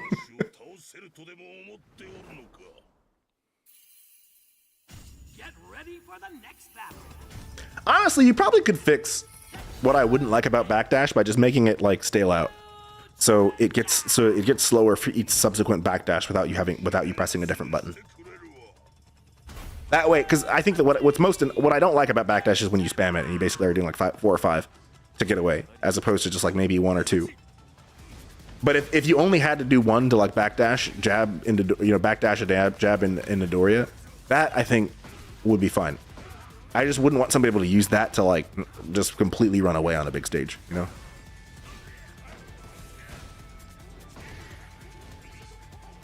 Why does game have to eat my input to even the execution playing field? Well, that's just, the game shouldn't be eating inputs. So We don't have infinites anymore. Yeah, we have near infinites in like Yakushima, and the Azucena stage is pretty big. Even if there were infinites, even without them, I still don't like the. I mean, again, I think if you look at some Tekken 5 gameplay, I think that's like about perfect for where I would want the backdash to be. I wouldn't want it to be any stronger than that.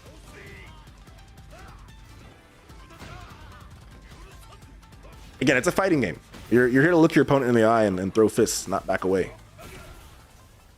Sidestepping is better because it's like I'm bobbing and weaving around you. But just running away is just, I'm just like, fuck that. You make sidesteps work, strong KBD. Yeah, I agree with that as well.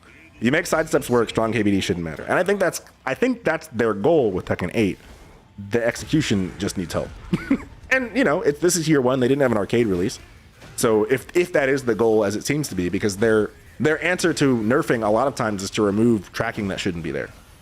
So I think that if that's the goal, like if every character had Heihachi tracking on all their moves, we'd be in such a great place. The game would be so fucking good if everybody had Heihachi tracking, because that motherfucker doesn't have a single. Maybe his 1+2 tracks a bit, but other than that, Heihachi is such a steppable motherfucker. Why can't I have both? Why do you want to bog it down? The game literally eats my KBD inputs. I mean, I don't even necessarily that KBD should exist. I think just have a regular backdash that's good, right? I think KBD as a cancel, as an animation cancel, is kind of lame anyway. If I was developing Tekken and I wanted to have a strong backdash, I would just let regular backdash be good, in the way that you want Korean backdash to exist. I would rather do that than like buff Korean backdash in particular, because to some extent, Korean backdash relies on like an animation cancel that mechanically, if you want that to be there, who knows what other problems that potentially causes in terms of being able to allow that. Then again, I'm not a game developer, so it's also possible that doesn't cause any problems at all. Why lower the execution ceiling? It's not so much lowering the it's not that I'm taking a position on execution. I'm thinking about it from the perspective of having animation cancels like that. Because a Korean backdash is a regular backdash with an animation, with a crouch animation cancel, and I don't like the idea of a useless crouch animation cancel. If that makes sense, we should take away Count Jet Upper 2. Is that an animation cancel? That was technically a bug. Ah, I see. I mean, the alternative is you have the ability to cancel more things into more things, which maybe I'm okay with something like KVD as an animation cancel with, if they lean into animation cancels. And I think again, Tekken is kind of in a middle place, I think, because there is some stuff like that, right? I mean, and in 8 in particular, they build some of that in, right? With certain stance transitions that may in the past have just been like goofy animation cancels.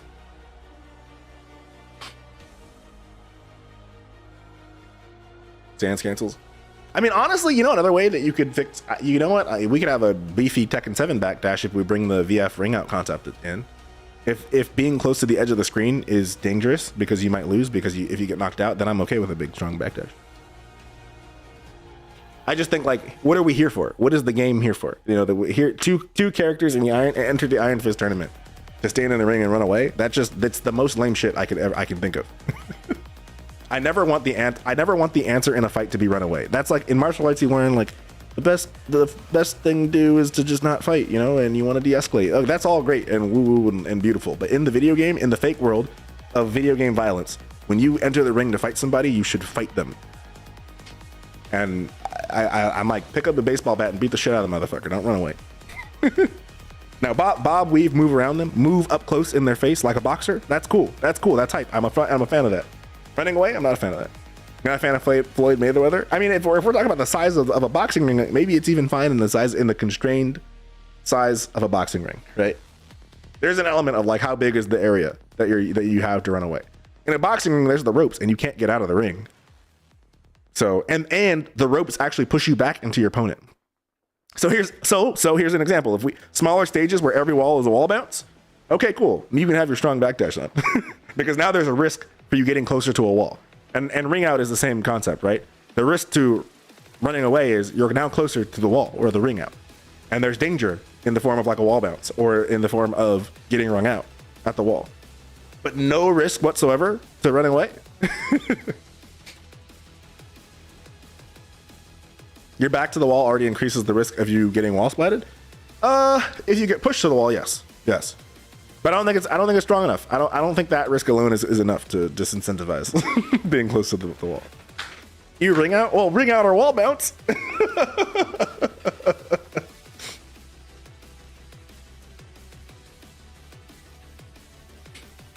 I guess if characters had, if everyone had, I guess everybody does kind of have consistent wall splat ability. If anything, it's like, I like the wall splat argument, but the stages are still too big for that, I think. So maybe just make the stages smaller in that scenario.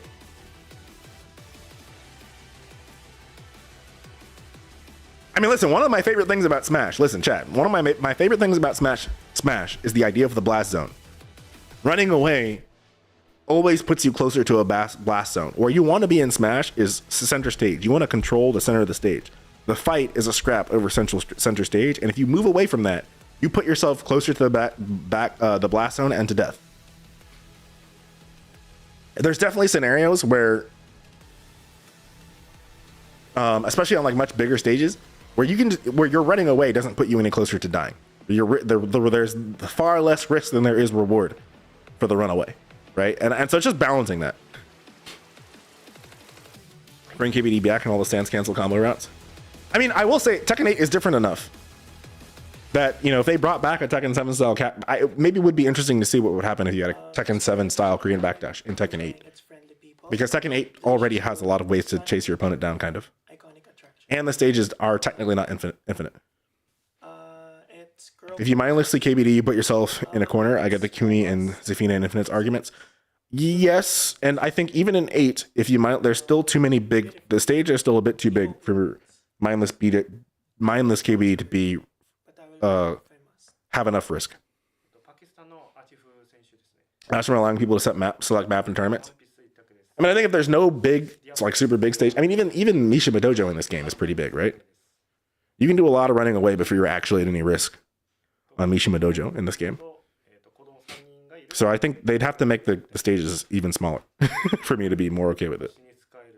But for me personally, I don't care about finding a way to support the runaway option. You know, I'm okay if people are frustrated they're not being there. You know, I'm like the Tekken 8 devs right now. I'm like, you know what? If you don't like that, you can go play something else. Go play an anime fighter where you can just jump mindlessly into the air. How you doing, Zaywat? Welcome in. Welcome in. One Punch Man. My parents. Okay. My mother especially. Hospitality. To be someone who helps FGC and esports in general with esports medicine. But yeah, I would be interested. I mean, I think it would be interesting to see like if they buffed the backdash to be like it was in 7 in this game. It would play differently. I mean, the game has enough different mechanics that it probably would play differently. And there are enough stages that aren't super big that, you know, it might be interesting as well. Playstyle is so homogenized in 8. Is it? Is it homogenized? I don't know about that. I think some options are gone, but it's not homogenized. Watching some JoJo and trying to catch up on some of the TWT. Nice. It's been interesting so far. So far, the people who've qualified are CBM and Arslan, and the John and Shadow. And then the other folks from the finals groups have been knocked down to the LCQ, which I still don't know if I like. I'm not really a fan of that. Imagine not qualifying for the TWT finals, and then you spend a bunch of money to fly to Japan to go to LCQ, and then you get eliminated by somebody who qualified. In your Lance Chad's qualifier, you get eliminated by somebody who qualified.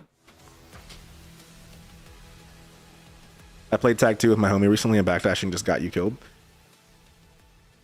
Tag 2 was such a fun game.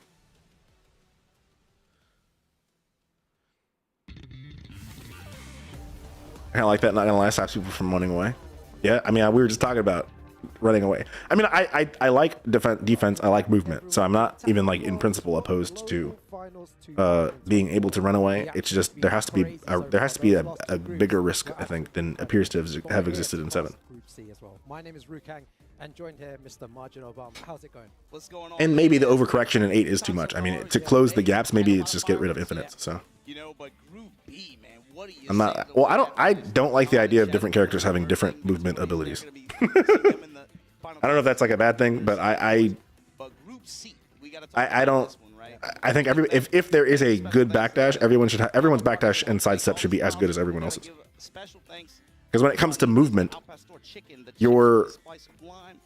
the fact that you're Mike Tyson, for instance, isn't going. If you were fighting, you know, someone like Luli, in real life, Mike Tyson can practice his movement such that his size difference does not make him able to step less, if that makes sense, or move less. So it's really weird that it's like, oh, the bigger character can't move as fast. And I get that, you know, it's like, well, you're heavier, you're fat, you know, it may be difficult, but it's like, yeah, but if you're athletic enough to compete in a martial arts tournament, you probably can move pretty good still. And what you lose in lightness, you gain in burst speed.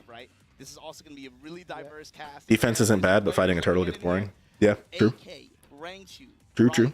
Double, low, high.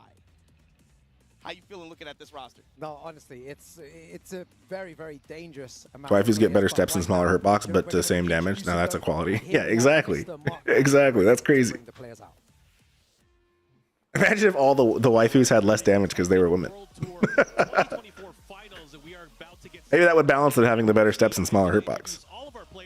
Isn't VF kind of like that? Isn't like VF like weirdly inconsistent, or like not inconsistent, but weirdly like consistent, and like character specific properties apply across the board more or less? If you get to be, you know, light and fast, you also hurt less. And our next player coming up to the stage, we have Rangchu. Opening up turtles was the best part of playing Hay in 7. Okay. We have Raif.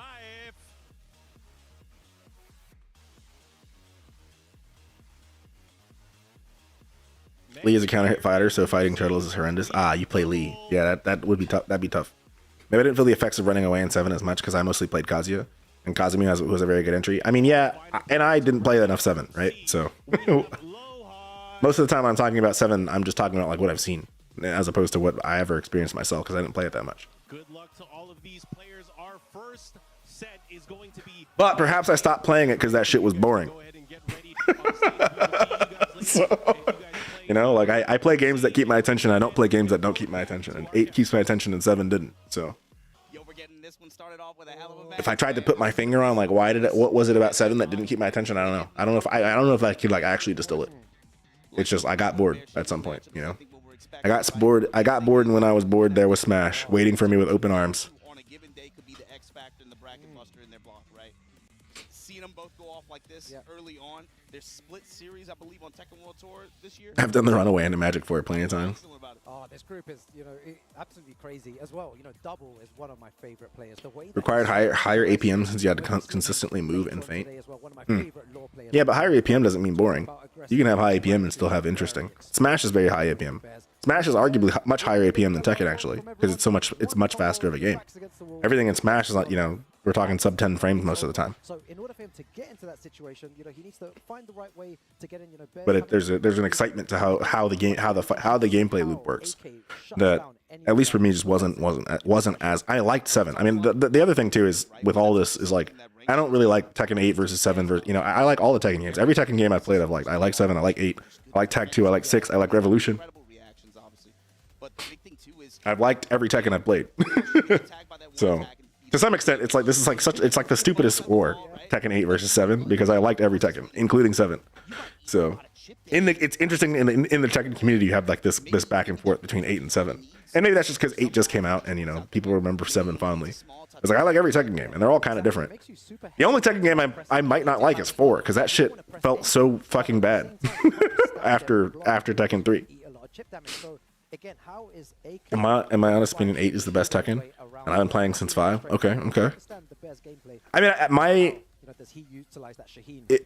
from what I've seen, I don't know. I guess that's not 100% true. So it's when I went through and played every Tekken, I think also for me, Snapple 3 was the GOAT. Granted, I never got to play them against people as much, but when I went through and just like played through them, the jump from 2 to 3 was like, it was like the jump from COD 3 to COD 4, where it's like, holy shit, this game is amazing. And then just like in COD, where you go from COD 4 to World at War, and you're like, what the fuck is, not that World at War is bad, it's just compared to COD 4, what the fuck is this? When I, going from Tekken 3 to Tekken 4, I was like, what the fuck? What the fuck? You could move in 3, and then you got to 4 and you couldn't move, and it's like, what the fuck is this? Why did they slow the game down so much? And then in T5, we were back, and it's just like, that's crazy to me that Tekken 4 even happened. No Lee, so Tekken 3 is butt. Fair enough. Fair enough. You didn't like Revolution, Cold Soul? I mean, I don't know that I didn't love it, but I played a shit ton of Revolution. I probably played more Revolution than I played 7, if I'm being real. And it's still in its arcade phase, so it's gonna get better. I do like that Tekken 8 is just gonna get better. And I think I mean, as much as I think they like the direction of the game, I think they're gonna listen to the community, and I think they're gonna buff some of the defensive options even more. I mean, so far their changes to Tekken 8 have been basically buffing defense. They basically, the pendulum was in one spot and it swung in a different direction, and you know, it swung maybe a bit too far, and they've been slowly bringing it back.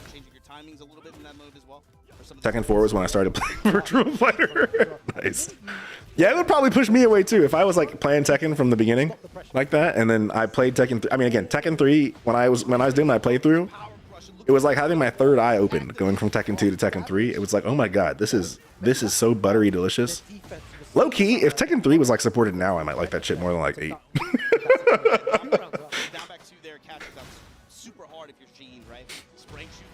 Honestly, I think I would love it if they, something that I wish they would do. I don't know if they will, because it probably takes too many resources.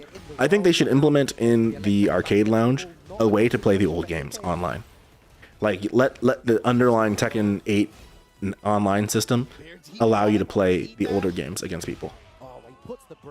Because then that would also be interesting to see, like, if you could play every game online through, like, you know, Tekken 8 supported matchmaking, making and whatnot, all tied to like your player profile. What do people play the most of all the games? What ends up being the most popular? I mean, the biggest change from 7 to T8 was how little defense really matters. I'm glad they are working on it, albeit slowly.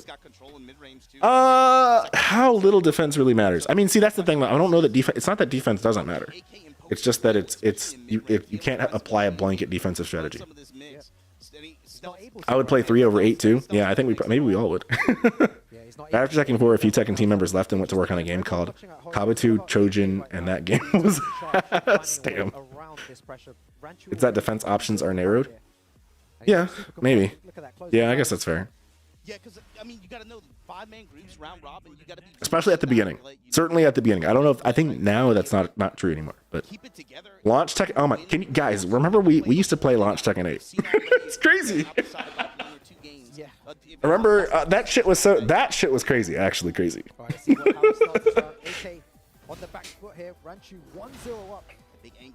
Like looking at how far the game has come from where it was, like it's crazy to me that we played 1.0 Tekken 8. That shit was awful. In comparison, it was fun, but oh my god, was that shit awful. Every heat burst tracked.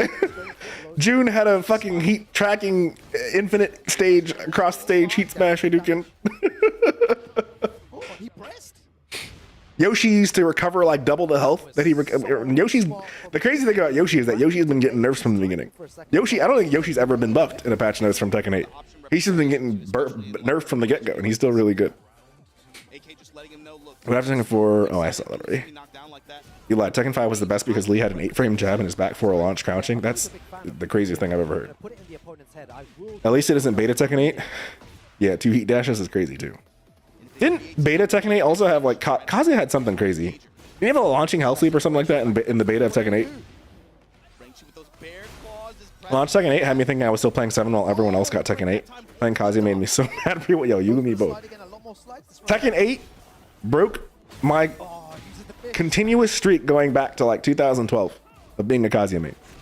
2012 was when I first picked up Tekken and playing Tekken Tag 2 with my homies, Mr. Smoke, all playing in the college dorm.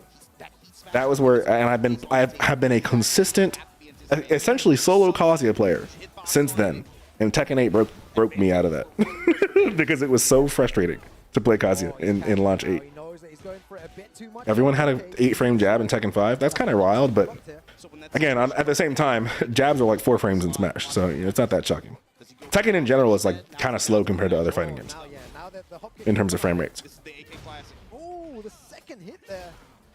His down 3-4-1-2, that thing was safe. Oh yeah, that's true. That is true. When I started to carry in Tekken 8 was hell. Yeah.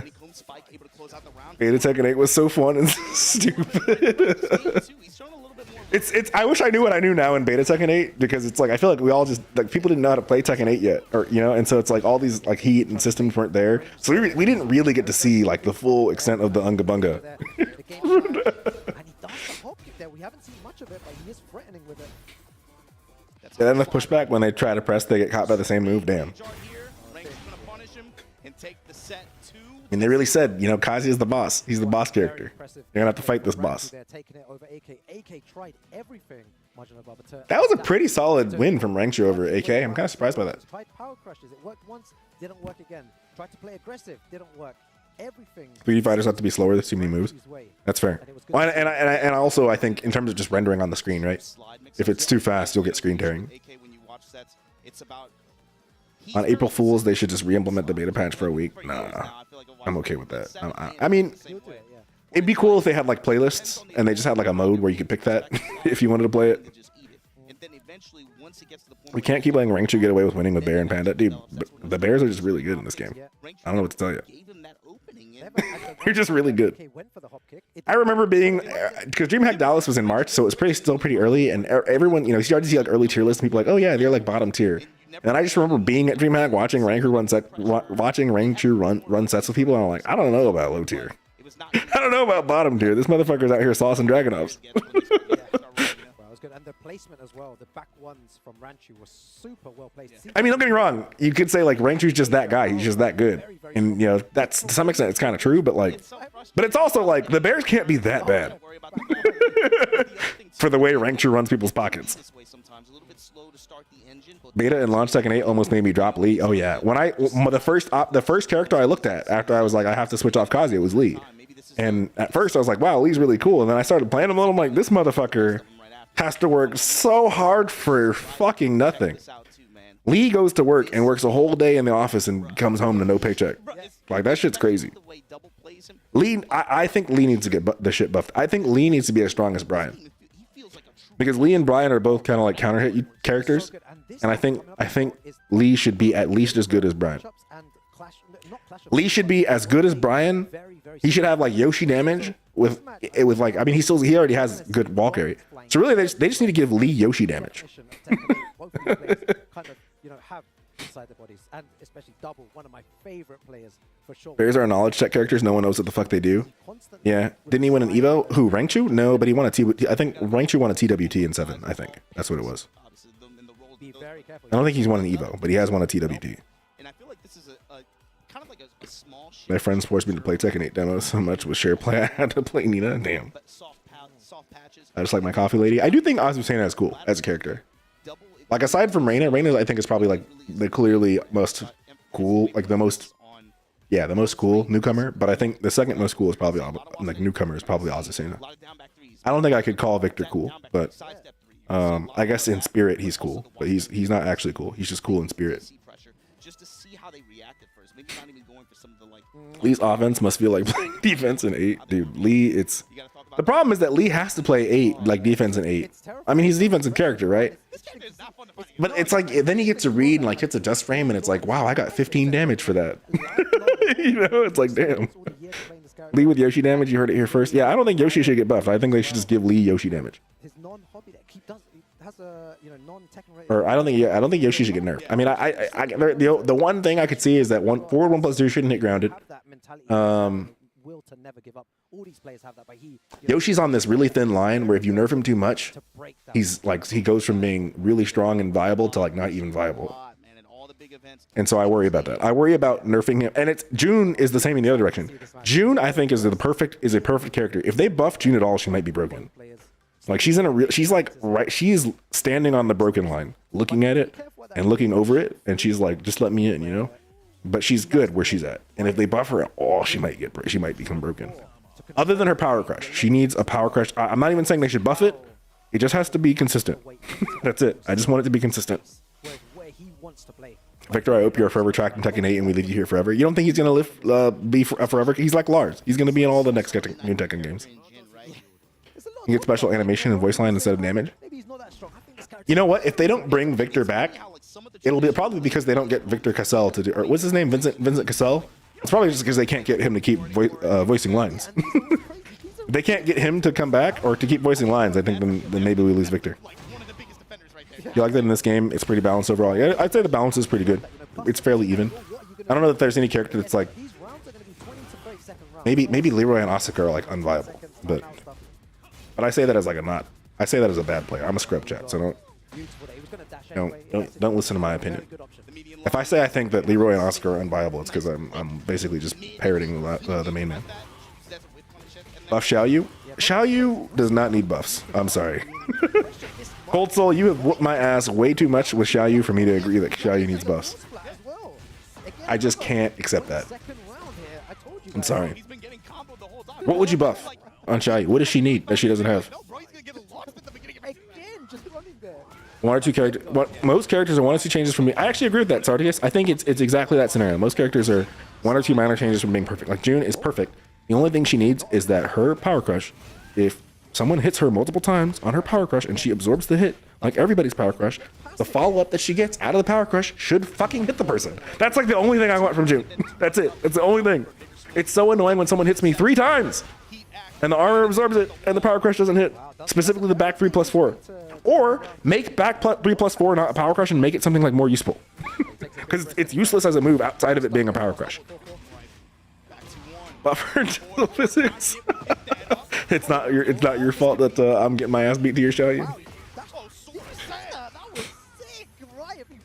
Quiet God of Destruction. Gary is talking. Please buff Azucena. Give her a 12-frame launch. 12-frame launch would be wild. Man, I've never seen double manhandled like that before. What does Azucena need? Does Azucena need buffs? I think Azucena is actually in a really good spot. I don't play her though, so. But she doesn't. When I fight against her, I don't feel like she's weak. I think she just has to work. She has to work the amount, I think, same with June. June has to work the way I think everybody should have to work. And to me, if I look at June, now that I'm a June main chat, I look at Yoshi and I'm like, okay, you don't have to work that much. You are scamming a little bit with how little you have to work. But I say that while also acknowledging that Yoshi, if they nerf him too much, he won't work at all. Then he's like Lee. He's on a thin line between being as bad as Lee and being what he is now. That's what I've been trying to tell you. But most characters I think have to work. Or are you talking about Yoshi specifically? I mean, I definitely appreciate Yoshi's privilege. I mean, most of the time when I say Yoshi's not, I don't think he's broken. I acknowledge that he's good. Otherwise, I wouldn't have enjoyed playing him as much as I did. When I went from Yoshi to Kazuya, it was mostly because Yoshi's cool, but like I could see that Yoshi was good because when I played him, I didn't feel like I had to work that hard. But coming from Kazuya, everybody felt like I didn't have to work that hard, you know? Then I go to June, who, like, honestly, June has to do just the right amount of work. But she's like a hair away from not having to do any work, so they really shouldn't buff her. Like I say, I love June, and I'm a June main, and I don't think they should buff her at all. Other than fixing the back 3+4 kind of power crush so that it like actually does something when it absorbs hits. Yoshi has a trust fund, he doesn't work, he inherited BS. Yeah, I mean, it has a specialist character with really fast unblockables, but I want them to ruin what makes him unique over nerfing him. I think I'd rather them just nerf his damage than I actually like don't.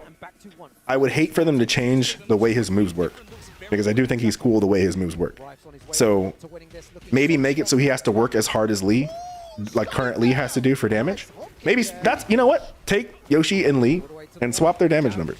And then I think, you know, maybe both of them are in it. Well, then maybe Lee is too strong, but then they're both in a great spot.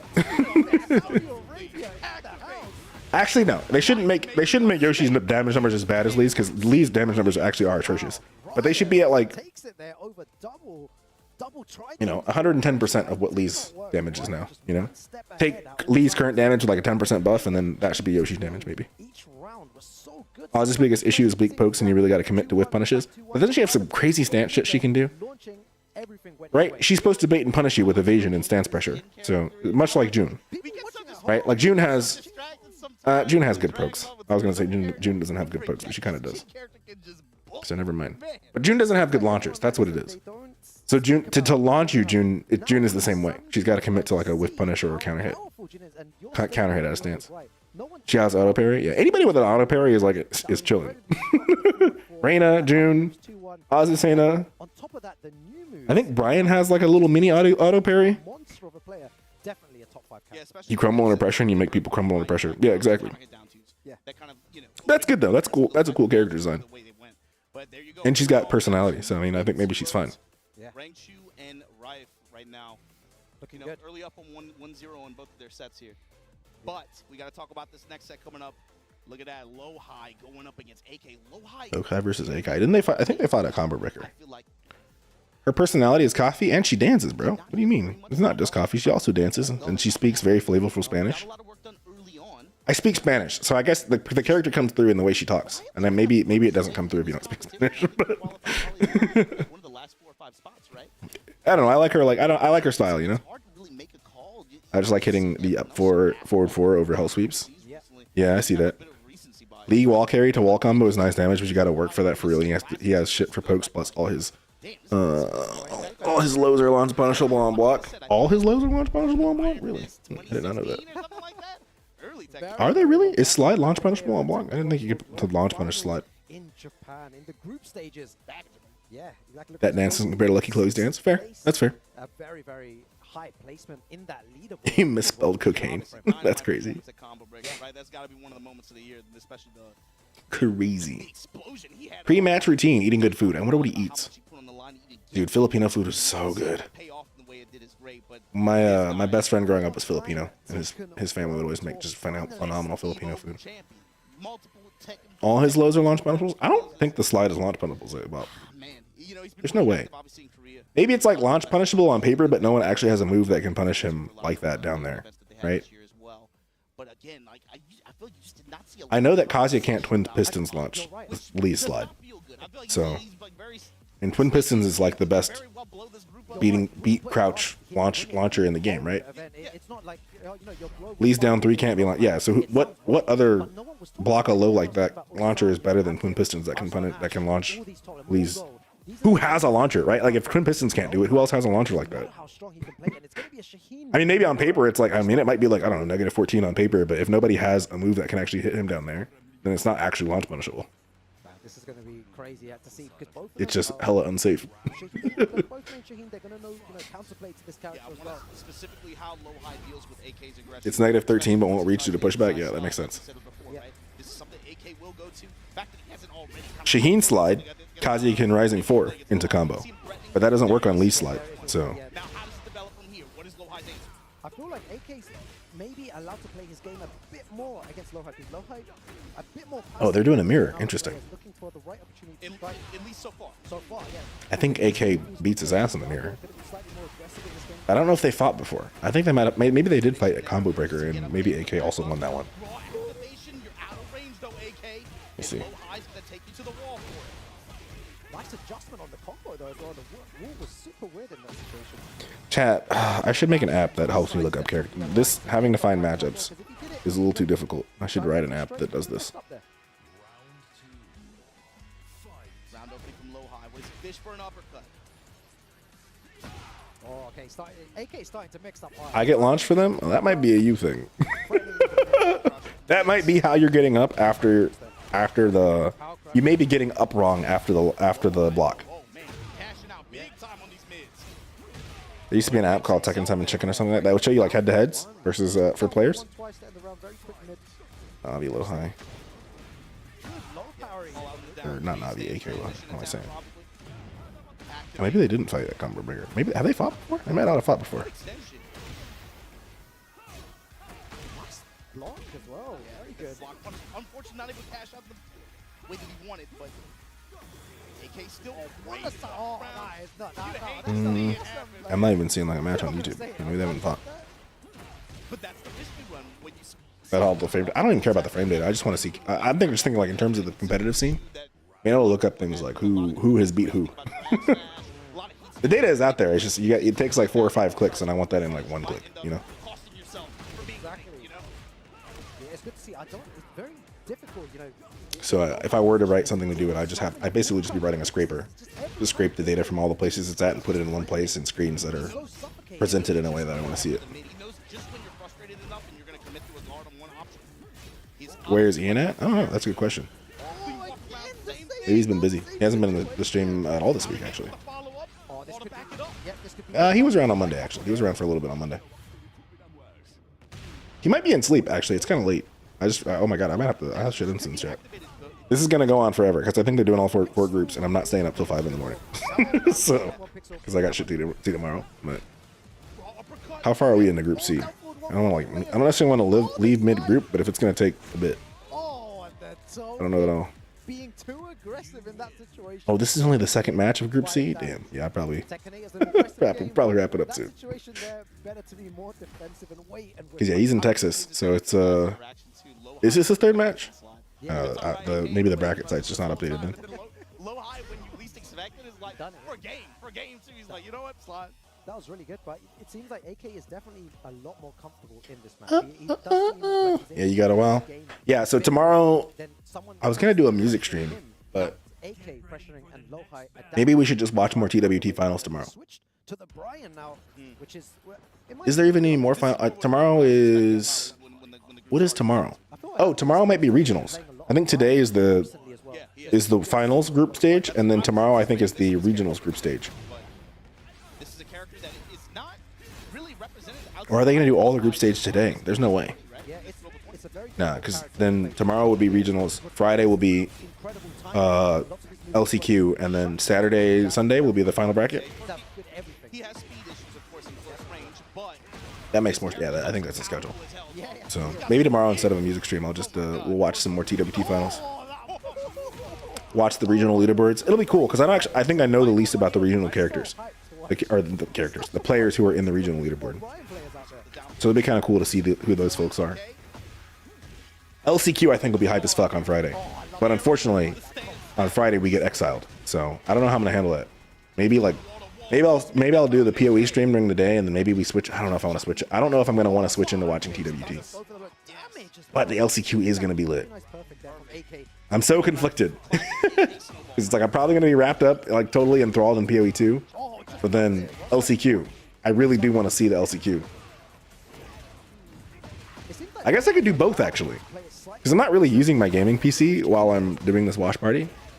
So maybe I have TWT up and then I just play PoE at the same time. I could do both. I could tag team it. Although it might make more sense to stream the PoE part. And then just have TWT finals up. Then I wouldn't be able to show both. That's the only challenge. Maybe I'll do like a split screen. I don't know. I'll figure something out.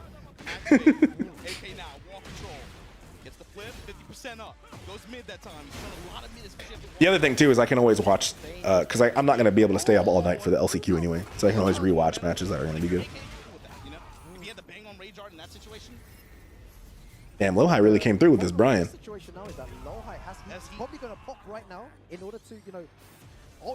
just has to hit a... Ooh.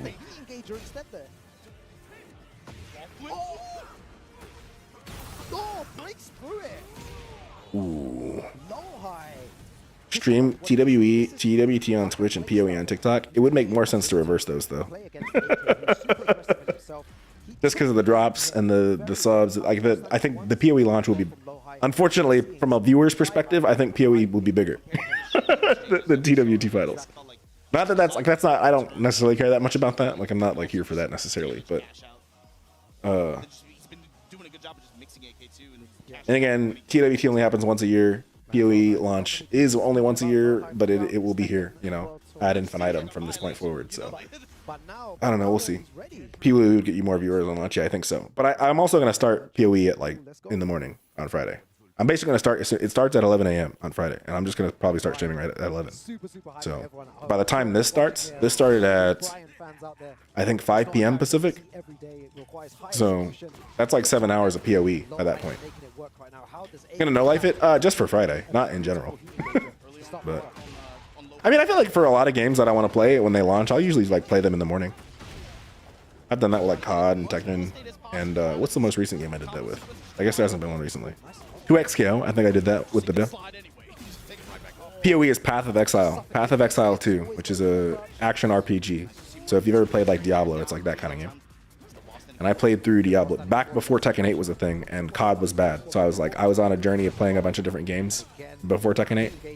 My streaming before Tekken 8 was like really a rotation of games. More than I've ever had. Like I was playing Power, I was playing Naraka, I was playing Fortnite, I was playing and like playing and streaming all these games. Fortnite, Naraka Blade Point, Power World, Diablo, like we were all over the place.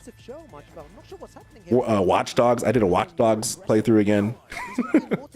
So I only did like a couple during like a post Tekken 8, but before Tekken 8, I was like before Tekken 8, the year like 2023, because COD was bad starting in like the end of 2022.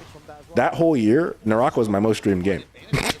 Which is now I also didn't stream that much in 2023 because we were down bad for games. But yeah, I played in June was when Diablo launched in June of 2023, and like that whole month I streamed myself playing Diablo. So PoE I kind of look the same way. It's like Diablo where, you know, I'll probably get through most of it. And honestly, knowing me, even though I think I will really enjoy PoE, I'll probably get bored of it because I get bored with games. It's really hard for a game to keep my attention for a long time. And I don't really know life any game other than like this one. And even for fighting games in Tekken, this is like the first one I've done it with. So yeah, Lohai's defense has been great against AK. It's interesting because he's playing a bit more aggressive this game, and it's, you know, it's maybe not working out as well for him. But in the end, he's up this round. He just has to. If he gets launched like once, he might be fucked. Ooh. Okay, he gets health back. It's crazy that AK didn't break that. Yeah.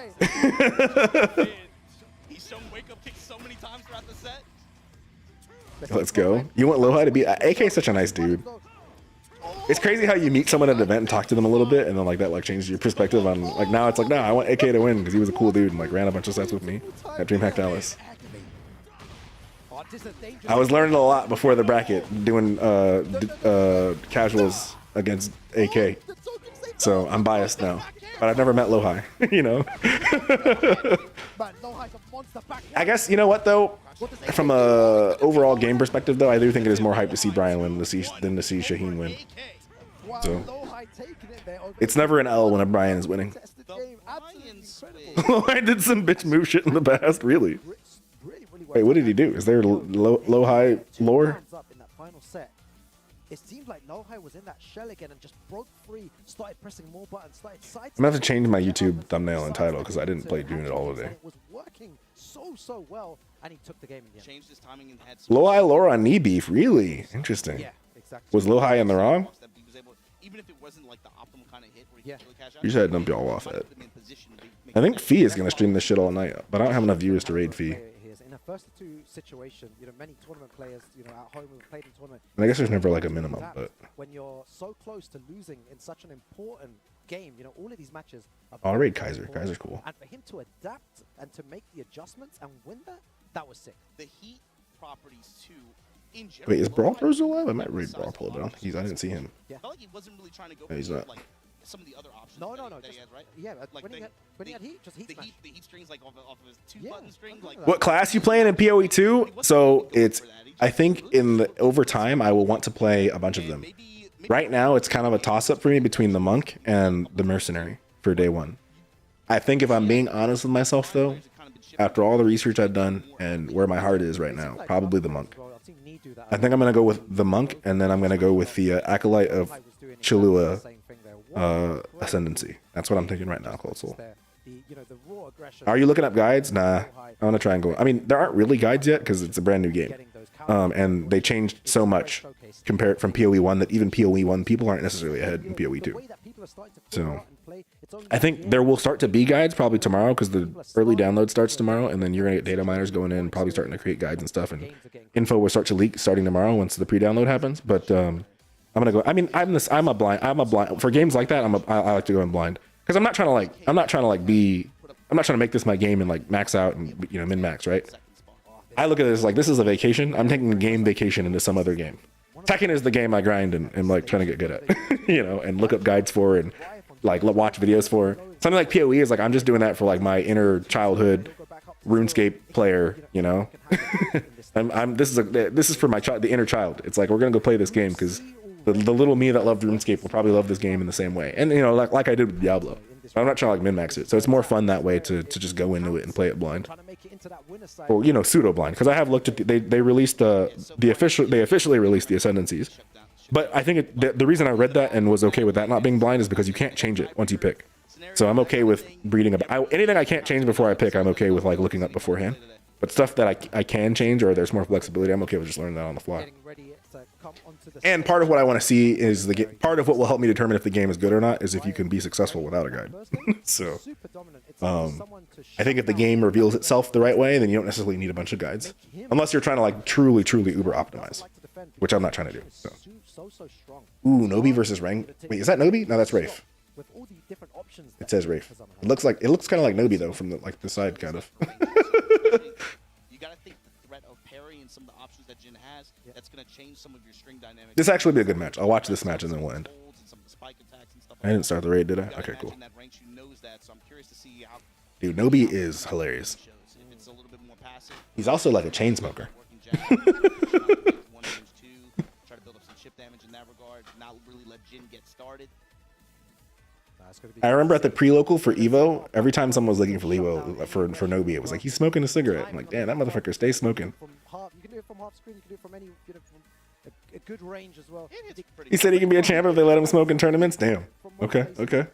It'll be interesting to see how he utilizes that as well. I mean, his win at DreamHack Dallas was amazing. That win over Rank 2 was amazing. To take with the Bears, you will get launched. And that tournament was kind of crazy too, because the timing of it was just weird, and everybody was tired, and it was like late at night. I guess all tournaments are kind of like that, but it felt like it was like 11 p.m. when the top 8 finished for DreamHack Dallas. Once you're launched back against the wall, 90% of the time, the Bear player will win. It's very suffocating. I didn't see him out and about though, like outside of like watching him at top 8 though. I don't know that I like saw him around. Yeah, and it's also about how much Rife can also nullify or deal with the chip. Who do I want to win this?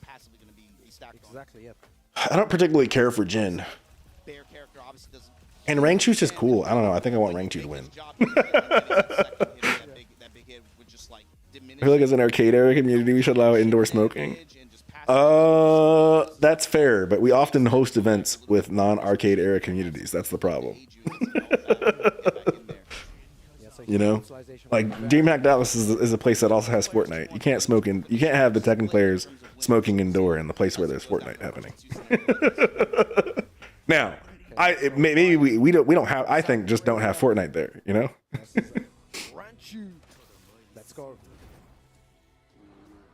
I will say one of my favorite things about the Tekken scene though is that like most people are older. You know, like look at all these pros. They're like, you know, mid-20s to 30s. I like that way more than the fucking competitive scenes where all the pros are little kids. Those are such like Fortnite is really what I'm thinking of. And it's such a toxic and annoying scene. Like even if I liked Fortnite to play it like that, I don't even know if I'd want to stream it because I just can't stand Fortnite kids. Isn't Rangchu married to a pro Tekken player? I don't know. I know Rangchu's married and he has a kid, but I don't know if his wife is a Tekken player. Rangchu's also been showing a lot of these mid-range mid-kicks that Bear has as well. Cross slash Oh, one sidestep back to one pickup there. Oh, misses that. Oh my god. Right, the pressure goes for the Hell Street. Very good option there from Riot. Oh wait, does his wife play Tekken? Situation goes for a sweep there, and it works out. That was a tell too before the sweep. Rangchu, you saw him just willing to back up and commit the guard. Oh, right. Man, I can't believe he did that. Oh, she is. She does play Tekken. Big risk. Against Rangchu, that's it's scary. Yeah, very scary. Damn, she's a Twitch partner. I didn't know that. That's cool. The big fish. Sidestep left, now rotating around. Wall pressure on right side. Back against the wall. Both these characters are very dangerous. Great jab placement. Twitch partner, Tekken player. Oh, trying to seal his step as much as possible. Oh, their baby's kind of cute. Rangchu with the response. Then again, I've never seen an ugly Asian baby. She's playing so early on, utilizing so many moves like back one, using that homing move there as well to shut down any aggression. I'm sure they exist, but I've just never seen any. You know, I think if Asian people had an ugly baby, they wouldn't post it. That's probably what it is. Whereas other folks are probably willing to post their ugly babies. Yeah, that's it. Riot needs to hold this now. Back one. The trade. And the fish there. 2 rounds. I think I would trust Asian parents to be the most honest about their kids being ugly compared to any other like group of people.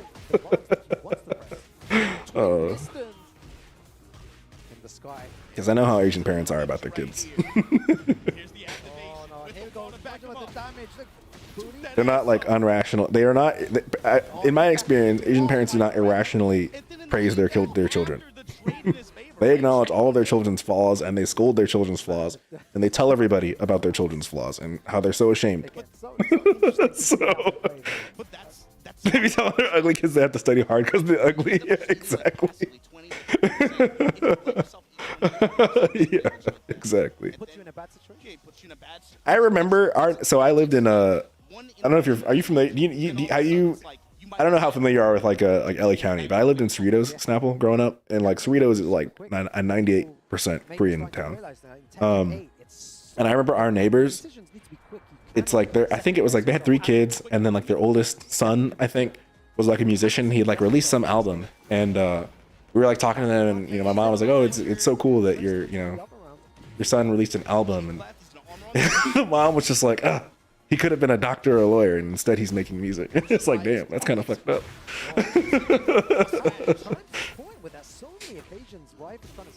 It's like releasing an album is like an accomplishment. It's like, nah, you should be a doctor or a lawyer.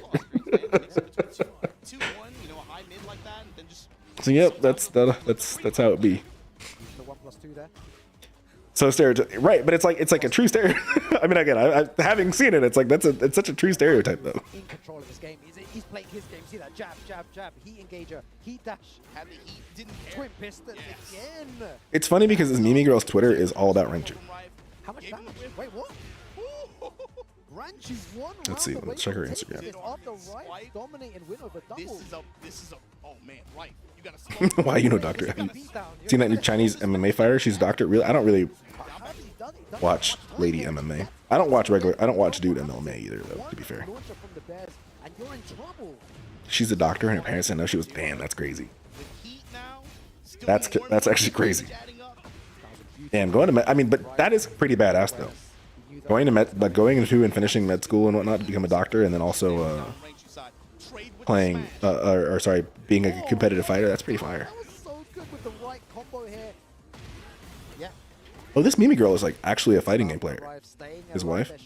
Okay. Ranchu had a very good start there, and he threw it away. That's fire. Damn, so Ranchu's kind of like living the gamer dream, right? Play game. Get good at game. Meet girl who plays game and is good at game. Get married, have babies. Isn't that like the gamer dream?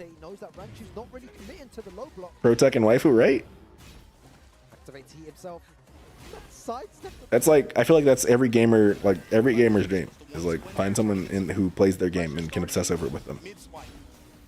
Smash in return from Ranchu. Ranchu's gone very defensive at 25 seconds. A beautiful low power. And isn't ugly. I mean, that's also important, right? He's waking up. Sometimes people settle. The match slows down a little bit. He starts to find a little bit more range in space. Aww. They actually have like the cutest baby though. See, I want Ranchu to win so he can earn money to take back home to this baby. You know? Where's Rife's cute baby? You gotta win me over with your cute baby if you want me to support you as a winner in a tournament. Her backseating me gotta be next level. She actually knows what she's talking about, right? Imagine that you're on like one of the world's biggest stages in pro competition, and you get coaching from your hot wife, who's also so good enough that she can actually give you good tips as your coach. Nice. It's better that it's not just a 2-0 blowout. It's more interesting that way. Wow. Raw hop kick and negative frames at 2. Dude, sometimes you just got a hop kick. Against Ranchu. Sometimes you just got a hop kick. I think I can turn off my gaming PC actually. I don't think it'll fuck anything up. Hopefully it doesn't. Wow. The way that both these players are playing, they're adapting to each. I wait too long. We make sure that Kaiser's even still alive. I wait too long, you won't even be alive anymore. I'll raid. That would suck. Or I'll have to find somebody else to like raid if that happens. I mean, I could always raid Feed. I know Fee is planning to stay up until 5 a.m. He's watching the whole thing. So. Oh my god. 13-second round. Rank came to Oceania and ran away with a few local tourneys and left. Yeah, I like that. Wait, so Sardicus, are you in Oceania? That was a very good round for Riot. He has to be feeling good after that. While standing 4-4. Good mix of lows here. Yeah, Ranchu being more defensive now, trying to find a way in. Australia? Oh, hell yeah. That's fire. Australia is one of those places I would love to go to someday. I love Australian people. They're some of my favorite people ever. What do I do here? Every Aussie I've ever met is like super cool. Maybe the not cool ones don't. I've never been there. You know, the cool Aussies I've met have always been not in Australia. So maybe the good ones leave. But every Aussie I've ever met has been super cool. Really good option there at the end to use the heat smash as a punish. All right, starting to block those low now. Stature kick check. Bare pistons. Let's go all the way to, and this is where it gets dangerous. Gotta go to the wall here. Yeah. Booty. Willing to save his heat still. That's a lot of damage. Yeah, unsure why he's saving his heat in that situation. He would have had maybe the to full activate, pressure. truck through some of Rice's mid-range options. Very, very intelligent from Ranchu there. He uses heat. Oof, that heat smash is wild. How fast is that heat smash? Is that a 10-frame heat smash? It might be a 10-frame heat smash, I think. Wow, the G-clip, he got too aggressive there. And So Raif actually got robbed right there. We all saw it. We all saw Raif's move was out. And Panda, being big as fuck, used 1-1-1 to evade it and still hit him. And there wasn't a trade or nothing. All that for the bear dash. Oh, it's with just throw it out, and Ranchu takes it there. He says something as well. I'm not sure what he was saying, but the way that he adapted. Wow. He was saying free. Chat, hold on. We can go back. Beautiful thing of YouTube. Where was it? Using that heat in order to alleviate oh, was that tornado before this, maybe? There it was, right there. Hold on. Oh wait, I sped it up. I didn't slow it down. Damn it. Look at this. Where was? I guess the hurt box wasn't out, or the hit box wasn't out yet, I guess. But like to me, this should be a trade, chat. Is that a frame trap? It might be.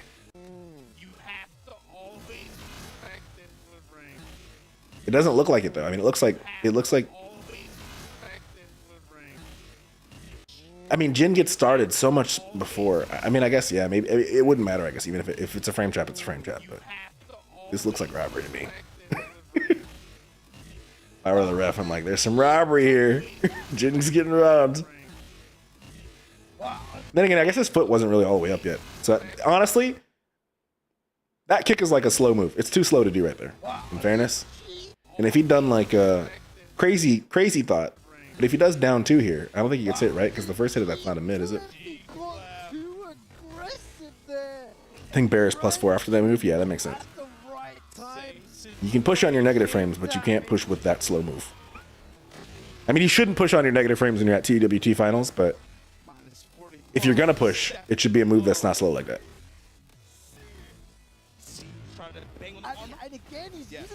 But all right, chat. Let me get this raid going. Have a good one. Go say what's up to Kaiser. Like I said, tomorrow was gonna be a music stream, but I think I'm gonna do more Tekken watching tomorrow. And then Friday morning I'll be streaming PoE 2, and then I don't know. Maybe we'll play for like 7-8 hours and then take a break, watch some Tekken, and then I'll end, and then come back. I don't know if I'm gonna stream Saturday or not, but we'll see. He hop kicked -4 set before this. Oh, see, and Jun has a good hop kick. Or sorry, Jin has a good hop kick. So, right, all right, y'all. I will catch y'all in the next one. Stay fresh out there. Go say what's up to Kaiser, and peace.